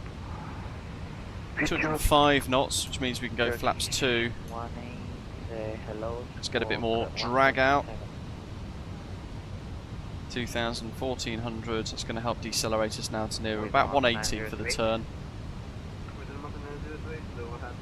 Proceed direct Kilo Romeo 601. Assume we are coming secure. Lights and signs. Thank you. Turkish 18, squawk 1420, Turkish 18. Turkish 18, you're identified, fly direct to BedX. Smooth Descent that flight out. level 170, expect RNAV 34. Down to 180 knots now. Coming out pretty nicely. Descent flight level 170, Turkish Smooth 18. turn round. Good evening, Finnair and Fansul Delta. Look at that. Stand 1 Bravo, requesting IFR clearance to Helsinki. Finnair 5 Zulu Delta, hello, clearance via That's text. stunning, isn't No it? feedback. Thank you. Osprey 5145, radar service is terminated, cleared RNAV 34. Descend with the procedure, report on final. Radar service is terminated, descend procedure, report on final for RNAV 34. 160 is a bit slow. Let's keep it going. 170. Osprey 598, descend flight level 90. Little boost of speed. Sending in 90 Osprey 59. We're ready for Norwegian 523, switching on key gate 7 with the first. Final approach, F-lock. By clearance via text, no feedback. Olympic 2 Charlie Fox. Olympic 2 Charlie Foxtrot, go ahead. Request startup. 2 Charlie Fox, start of approved. Go down, fat free. Runway 74 Papa Yankee, direct here, climb flight level 300. We'll go for 160 now. Direct Kia. There's the island, let's go! Ryanair 74 Papa Yankee. LS wasn't on. Eurowing 63 Whiskey Yankee, maybe a window for us for pineapple and backtrack, runway 34 in control. Yes, a big window, and to backtrack line up runway 34, you're in 63 Whiskey Yankee. Roger, line up and backtrack 3463 Whiskey Yankee. Just said 3 Golf Kilo is final Mykonos. 34. Station was calling with the magnetic rate. Yeah, descent 3000, clear Tarmac 34. Descent 3000, descent clear the now. With the magnetic Lufthansa 1 Echo Kilo, switch to Unicom today. Over to Unicom, Lufthansa 1 Echo Kilo, Austin Towers, thank you very much, bye bye. Well, Temple 124, you're identified, flight VATSIM, climb flight level 170. Red for that Paris, climb flight 170, Voltaire 414. Jet set 3 Golf Kilo final. Jet set 3 Golf Kilo, runway 34, cleared land 360 degrees, 210. 34 cleared land, jet set 3 Golf Kilo, thanks. You're in 6 Golf Kilo, ready for taxi. You're in 32 Papa Kilo, taxi Alpha 1, hold short. Okay, so we've got like a bit of an RNAV ILS now. Final approach. Runway 544, preferred radio check. Runway 544, reduce 5. Radio 5 for runway 544. And the lovely Swiss 185 November, And we are that's ready ready. for descent. Swiss 185 November, descent level 170. 170, Swiss 185 November. Runway 54, request IFR clearance. Runway 544, hello. Heading clear pod got via stuck. text, no feedback. Runway 54, okay. Athena Control, Greek Sky 300 with Bravo 13821, QNH 108, request pressure start. Some slight gusts. Pressure start is approved facing I love this approach, it's so scenic. Pressure start tracing south, Greek Sky 300. Look at that. Alpine 125 on present heading, descent level 100. Vector now 34. Descent 100 and continue heading for around 34 Alpine Express.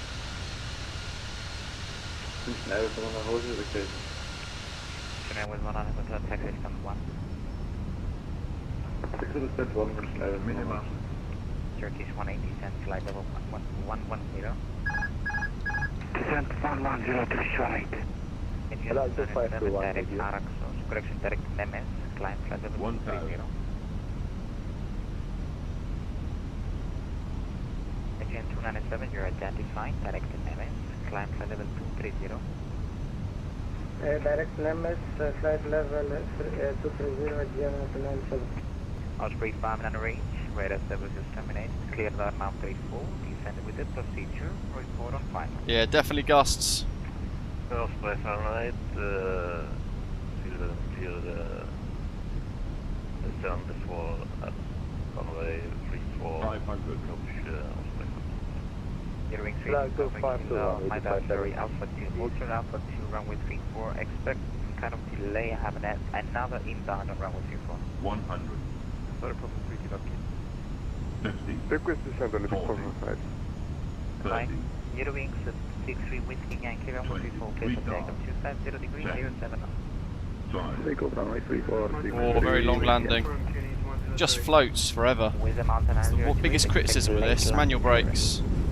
Needs to be a bit firmer. Nice touchdown, but it just felt like I wasn't even flaring then, it was just mega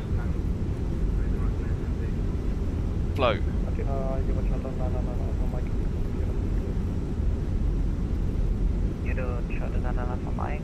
Copy, clearance via text at this time, no return.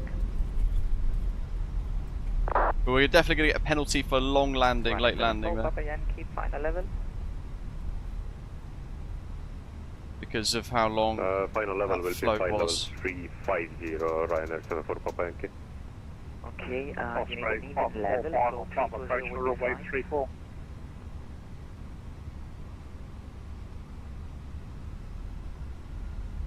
Blocked jet. Jets at 3 Golf Kilo, backtrack approved, vacate Alpha 1, taxi stand 6. Backtrack approved and stand 6, jet set 3 Golf Kilo, thanks AC. 4145, expect late landing clearance. Wrong bloody button. Expect late landing. Jet set 3 Golf Kilo, we'll backtrack and vacate, stand 6, thanks. Thank you. Because I was pressing my little red button instead. Yes, attention for Charlie Alpha, switch to Unicorn. Break, with a Malta 9028, cleared land Flap spoilers. 507. Missed landing with the Malta 908. That is perfect. With the Malta 9028, Roger, follow missed approach. Turn radar allow 2521 with the flight level 320. Allow 2521, yes, that's radar contact. Break, Osprey 598, speed at 200. Speed 200, Osprey 598. Osprey 5145, runway 34, cleared land 360 degrees, 21 knots. Good one, 34, Osprey Stand 6 already. 218 foot per minute, very long, but right on the edge of the touchdown zone, slightly left there with that gust that kind of just made us drift slightly. 121. The G. Ryanair 74 Papa Yankee, direct at Fear, climb flight level 340.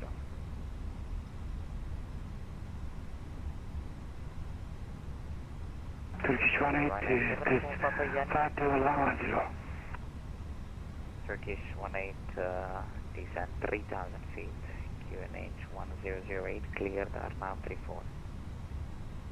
Descent 3,000 feet, QNH 1008, clear to land runway 34. Brakes, APU's now available. Good time. Oh, there's about 36 people all at once. Okay, I need to close, so everyone switch to Unicorn 128. Yeah, too busy. Too chaotic. Right, so that's all good. That's set. Come on, guys. Just be patient, and all of you are gonna get you what you want. Volunteer 4124, expect the Varix Harnab transition 34.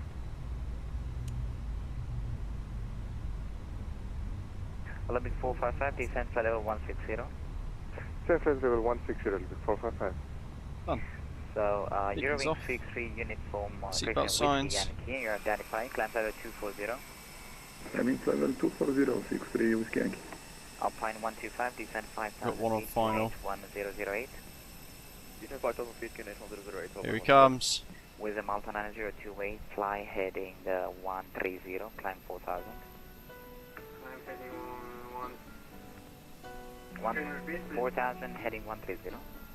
heading 130 and climb 4,000. I basically fired a missile, Mikhail. But that's on my wing hardware. That's usually my push to talk. But yeah, obviously it's not working today for some reason. Expect the RNAV 34 transition bearings. There's the windsock. Sorry about that. Honor 34. Very nice. Sorry, Much better than me. Osprey 598, speed 160. Speed 160 off. Oh. Run at 7 full Little off the edge. Might be a different scenery actually though, because it's consistently still running. Ryanair 7 for Papa Yankee. Direct up here, climb flight level 340.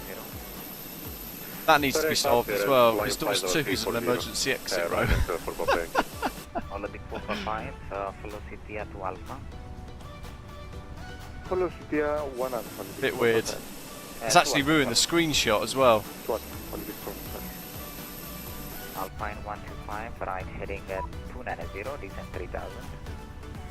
Right heading 290, descent 3,000. Olympic 24, Indian 533, position start is approved, facing south. Position start approved, facing south, PG 533. Volunteer 4124, descent flight level 90. Descent flight level 90, volunteer 4124. Pretty cool. Charlie Fox attack. Yeah, it's a shame about this, because this is not a boarding door. You can change it in the GSX aircraft menu.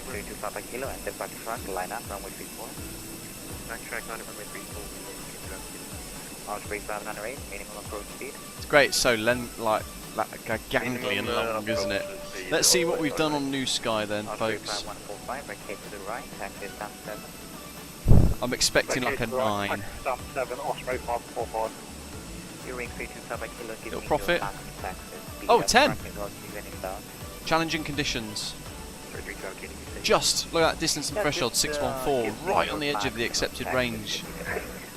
So 1 more centimetre and it would have been too long and we'd have got a penalty. There's the approach, where it got super busy.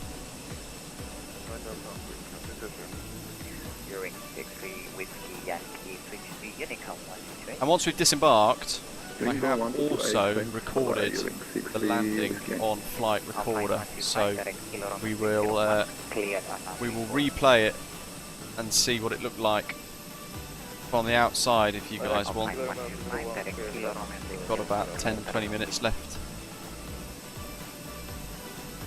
But just stunning, isn't it? I'm so happy that we've now got a very nicely detailed A321 in the sim. It's what we've been waiting for quite a bit of time. And this is just so good. Let's see if we can update it in the GSX menu.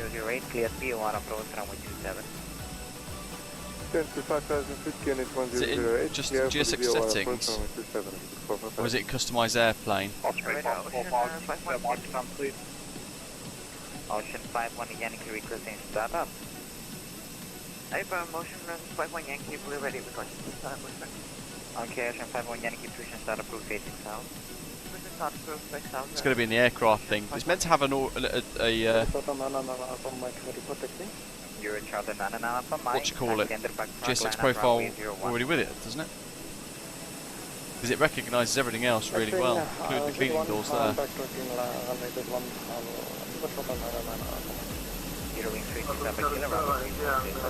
A319.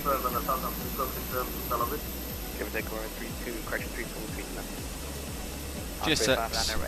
Customize airplane. Ahead, continue the approach with the 50 degrees to 1. Pax 2. Continue approach. No door at this position. Follow Tempo 124, cleared Anna 340, can I connect to the procedure QNH 1006? Aha. Give me a call on final. The cleared on 34 Save. 1006 in December, the procedure for the 4124 Bucharest. 3185 November, direct down from East. We'll have to reset QATL for that, restart it. So it's 185 November. Turkish 18, runway 34. There he goes, little dinky A319 as well in the Fenix. We're in that tomorrow. The PEA livery. With the Mountain 902, flying heading 180, heading 180, descent 3000. Lufthansa 9 Kilo Whiskey Athena.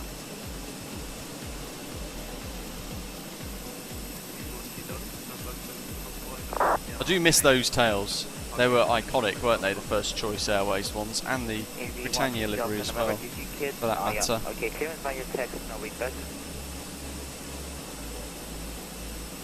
Did you see then the aircraft just move a little bit with a certain amount of cargo or something being removed then? It was a little jiggle in the aeroplane. Just noticed that. Clear to land Osprey 598.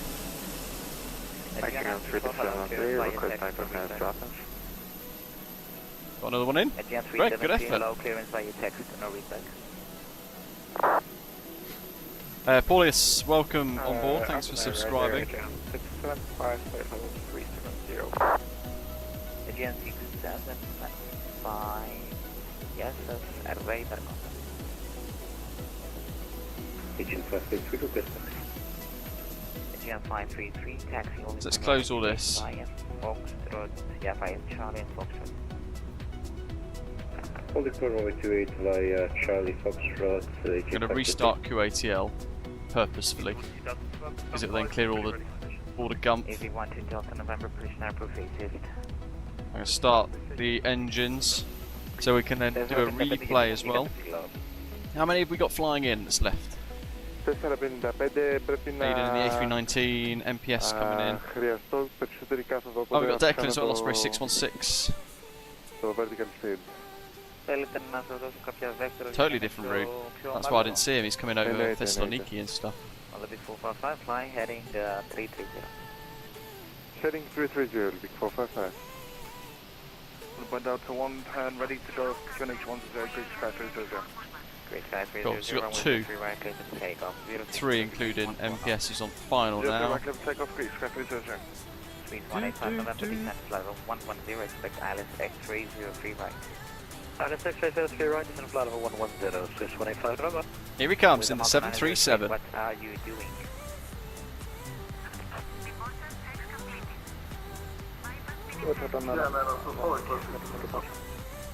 Awesome. Clear takeoff 020 degrees 05 now. Clear takeoff 101 India 924, push star proof facing south.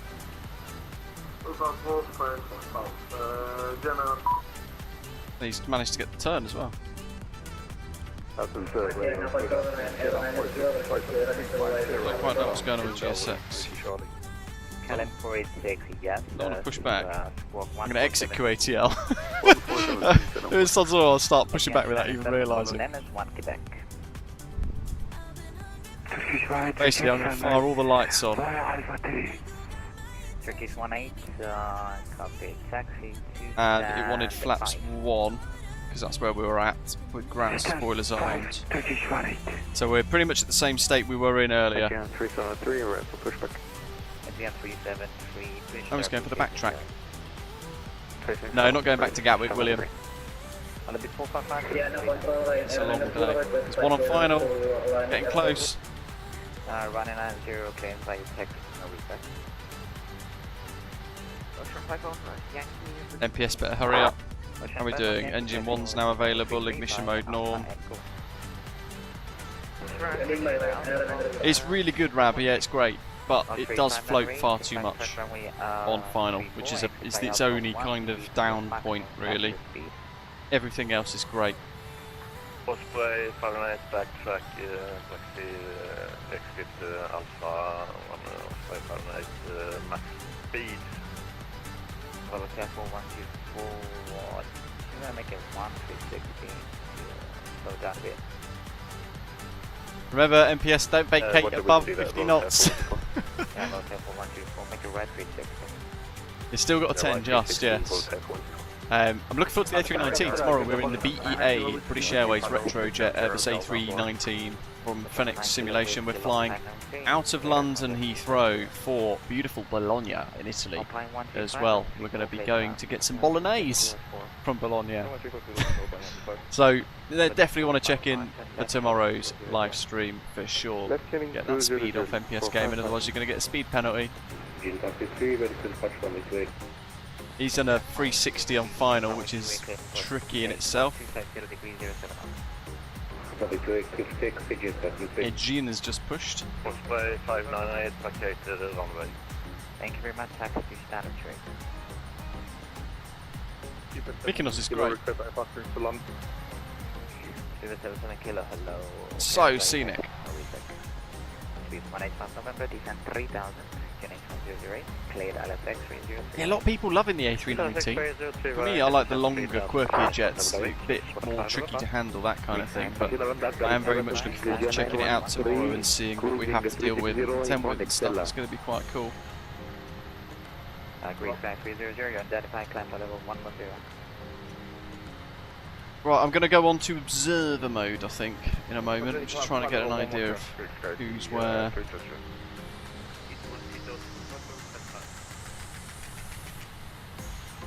Easy 1 2 Delta November, taxi on for runway 29 right, November. Osprey. Oh, Oh, Osprey 616 isn't on. Runway 03 right, correction. Here anyway. I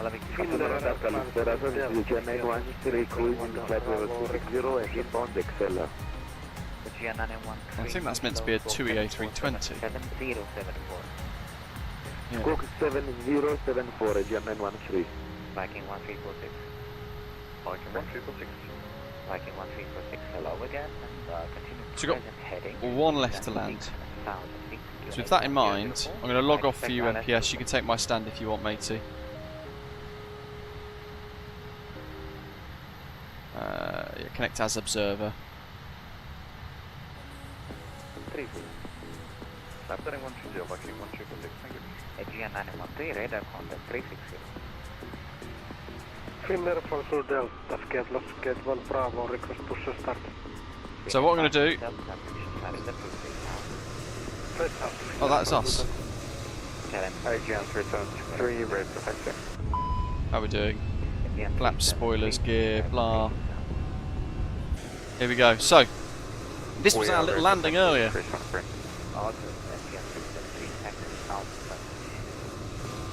Here we come. Alpha 34, Aegean 373. Can I do 521 request? No. Greece side 300, certified easy, climb, light level 650. So we landed full flap. We had a little bit, you see there, a little bit of crabbing and stuff into wind and dealing with that crosswind. Greg, you'll have to... Have you already landed? Please show coming for level 320 GM, Do you see there? correction, I basically didn't need to flare. Quality 455, then a right heading 240. Oh yeah, look at that. Gust. Nice, heading 240, clear for the... There she is. What an aeroplane. So good. One runway 34, ball attack for 1 Viking 134, 2000, and report the silver side. Send 2000, building inside Viking 150. 134, stand by for the visual break. Alert 521, and go ahead. Alert 521, request. Commentators coming in. Oh, Greg, if you're already down, you might have to look at the... In fact, yeah, no, I spotted yours, but you need to replay the bit when you landed in the stream, because I've only this is the flight control replay, if that makes sense. Gonna jump back in the aircraft, see where we're at. 1 plus. Low speed. It craps itself while it sorts itself out. Okay. Here comes the commentator, who's in the Airbus A319.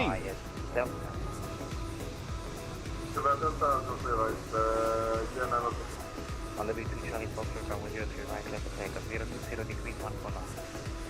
03 right, take off.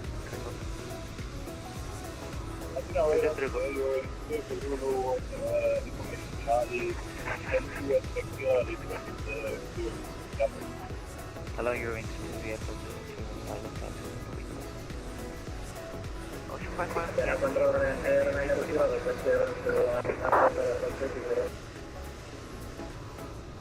A Voltaire 319 to be precise.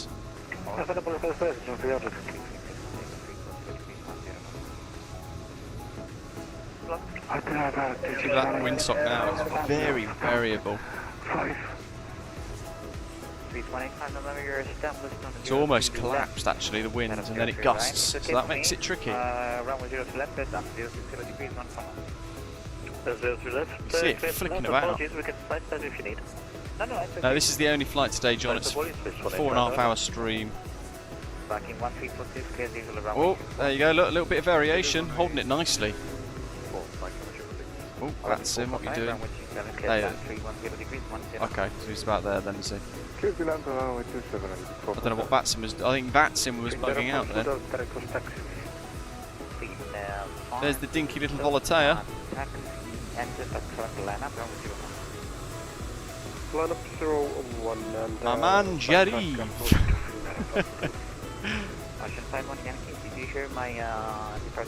There's MPS in the mighty 737-800. Badger over on the right hand side, on the left hand side of our screen now. Good work by everybody. We've got for final approach. I don't know if it's going a bit quirky.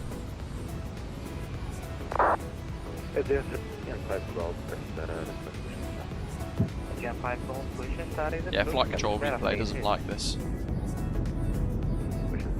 But I think we can sit and enjoy this touchdown. It's definitely got an issue with the throttle, hasn't it?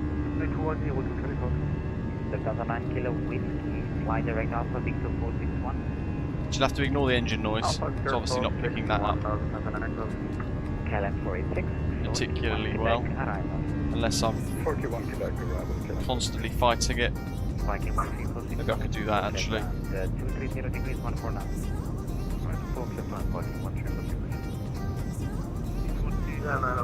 Greg says, message from the Athena radar, good to see all of you, thanked him, cracking control. Yeah, absolutely. I've logged off because I was blocking a load of stands and I wanted to replay, but yeah, amazing controllers as always, especially when it's super busy.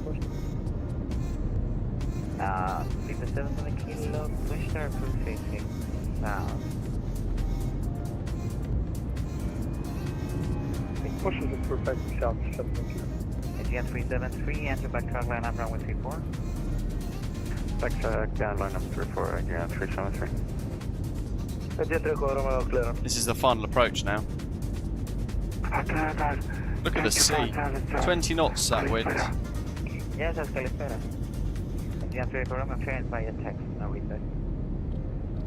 Really choppy. Easy 12 Delta November runway 29 right, clear for takeoff. 160 degrees 0 for knots. On the right, clear for takeoff.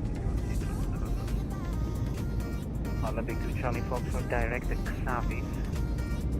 Direct Xavis to Charlie Fox. Ocean 51 Yankee, you're identified, climb level 100. Continue climb level 100, Ocean 51 Yankee.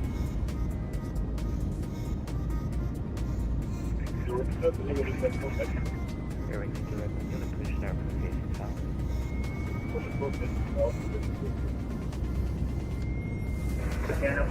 Have a good night, Greg. Thanks for flying along, mate. Yes, go ahead. If you haven't already got these, you need the Fenix A320 first. That's the base package. The A319, the A321 both basically count as an expansion of the A320. So You need the 320 first before you can then go ahead and go to fenixsim.com to buy yourself this, which is an A319 and A321 package for $39.99. It's worth every single penny. A little bit of work to do on the float, I think, here with the A321, but otherwise remarkable as always from the Fenix simulation team. Rab says he's got an enclosure coming tomorrow for his M2 SSD, hoping to have a look at his drive using his laptop to try and retrieve his files. Good luck to you. Hopefully you can get it fixed somehow. Mykonos is always a tricky one with the winds, commentator. There's never a smooth approach here. But look at that. Lovely. Screenshot. Yeah, £40 for each would be enough, really, wouldn't it? It's great. Well, we don't want to say that too loudly. 8,000 feet and QNH 1008, Lufthansa 9 Kilo Whiskey. Trying to take some screenshots, but what it's doing is it's meaning that the engines go up to like max power. Start to Kilo Alpha, left level 300 for Shipment 51 Yankee. Here we go. Left on Alpha, runway 27 vacated, Olympic 455. Olympic 455, taxi stand 8, yes. Taxi stand 8, ευχαριστώ Alex, καλά απόγευμα, Olympic 455. Viking 1346, taxi from Sweden, Juliet, stand 9er, good evening. There's the reversers. Juliet, stand 9, Viking 176, thank you, good evening. Finnair 42 Delta is ready for takeoff. Not bad, eh? Yeah, a little reminder, join us tomorrow, same time, 1 o'clock UK time, that's 12 Zulu. And we're in the A319, its baby sister, for a flight out of London Heathrow for beautiful Bologna in Italy. Back on the VATSIM network, we'll get that stream scheduled straight away after the end of this one. But I hope you've enjoyed today's flight from Manchester to Mykonos in the Fenix A321. In the meantime, as always, enjoy the rest of the day, wherever you are in the world, and I'll see you next time. See you tomorrow. Take care. Thanks for watching. Second place, you will not run.